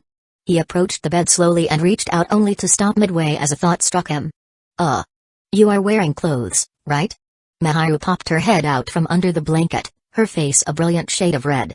"What the heck are you saying?" she shouted, flustered. She had been so overwhelmed by his presence, her heart pounding just from hearing his footsteps. But now this? Idiot. Dummy. Jerk. She snapped, flinging every insult she could muster at him. It wasn't just his careless words, she was also venting her frustration at how oblivious he could be. Kanade scratched his head sheepishly, deciding it was best to take the verbal lashing without protest. If this helped her let out her feelings, so be it. When Mahiru finally quieted down, he noticed her avoiding his gaze again. She tried to retreat under the blanket once more, but this time, he gently took her hands in his. Don't look at me," she murmured, her head bowed. "Why not?" Kanade asked softly. Because my eyes are red," she admitted, her voice barely audible. Kanade's grip on her hands loosened, and he gently lifted them to her cheeks, prompting her to meet his gaze. "I see," he said, his tone steady. "That explains why you're so cute today. You must have put on makeup." Mahiru blinked, caught off guard by his sudden seriousness. "But you know," he continued, "I think you're beautiful even without makeup. Especially when you smile. It's enchanting, like a warm breeze on a spring day." PFFT. Mahiru couldn't help but laugh at his earnest but outdated phrasing. What kind of cheesy line is that? Those expressions are so old-fashioned. She teased, her face still flushed but her spirits clearly lifted. Her words were dismissive, but her heart was soaring. She could never tire of his compliments, no matter how corny they were. If only he'd keep going, keep telling her how much he liked her. Kanade's goal, meanwhile, was already achieved. The Mahiru before him wasn't avoiding his gaze anymore. She was smiling, genuinely smiling, and even had the energy to tease him back. Chapter 141, They say that a girl who's been comforted is easiest to fool, but Kanade Natsukawa had no intention of deceiving Mahiru Shina. Instead, their heart-to-heart had made her much more open and approachable. The proof? Right now, Mahiru was curled up snugly in his lap, sitting docilely as he gently combed through her hair. After having her head buried under a blanket for so long, her silky locks had become a bit of a mess. For Mahiru, this was a rare moment of utter relaxation. She could lean into him completely, let her worries melt away, and bask in the simple warmth of his presence. "Can you tell me what happened?" Kanade asked softly. "I was really worried about you." Mahiru hesitated, then began to explain. She shared everything except the part that involved him directly. Not yet, she thought. Those feelings should be confessed in a more fitting moment when it's just the two of us, looking only at each other. The thought made her heart feel light and fluffy. "Kanade. Do you think I'm silly?" she asked, her voice tinged with self-doubt. "Maybe a little." Kanade nodded lightly. But it was a charming kind of silliness. After all, how many people would refuse to ask someone out just because they didn't want to make them feel awkward about prior commitments? It was such an outlandish scenario that it could only happen to someone like Mahiru, his angelic classmate. "Well, you actually said it." Mahiru puffed her cheeks in mock anger and lightly bumped the back of her head against his chest. Of course, she didn't dare use too much force. What if she accidentally hurt him? "Humphrey. Let's see you try saying that again." Kanade simply chuckled in response. "Still, Mahiru," he said after a moment, his tone growing serious, "don't do something so foolish again, okay?" "Okay." But her response was half-hearted, so Kanade pressed on. "I'm happy you care about me, but don't let that stop you from coming to me, alright?" He patted her gently on the head. "I've never thought you'd make me feel awkward. In fact, it'd be the exact opposite. I'd be honored if someone as amazing as you invited me to something." "Ugh. I told you not to call me that." Mahiru mumbled, her cheeks tinged pink. By now, though, Angel had become a kind of inside joke between them. She knew Kanade saw her as a normal girl, which made his affectionate nickname feel less like an idolization and more like a playful term of endearment. "Anyway," Kanade continued, setting down the comb with a satisfied nod at her now tidy hair. "From now on, stop worrying so much. Just rely on me, okay?" "Okay." But this time, Mahiru fell silent instead of agreeing right away. Relying on him is enough. For now, she thought. But one day, I'll want more. I'll want to tell him how I really feel and face the consequences of that confession. Until that day, she could only do her best to make him like her more, to make him grow used to her presence, until he couldn't imagine a life without her. "Alright, we've settled things between us," Kanade said, gently stroking her hair as though it were second nature. "Now let's talk about you." "About me?" Mahiru tilted her head slightly, her soft gaze meeting his. "Yes. Don't tell me you've forgotten about the fight you had with your friends." Mahiru's expression turned sheepish. She had forgotten. Ever since Kanade showed up, her mind had been consumed by his presence. Even when she'd fled earlier, her thoughts weren't on her argument with her friends but rather on the sight of him sitting with that adorable blonde girl. Does that make me the kind of person who ditches her friends for love? The realization made her feel a pang of guilt. "What should I do, Kanade?" she asked softly. Left to her own devices, Mahiru would have likely mustered the courage to apologize. But whether her friends would even listen to her? She wasn't sure. Now, with someone to lean on, she placed her hopes entirely in his hands. "What do you think?" Kanade asked. "Can't you just apologize to them directly?" "But I'm scared. What if they don't want to hear me out?" Kanade sighed. Her worries seemed excessive, considering those same friends had gone out of their way to seek him out. "Do you trust me, Miharu?" "Of course." She nodded without hesitation. "Then leave it to me. I'll arrange for you to meet them. But after that, it'll be up to you." Kanade was willing to help Miharu patch things up, but he couldn't forge their friendship for her. Genuine bonds had to come from both sides. "Okay." Miharu nodded again, visibly more relaxed. "I really can't live without Kanade," she thought. Being with him made her feel safe and carefree, as though all her worries could melt away. "Thank you, Kanade." "No, Miharu. I should be thanking you. Thank you for coming into my life," Kanade added silently. If it weren't for that rainy night when he first met her, his youth might have continued as a dull, robotic existence. But with her and the others everything had changed. Though their story hadn't reached its perfect conclusion, he couldn't ask for more. This was real, filled with genuine connections and emotions. Miharu, puzzled by his words, turned to ask what he meant, but Kanade stood before she could. "It's about time I head out," he said. Though he hated to leave her side, this was still the girls' dorm, and he had responsibilities waiting for him. As the student council president, his work during the event was far from done. He had to oversee everything, ensuring a smooth execution of the activities. On top of that, he'd accepted invitations from Kaguya, Ariri, and now Miharu to participate in the courage test. 3 games, countless responsibilities. It was going to be a long night. "Miharu, can I borrow your phone for a second?" "Sure." She handed it over without question, trusting him completely. Kanade quickly found the leader of the trio in her contacts and sent a brief text to arrange a meeting. "All set. I've scheduled a meeting with them here in your room. Just wait for them, okay?" "Eh?" Miharu gaped at him.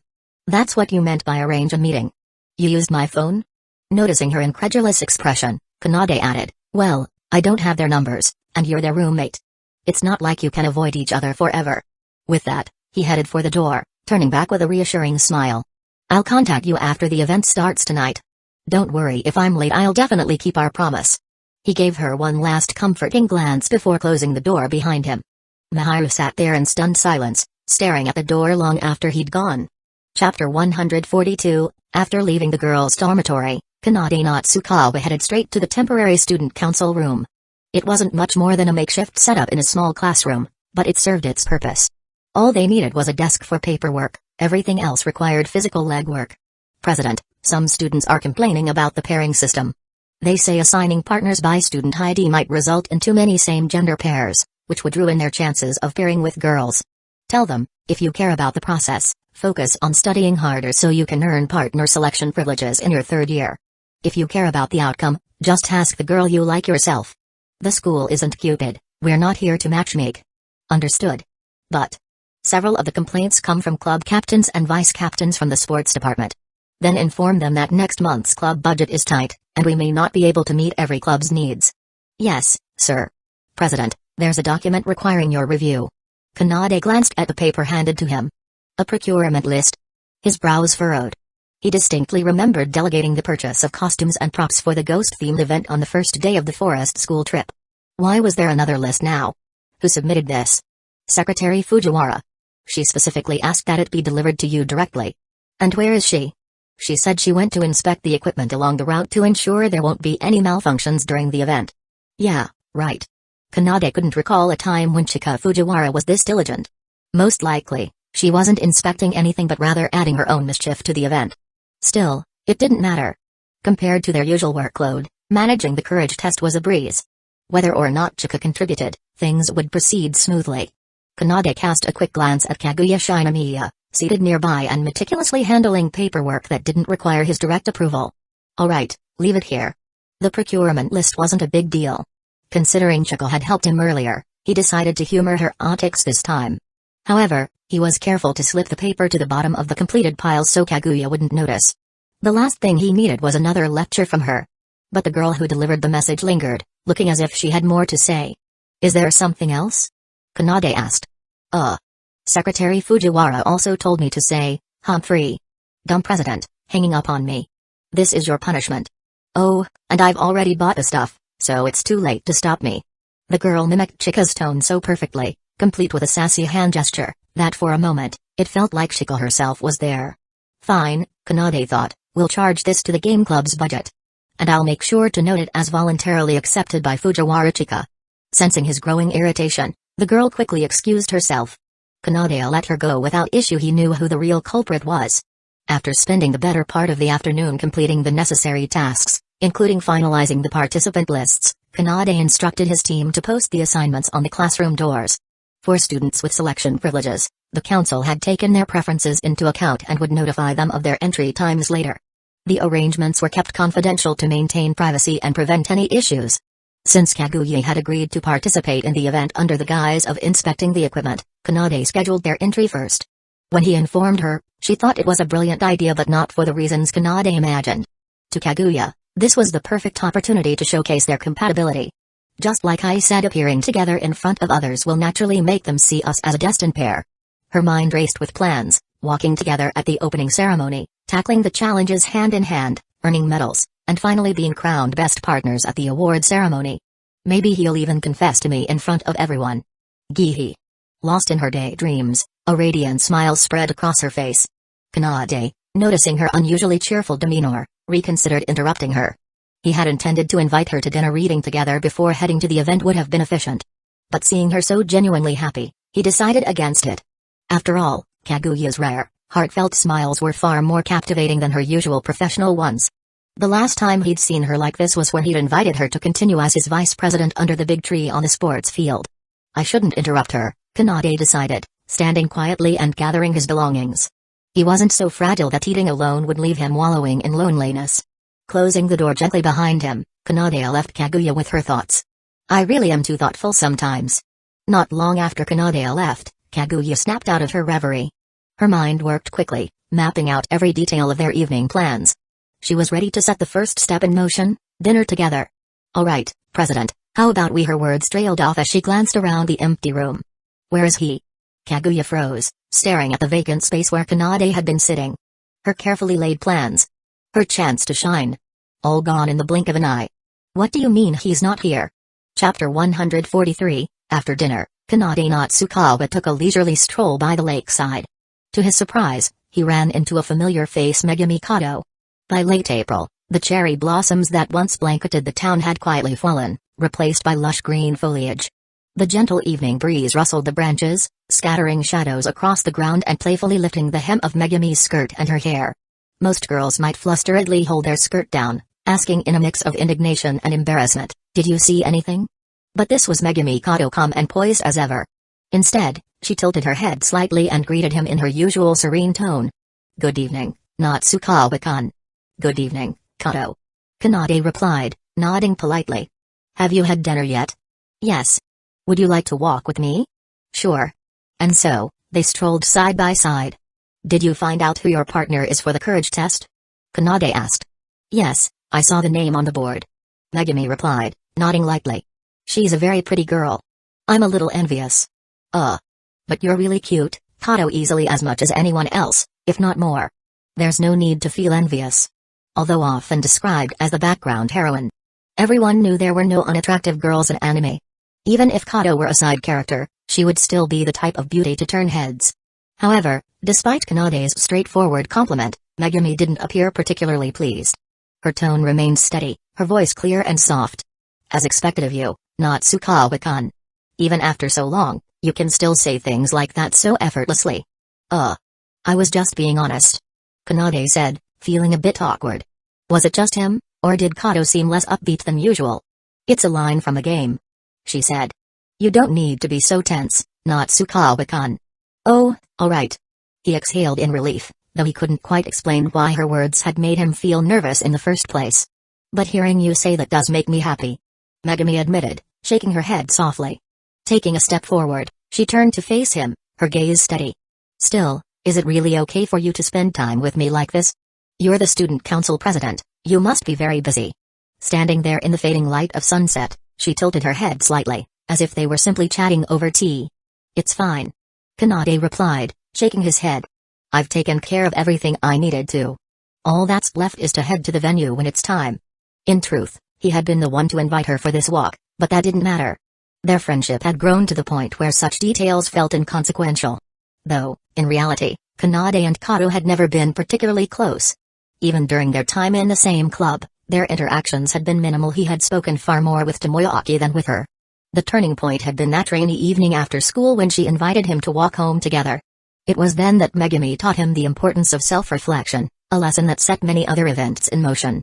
Since then, their encounters had been mostly serendipitous, yet each one naturally led to easy conversations about school, family, and everyday life, just like old friends. Even so, she had quietly secured a spot in Kanade's heart, earning the title of a rare confidant without even trying.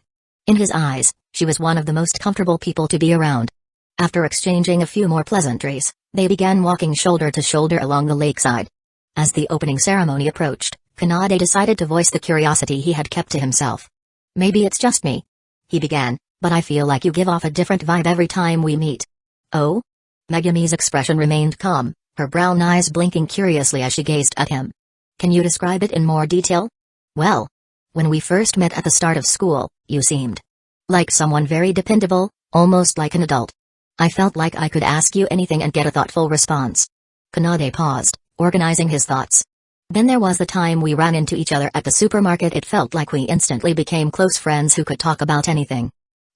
Megumi nodded slightly, encouraging him to continue.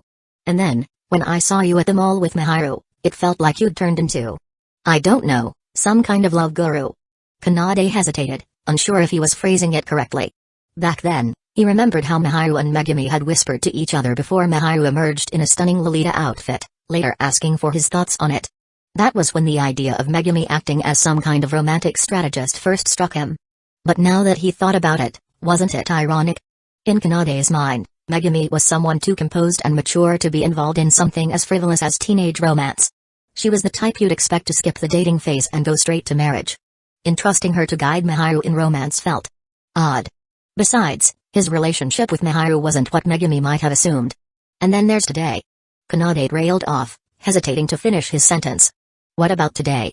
Megumi asked, her serene expression unchanging.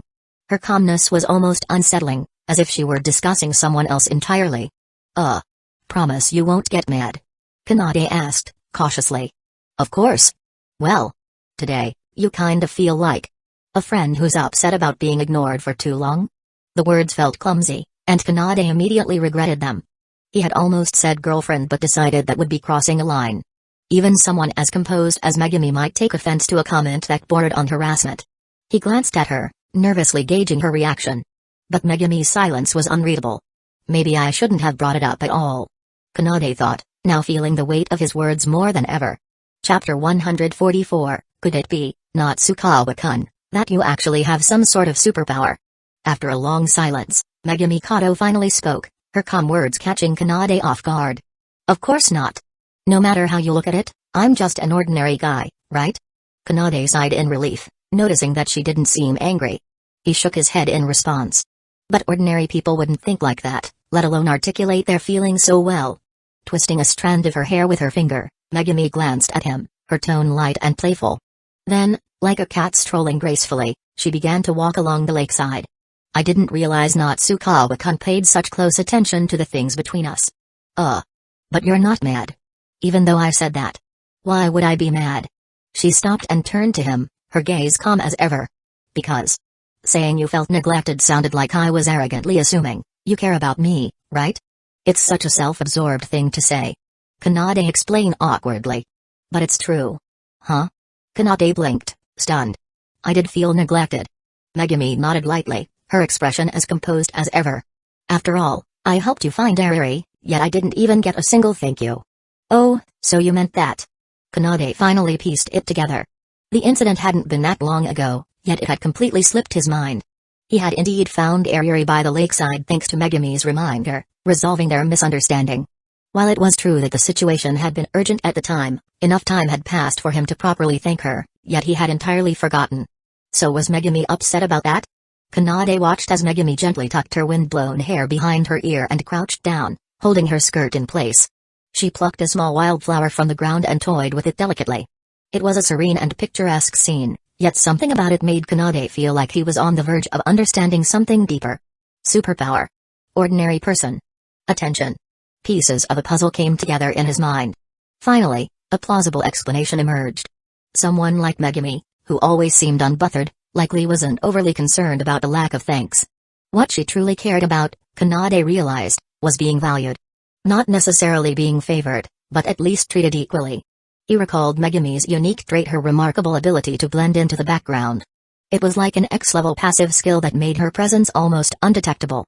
Kanade had witnessed it before. If she wasn't within his line of sight, she could appear anywhere the next moment, as if out of nowhere. Megami had likely spent much of her life feeling invisible. That might have been why she so easily agreed to join a club she wasn't particularly interested in, because it could have been one of her first experiences of being actively invited to something. To Megami, Kanade and their friends probably represented some of the few meaningful relationships she had, relationships she cherished deeply. Yet, as a girl, she was still human, prone to jealousy and longing for recognition. Watching Kanade shower attention on someone else, like Ariri, likely stirred up feelings of envy she didn't know how to express. Because Megami was just like any other girl. No matter how composed and mature she seemed, she also wanted to be noticed, cared for, and appreciated as a friend. This realization hit Kanade hard. Natsukawa-kun? Natsukawa-kun. Ah. I'm here. Snapping out of his thoughts, Kanade realized he had been lost in his own mind, completely forgetting he was mid-conversation. Personally, I don't mind. Megami said softly, but you really shouldn't ignore girls when you're talking to them. It's not okay. Kanade immediately refuted her. Now that he understood why Megami's demeanor changed with each interaction, he couldn't just let her self-effacing behavior continue. That was my fault just now, so I owe you an apology. Sorry. Kanade bowed deeply. Before Megami could respond, he launched into a rapid-fire explanation, letting his thoughts pour out. But that aside, I can't accept the way you think about this, Kato. What do you mean by it's okay because it's me? You're a girl too. Why should you have to keep compromising like this? Just like you told me before, if I can act more selfishly, why can't you? We're friends, right? And friends are supposed to have disagreements and complaints. That's completely normal. You should feel free to tell me whatever's on your mind, even if it's just venting. Honestly, I welcome it. Because that's what friends are for, to support each other, to pay attention to one another, and to lend a hand when it's needed. So what if we don't always agree? That's perfectly normal. Every one of us is unique, with our own thoughts and perspectives. Even if we don't see eye to eye, it won't change the fact that we're friends. Chapter 145, Kanade-kun. Megami Kato seemed visibly shaken, likely moved by his impassioned words. Yes, I'm here.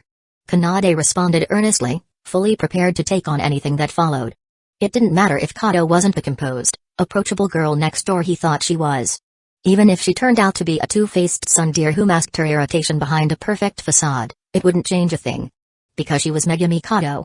The girl who extended her hand to him when he was lost, teaching him to value himself. Now it was his turn. He would teach her that friendships didn't require constant compromise and appeasement, but rather the mutual recognition and exchange between two souls. Kanade-kun. You're quite good at giving speeches, aren't you? Huh? Kanade blinked in confusion. He had braced himself for a profound and heartfelt response, yet her first words were, "This? No, I mean. Don't you have anything else to say?" I think it's almost time for the opening ceremony. Kato held up her phone, showing him the clock with her usual calm demeanor. That's not the point. Well, okay, that's important too, but Kanade stumbled over his words, feeling utterly defeated. It was like preparing all night for a romantic date, only to be stood up the next morning. The frustration and helplessness were unbearable. He had psyched himself up to act as her emotional trash can, coming up with multiple ways to console her, only to find her completely unaffected by his earlier speech. It was as if his words had evaporated into thin air. What kind of stop-short challenge was this? This isn't how things should go. You're supposed to, I don't know, at least ask why I said all that just now. Kanade-kun is so straightforwardly selfish, isn't he? Fine, then why did you say all that to me just now? Megami tilted her head slightly, her face showing a perfectly cooperative yet faintly puzzled expression. And yet, her seemingly sincere compliance only made Kanade feel more exasperated. Don't just barely meet the minimum standard of effort. He felt like he was being relegated to a comedic sidekick role.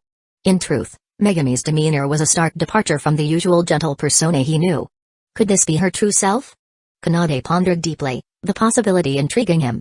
Though Kato hadn't overtly done anything wrong, her words and tone completely deflated his enthusiasm. For the first time, he felt she could genuinely be labeled a buzzkill. Thinking back, she had occasionally shown similar tendencies in the club. However, back then, his attention hadn't been focused on her enough to notice. "Kanade-kun, it feels like you're thinking something rather rude," Megumi noted, lightly frowning. "No, of course not." Kanade chuckled nervously and shook his head. "Anyway, you're right, it's getting late. I should head to the venue. Shall we go together?" "I'll pass. Walking with Kanade-kun might draw too much attention." Kato gently declined, shaking her head. "It wouldn't be that bad." Kanade shrugged but didn't press the matter. "Though, I think it'd be nice if you stood out a bit more, Kato. That way, you might make more friends." "If they're the kind of friends who pressure you to join a club and play through 3 gal games in one night, I think I'd rather not have any more," Kato replied with a slightly troubled expression. Cough. "Not everyone is as intense as those enthusiasts," Kanade muttered awkwardly. Her words brought back memories of their time in the club, enduring relentless recommendations for light novels, manga, and gal games. While Kanade had a genuine interest in ACG content, being forced to consume it like a chore had been exhausting. He had only managed to endure it back then because of his infatuation with someone in the club. Otherwise, it would have been unbearable. "Well, I'll head out first. See you tonight." Kanade waved as he walked away. "Do your best in tonight's event, Kanade-kun." "I will." He nodded, unsure why she was specifically wishing him luck, but he accepted the sentiment. The walk to the venue was uneventful. When Kanade arrived, there were still about 15 minutes left before the opening ceremony. He checked his phone to contact Kaguya, only to find several unread messages from her. Most were asking about his whereabouts, while others were reminders about tonight's event. Kanade sighed. His vice president was truly overconcerned. Even if he had been forgetful, there was no way he'd miss something as important as tonight's activity. Before he could decide on how to reply, a familiar voice called out to him. "President?" Turning, he saw Kaguya Shinomiya standing before him, her usual business smile in place. "I thought you might have been kidnapped. I sent so many messages, but you didn't reply. I was about to gather a search party. No one would kidnap me, though. What would they even gain?" Kanade responded with a sheepish laugh. Still, her concern was touching. "Sorry to keep you waiting. On my way here, I ran into a friend and got caught up in conversation.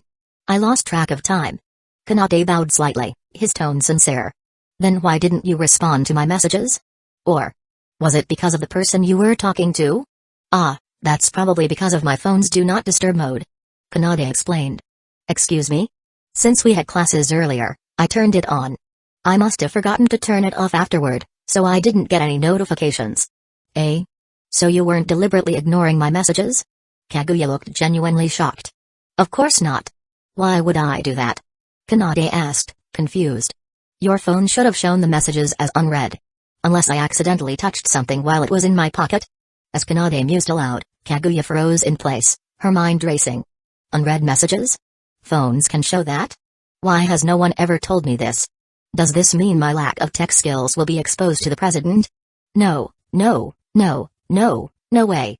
She muttered internally. Maybe. I mean, maybe your phone accidentally pressed something while in your pocket, and that's why I thought you saw my messages but didn't reply. Kaguya stated, her tone deadly serious. It's totally possible. Chapter 146, perhaps. Kanade nodded absent-mindedly, brushing aside the oddities in their earlier exchange. His mind was preoccupied with the evening's event, leaving no room to dwell on Kaguya's persistent questioning. Kaguya Shinomiya, however, wasn't as placid. While she'd successfully deflected the embarrassing topic of her tech illiteracy, the real issue remained unresolved in her mind. Who was the girl Kanade met? Right before the test of courage, no less, someone had managed to snag Kanade's time, stealing away moments that should have been hers. There was no way Kaguya believed Kanade's excuse of a coincidental meeting. It wasn't that she distrusted him, he was too principled for deceit. No, she believed the coincidence was a calculated move by the other party to secure alone time with Kanade. That woman. She could picture it now, that cunning vixen, flaunting her wiles and using her seductive charm to monopolize Kanade's attention. How dare she? To seize what was rightfully Kaguya's. She clenched her fists tightly, a subtle wave of frustration rising within her. She had been too cautious, too considerate of Kanade's need for space, giving him the freedom to enjoy his solitude. And what was the result? It had left an opening for a lurking enemy. From this day forward, I'll ensure I'm by Kanade's side more often. Yet, even as her resolve solidified, doubt crept into her heart. She feared pushing Kanade too much. He valued his independence and personal space. How could she intrude without appearing overly attached? Maybe I should just invite him more frequently. But what if he misunderstands? He might think I have feelings for him. But I do have feelings for him. Caught in a spiral of indecision, Kaguya found herself stuck. There was only one solution. Consult Hayasaka. Yes, her ever-reliable aide would know what to do. Kaguya silently vowed to pass this burden on to her trusted confidant and focus entirely on her impending private date with Kanade. President. Kaguya suddenly spoke, her voice calm but calculated. Your tie is crooked. May I adjust it for you? Huh? Sure. Kanade barely had time to respond before Kaguya stepped closer, her delicate hands already reaching up to fix the offending tie. Thanks. He murmured, bowing his head slightly to give her easier access.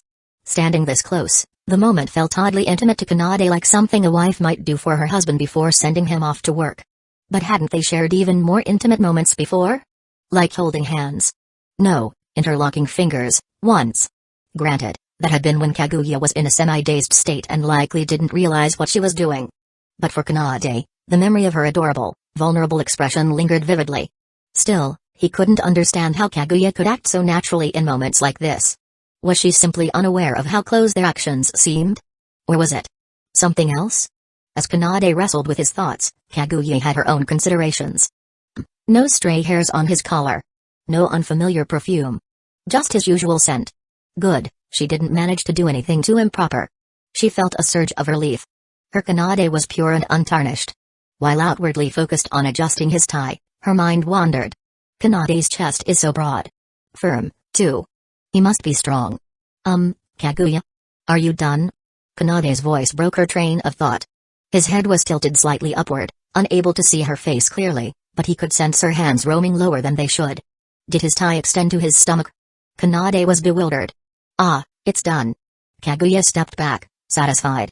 Not only had she ensured Kanade remained immaculate, but she'd also taken the opportunity to bask in his presence and affirm her victory over any potential rivals. She beamed with satisfaction. After all, as the face of the student council, the president should always look his best. True. Kanade agreed, impressed by her meticulous nature. With Kaguya's help, he often avoided embarrassing mishaps. Still, the scales felt unbalanced. She was always doing so much for him, while he rarely found ways to return the favor. Thanks, Kaguya. I feel bad you always have to worry about me like this. Oh, it's my honor to assist the president. That's too much. Kanade replied with a sheepish smile. But really, if there's ever anything I can do for you, let me know. It'd make me feel better, too. Anything? Kaguya tilted her head, her mind racing. This is my chance. Well then. A coy smile spread across her face. How about inviting me to tonight's event like a proper gentleman? She extended her hand, her eyes glinting with anticipation. Just that? Kanade chuckled, thinking her request surprisingly simple. No other conditions? Would you refuse if there were? Kaguya teased. Of course not. Kanade responded without hesitation. Taking a deep breath, he straightened his posture and looked her in the eye. Vice President Shinomiya, may I have the honor of accompanying you to tonight's opening ceremony? Why, yes, I'd be delighted.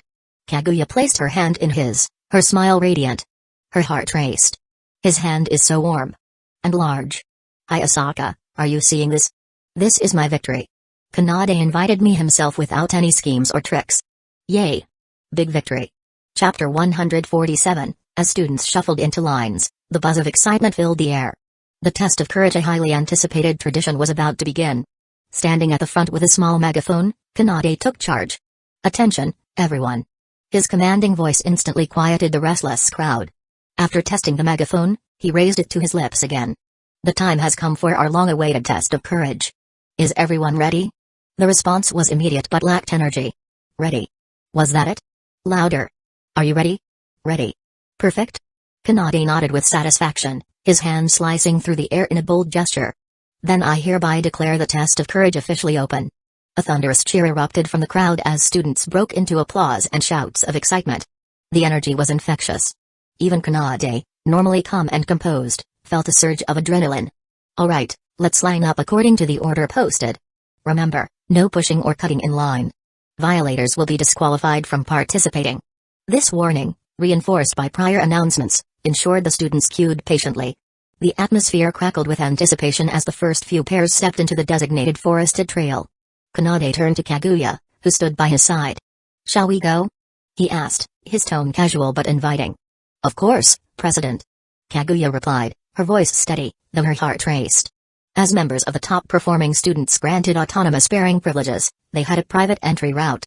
This pathway, designed for discretion, allowed them to avoid the bustling main entrance and any prying eyes. Kaguya, however, felt a twinge of disappointment. Earlier, she'd scoped out the main entrance, hoping for an audience. Just one nosy pair would suffice to witness her and Kanade embarking on their date. The rumors and gossip that would follow were part of her grand strategy to assert dominance over her rivals. Alas, discretion ruined her plans. Kanade, oblivious to her scheming, saw the private route as a practical choice. As they walked, Kaguya spoke up, her tone feigned nonchalance. "President, I heard all participants are required to hold hands throughout the event. Quite the traditional touch, isn't it?" "Ah, yes." Kanade nodded. "It's been part of the event since its inception. It's meant to emphasize teamwork and trust, I believe. If you're uncomfortable, though." "No." Kaguya interjected hastily, cheeks flushing. "I'm perfectly fine with it." In truth, she was elated. Not only could she hold hands with Kanade, but she could also flaunt their closeness to others, let the world see who truly belonged at Kanade's side. Kanade hesitated. "All right then. Shall I?" Kaguya extended her hand, her face a shade of crimson. "Yes." Their fingers interlocked, the warmth of Kanade's palm enveloping hers. Though this wasn't their first time holding hands, the intimacy of the moment set against the buzz of the event made her heart flutter anew. Why does this feel so much more embarrassing in front of others? She glanced at Kanade's calm demeanor and felt a mix of admiration and exasperation. This idiot. Couldn't he be a bit more self-conscious? Or take the initiative more often? "What was that?" Kanade asked, tilting his head. "Nothing." Kaguya deflected, her voice unusually high. As they approached the first checkpoint, Kanade felt a pang of uncertainty. The test of courage was overseen by the gaming club, with oversight from select student council members, namely, Chika Fujiwara. Given Chika's penchant for chaos, Kanade had reason to worry. He recalled skimming the equipment request form submitted by the gaming club. The initial items, costumes, fabric, balloons, seemed perfectly reasonable. But the latter half of the list included items like blowers, spiked clubs, and gas masks. What kind of haunted trail were they planning? "I swear, if they've turned this into a death trap." Kanade shook his head, focusing on the present. Finally, it was their turn to enter the forested trail. The dimly lit pathway stretched before them, shadows cast by hanging lanterns creating a foreboding atmosphere. Somewhere up ahead lay their first obstacle. The two exchanged a glance. "Ready, Vice President?" Kanade asked, tightening his grip on her hand slightly. "Always, President." Kaguya replied, her voice unwavering, though a small, mischievous smile tugged at her lips. The test of courage had officially begun. Chapter 148, the event venue was set deep within a forest. Following a narrow man-made path, participants encountered traps and ghosts scattered along the way. The goal was to complete the course, check in at designated points, and earn a medal symbolizing courage. Participants could choose to quit mid-game without affecting their partner. Alternatively, they could continue solo. However, since it was a two-person team event, both members had to clear the course to earn the medal. Individual success wasn't enough. Teams were assigned randomly based on student IDs, which introduced a layer of unpredictability. Drawing a partner terrified of ghosts or the dark? Well, tough luck, that basically doomed both of you. In this context, the supposed freedom of choice was a golden ticket. It let you ditch a weak teammate and pick someone brave.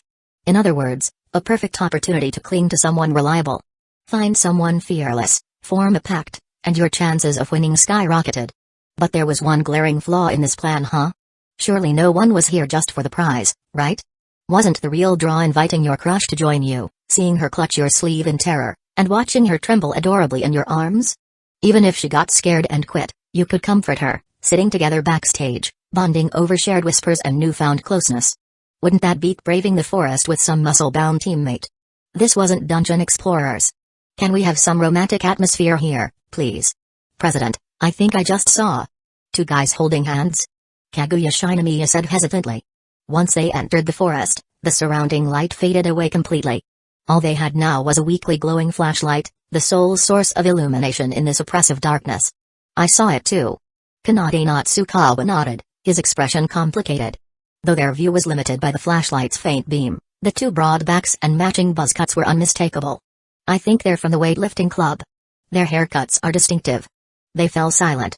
Unconsciously, they tightened their grip on each other's hands. Both were thinking how lucky they were that their partner was Shinomiya, or the president. As they ventured further into the forest, the sounds of the bustling event faded completely. The eerie silence was punctuated only by the occasional caw of a crow, adding a touch of life to the foreboding woods. It wasn't the environment itself that was terrifying, it was the monotony of the journey. For the past 5 to 6 minutes, they hadn't encountered another soul, nor heard any sound other than their own movements. The narrow path, sporadic warning signs, and cryptic messages "hurry ahead, don't let them catch you," heightened the tension.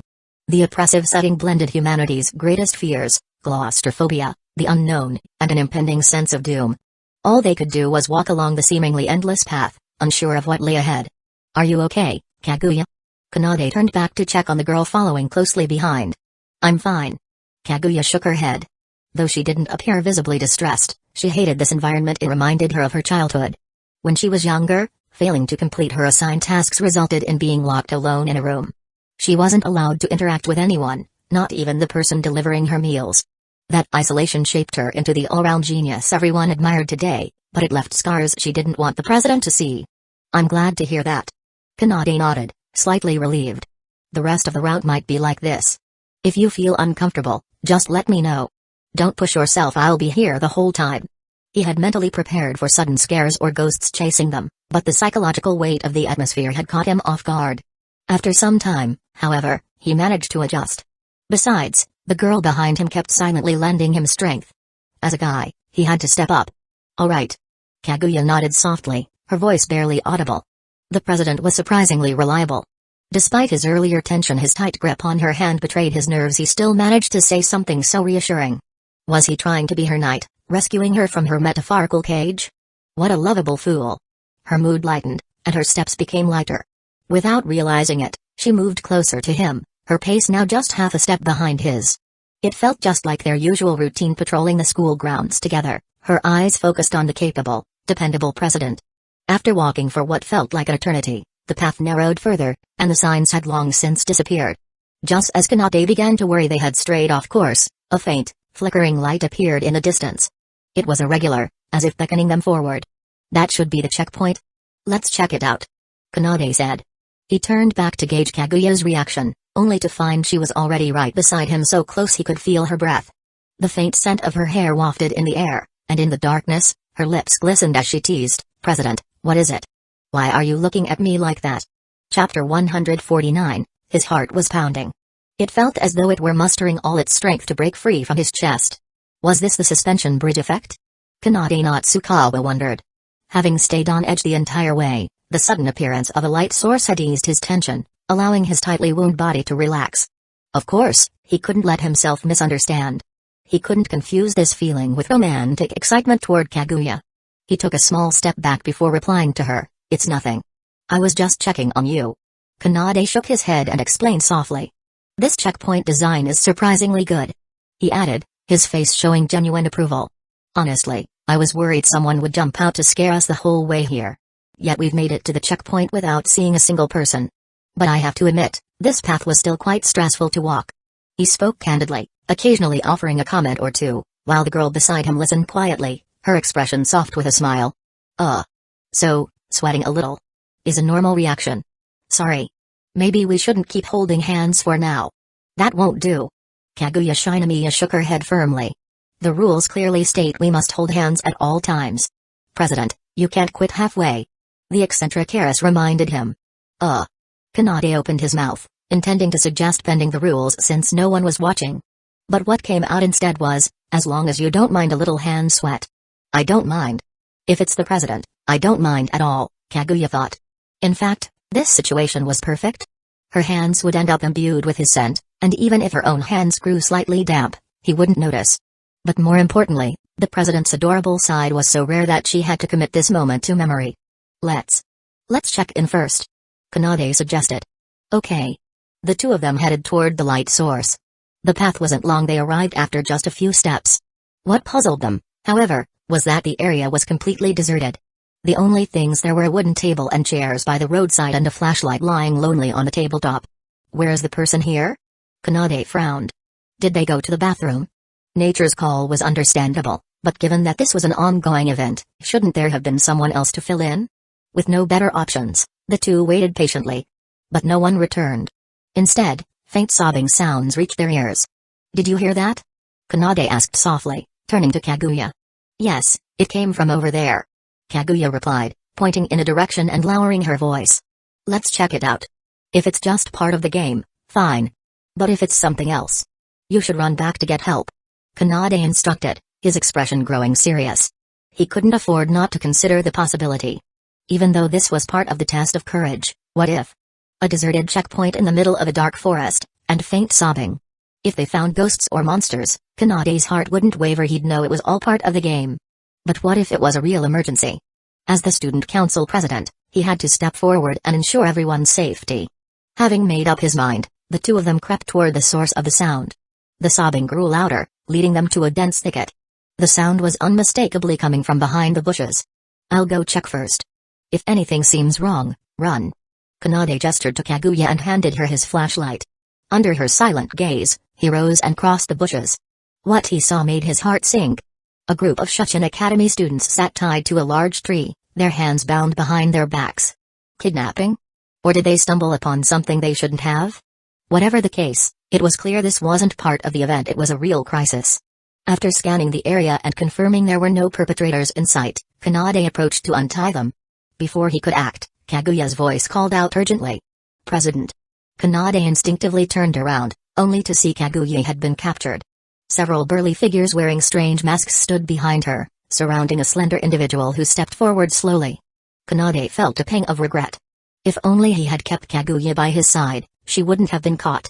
"Who are you? What's the point of kidnapping our students?" Kanade tried reasoning with them. The captors had tied up students without inflicting harm, suggesting they had an agenda. Given Shuchin Academy's prestigious background, it wasn't hard to guess, they were probably after ransom. That thought lasted until the slender figure spoke up. "Hey, you don't need to know who we are. Just know we're kidnapping you. Our goal is ransom money, of course. Since there are two of you here, pick one to stay behind while the other goes to report this. Make your choice." "I understand." Kanade nodded expressionlessly and turned to Kaguya. "Kaguya, you understand the situation, right?" "Yes. Don't worry, President. You should go. They won't hurt us until they get the ransom," Kaguya said, her lips tightening. She would rather volunteer to stay behind than hear the president apologize for leaving her. This wasn't just her duty as a member of the Shinomiya family, it also left her with hope. Maybe the president would offer to stay instead, only for her to preempt him by volunteering first. "Huh? What nonsense are you saying?" Kanade looked puzzled but quickly understood she was acting. Though Kaguya seemed engrossed in her role, Kanade had reached his limit. He turned to the slender figure and said, "All right, enough. Let her go already." "Oh? Are you volunteering to stay as the hostage? Brave, aren't you?" the figure said mockingly before signaling the others to release Kaguya. As Kaguya returned to his side, Kanade continued, "So, this is over, right? Where's our checkpoint?" What checkpoint? I don't know what you're talking about. Just get your girl to leave." "Really? Do I need to say your name to end this?" "Chika Fujiwara, Secretary." Kanade crossed his arms and sighed. After a brief silence, the figure stammered, I don't know any Chika Fujiwara." "Don't change the subject. Go get the ransom money." Kanade shrugged. "Looks like the game club's funding might take another cut next term." "What do you mean another cut, you idiot president? Explain yourself." Chika Fujiwara finally lost it. She ripped off her pig mask and yelled, "This is an abuse of power. I'm reporting this. I'm reporting you." "Hey." Kanade merely chuckled coldly. Beside him, the eccentric heiress was stunned. "Huh? How? How was it Chika Fujiwara?" Chapter 150, You're so mean, President. Since you already figured it out, you should have said something sooner. I was taking the performance so seriously. Chika Fujiwara pouted angrily, her cheeks puffed out. "I did bring it up, didn't I? Who was the one adamantly denying it just now?" Kanade Natsukawa glanced at her, utterly unmoved. "Grr. No way. I'm not satisfied with this. How could you figure it out so easily? We disguised ourselves so well. Even the props were the real deal." Chika protested indignantly, leaning close to Kanade and jabbing him repeatedly with her finger. "Come on, President, fess up. How did you see through it? Wouldn't it be more concerning if I didn't figure it out?" Kanade retorted before calmly explaining. "For one thing, when I untied those students earlier, I noticed the ropes were barely secured. A light tug was enough to loosen them. Would any real kidnappers tie someone up so poorly? Afraid their victims couldn't escape, huh? And they didn't even gag them, practically inviting them to call for help. Then there's your timing. If all of you had been there from the start, it might have been convincing. But no, you showed up right after we arrived. That had to have been planned in advance, or you were hiding nearby, watching us. And that's not even the worst of it. The most absurd thing is this so-called boss leading the operation. When you saw us, your first instinct wasn't to subdue us but to suggest we play a little game. Even middle schoolers wouldn't believe this was a real kidnapping. Kaguya-san must have thought the same, right? Yes, that's right. Kaguya Shinomiya nodded stiffly. She thought nothing of the sort. If Chika hadn't taken off her mask, she really would have believed they were in a crisis. Kanade, oblivious to his partner's inner turmoil, continued his relentless critique. Of course, I think the biggest giveaway was you, Chika Fujiwara. Me? Yes. Not just your lines, but your tone as well. It didn't resemble a serious kidnapper at all. Kanade added matter-of-factly. After all, what kind of real kidnapper would make someone as fragile as Chika who'd cry for ages from just one punch the leader? It felt more like a spoiled rich girl playing pretend with her bodyguards. Chika froze for a moment, stunned. Then her face puffed up again in indignation. How dare you? That's a blatant insult to me, Chika Fujiwara, the master of acting. I demand you take back such an unfair comment. I gave such a stellar performance. The players who came through the earlier didn't spot any flaws at all. Clearly, it's just you making stuff up, President. Or, Kanade interrupted, is it possible that those players were simply too kind? Maybe they saw through your act but chose to play along out of courtesy. Chika froze. She stood there silently for a long time. Just when Kanade thought she'd finally admitted defeat, she suddenly made a ridiculous face and shouted, not listening, not listening. The president's a little turtle. La la la. When she couldn't win an argument, she resorted to childish antics. How was she like this, a grown child of sorts? Kanade turned to the burly henchmen who had accompanied Chika. They all wore indifferent expressions, as though none of this had anything to do with them. Some had even picked up dumbbells and started working out right there. All right. Classic athletic club members. Making the most of every opportunity to train and bulk up. Still, Kanade couldn't help but wonder what Chika had used to bribe them into humoring her antics. Playing dumb won't help you here. Everything I said is true. Kanade pressed on. Besides, have you thought about the consequences? Even if your acting was good enough to fool everyone, what about afterward? What if people took your choose one to stay behind scenario too seriously and started arguing? How would you mediate between partners with strained relationships? What if they couldn't reconcile and ended up filing complaints with the student council? Practically the whole grade participated. Surely, at least a few people would feel deceived or upset enough to complain, right? But this performance was meant for people who chose their partners themselves. There wouldn't be that many people. Chika protested weakly, looking genuinely aggrieved. Kanade hadn't considered that. He turned to Kaguya, who subtly shook her head, indicating she wasn't sure either. Even so, there's always a chance someone slips through the cracks. Can you be absolutely certain that none of them would come to complain about you? Kanade asked seriously. He always considered the worst-case scenario to prevent it. He'd entrusted the event design to the game club to encourage innovation, and Chika had volunteered to take charge. But this kind of setup wasn't what he'd hoped for. While creativity and playability were important, the participants' experiences mattered more. Ensuring that no one felt humiliated or uncomfortable was the foundation for any activity to be considered fun or memorable. Yet with a setup like this, if a pair failed to see through the ruse and genuinely acted out their cowardice, it could create tension between them. That tension might later shift into resentment toward Chika as the orchestrator of the test. People were inherently unreasonable. Even if their own weakness caused the issue, they'd direct their frustration toward any convenient target. And Kanade didn't want Chika to become that target. Even if it meant using a stern tone, he had to make her understand. Do you get what I mean? Chika didn't respond. Kanade thought she might finally be reflecting on her actions, but then he heard a faint, muffled sobbing sound from her direction. Wah. I worked so hard to come up with this activity. And the president criticizes me like this. I quit. Wah. It's just objective analysis, no need to be so upset. Kanade Natsukawa was at a loss. He didn't intend to blame her, he only wanted Chika to understand the seriousness of the situation. But when he noticed the looks from those around them, the kind that screamed, the student council president is bullying the poor fool, he found it impossible to hold his ground. Ahem, I might have been too harsh earlier. Actually, I think. It wasn't that bad. Maybe I'm just being too demanding. Kanade tried to placate the eccentric girl. Wah. You're lying. You're probably still laughing at me inside, aren't you? Wha? No, of course not. Kanade quickly shook his head. At most, I just think there's a lot of room for improvement. Wha? Her crying only grew louder. Even Kaguya, who had been watching quietly, seemed to have had enough. She silently mouthed to him, just give in already. Fine. Kanade truly had no other choice. He didn't want to earn a reputation as someone who bullies the clueless, so he reluctantly forced himself to say something he didn't quite mean.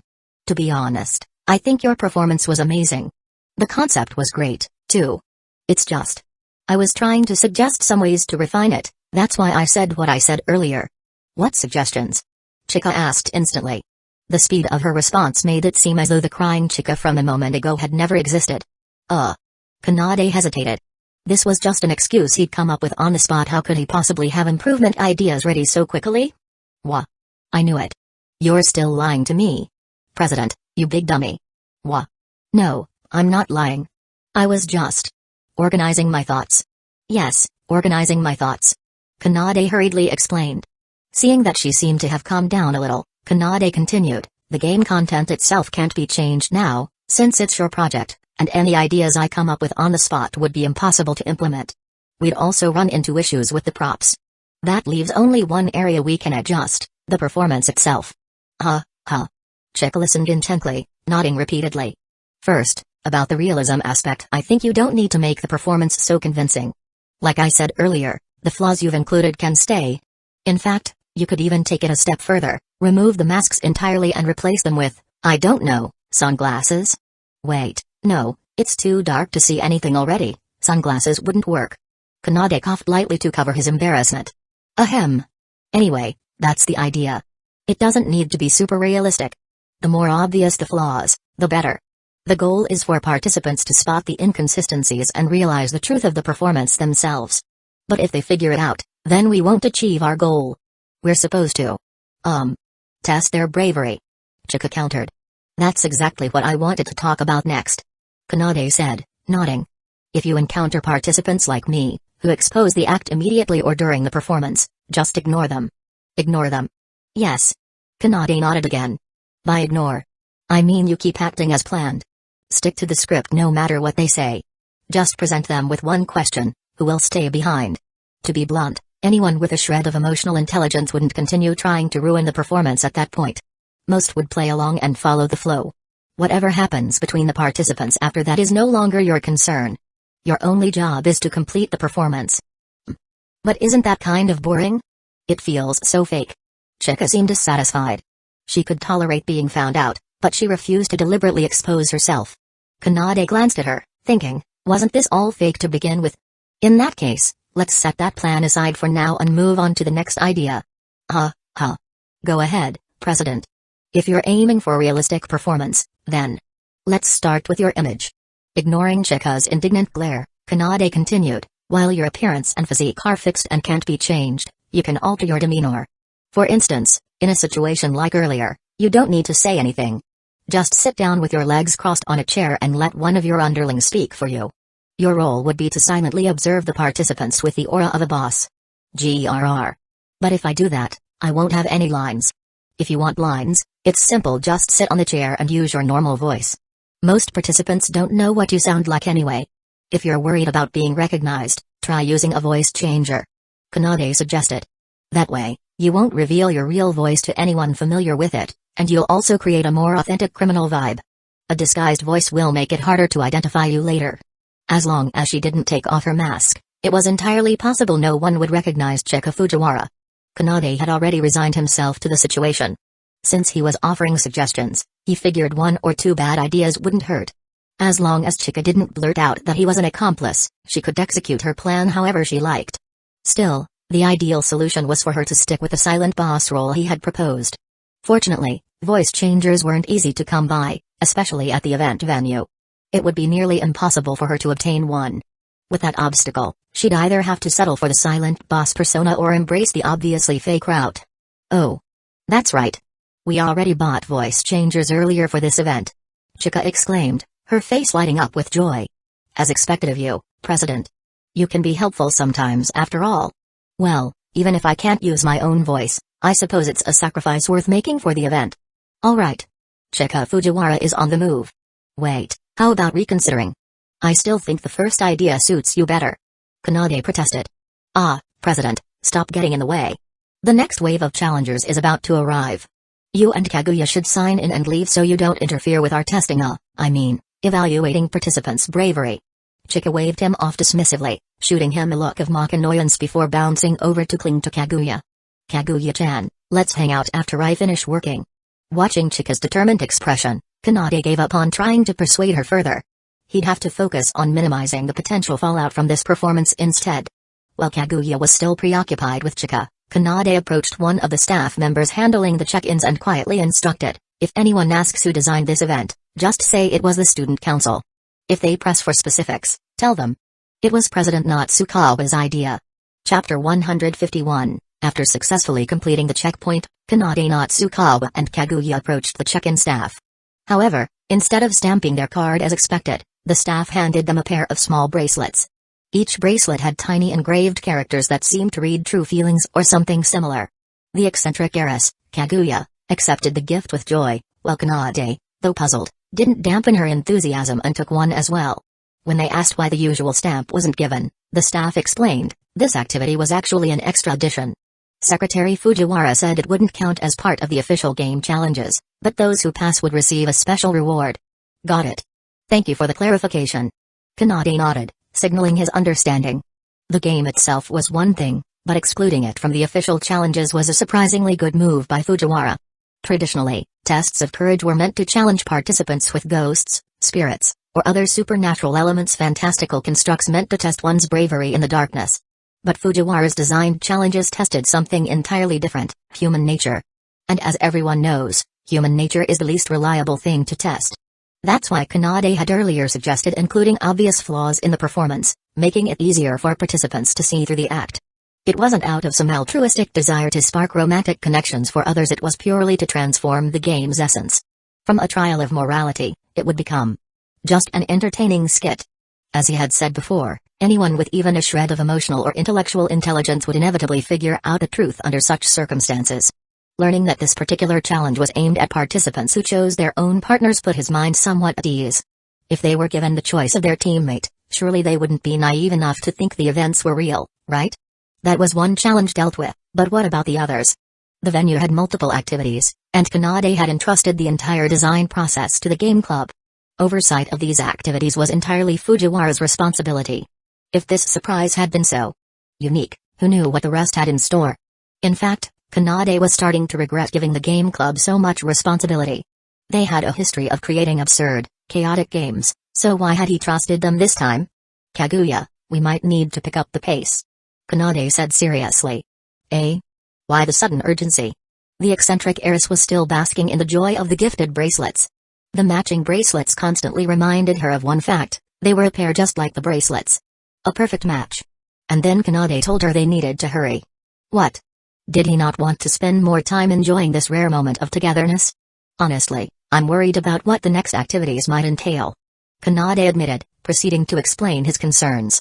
It shouldn't be that bad, right? Kaguya replied hesitantly. While Fujiwara was indeed unreliable for getting her wallet on outings, getting lost during school trips, or wrecking carefully laid plans in her clueless way, surely it wouldn't go too far. No, President, you're right. We should definitely review their game designs carefully. Kaguya said firmly. The bracelets were lovely, and she adored receiving a pair. But this was separate from the matter at hand. There was no way she'd let that fool Fujiwara ruin her long-anticipated outing with the President. She wouldn't let strange elements involving Fujiwara sully the precious memories she wanted to make. With that shared resolve, both quickened their pace. They walked in silence, moving briskly toward the next checkpoint. Soon, they arrived at a building that was unmistakably part of the game setup. Several other participant teams were also waiting outside. When they noticed Kanade and Kaguya's arrival, they greeted them in hushed tones. Do we need to queue here? Why aren't you going in? Kanade asked curiously. Well, actually.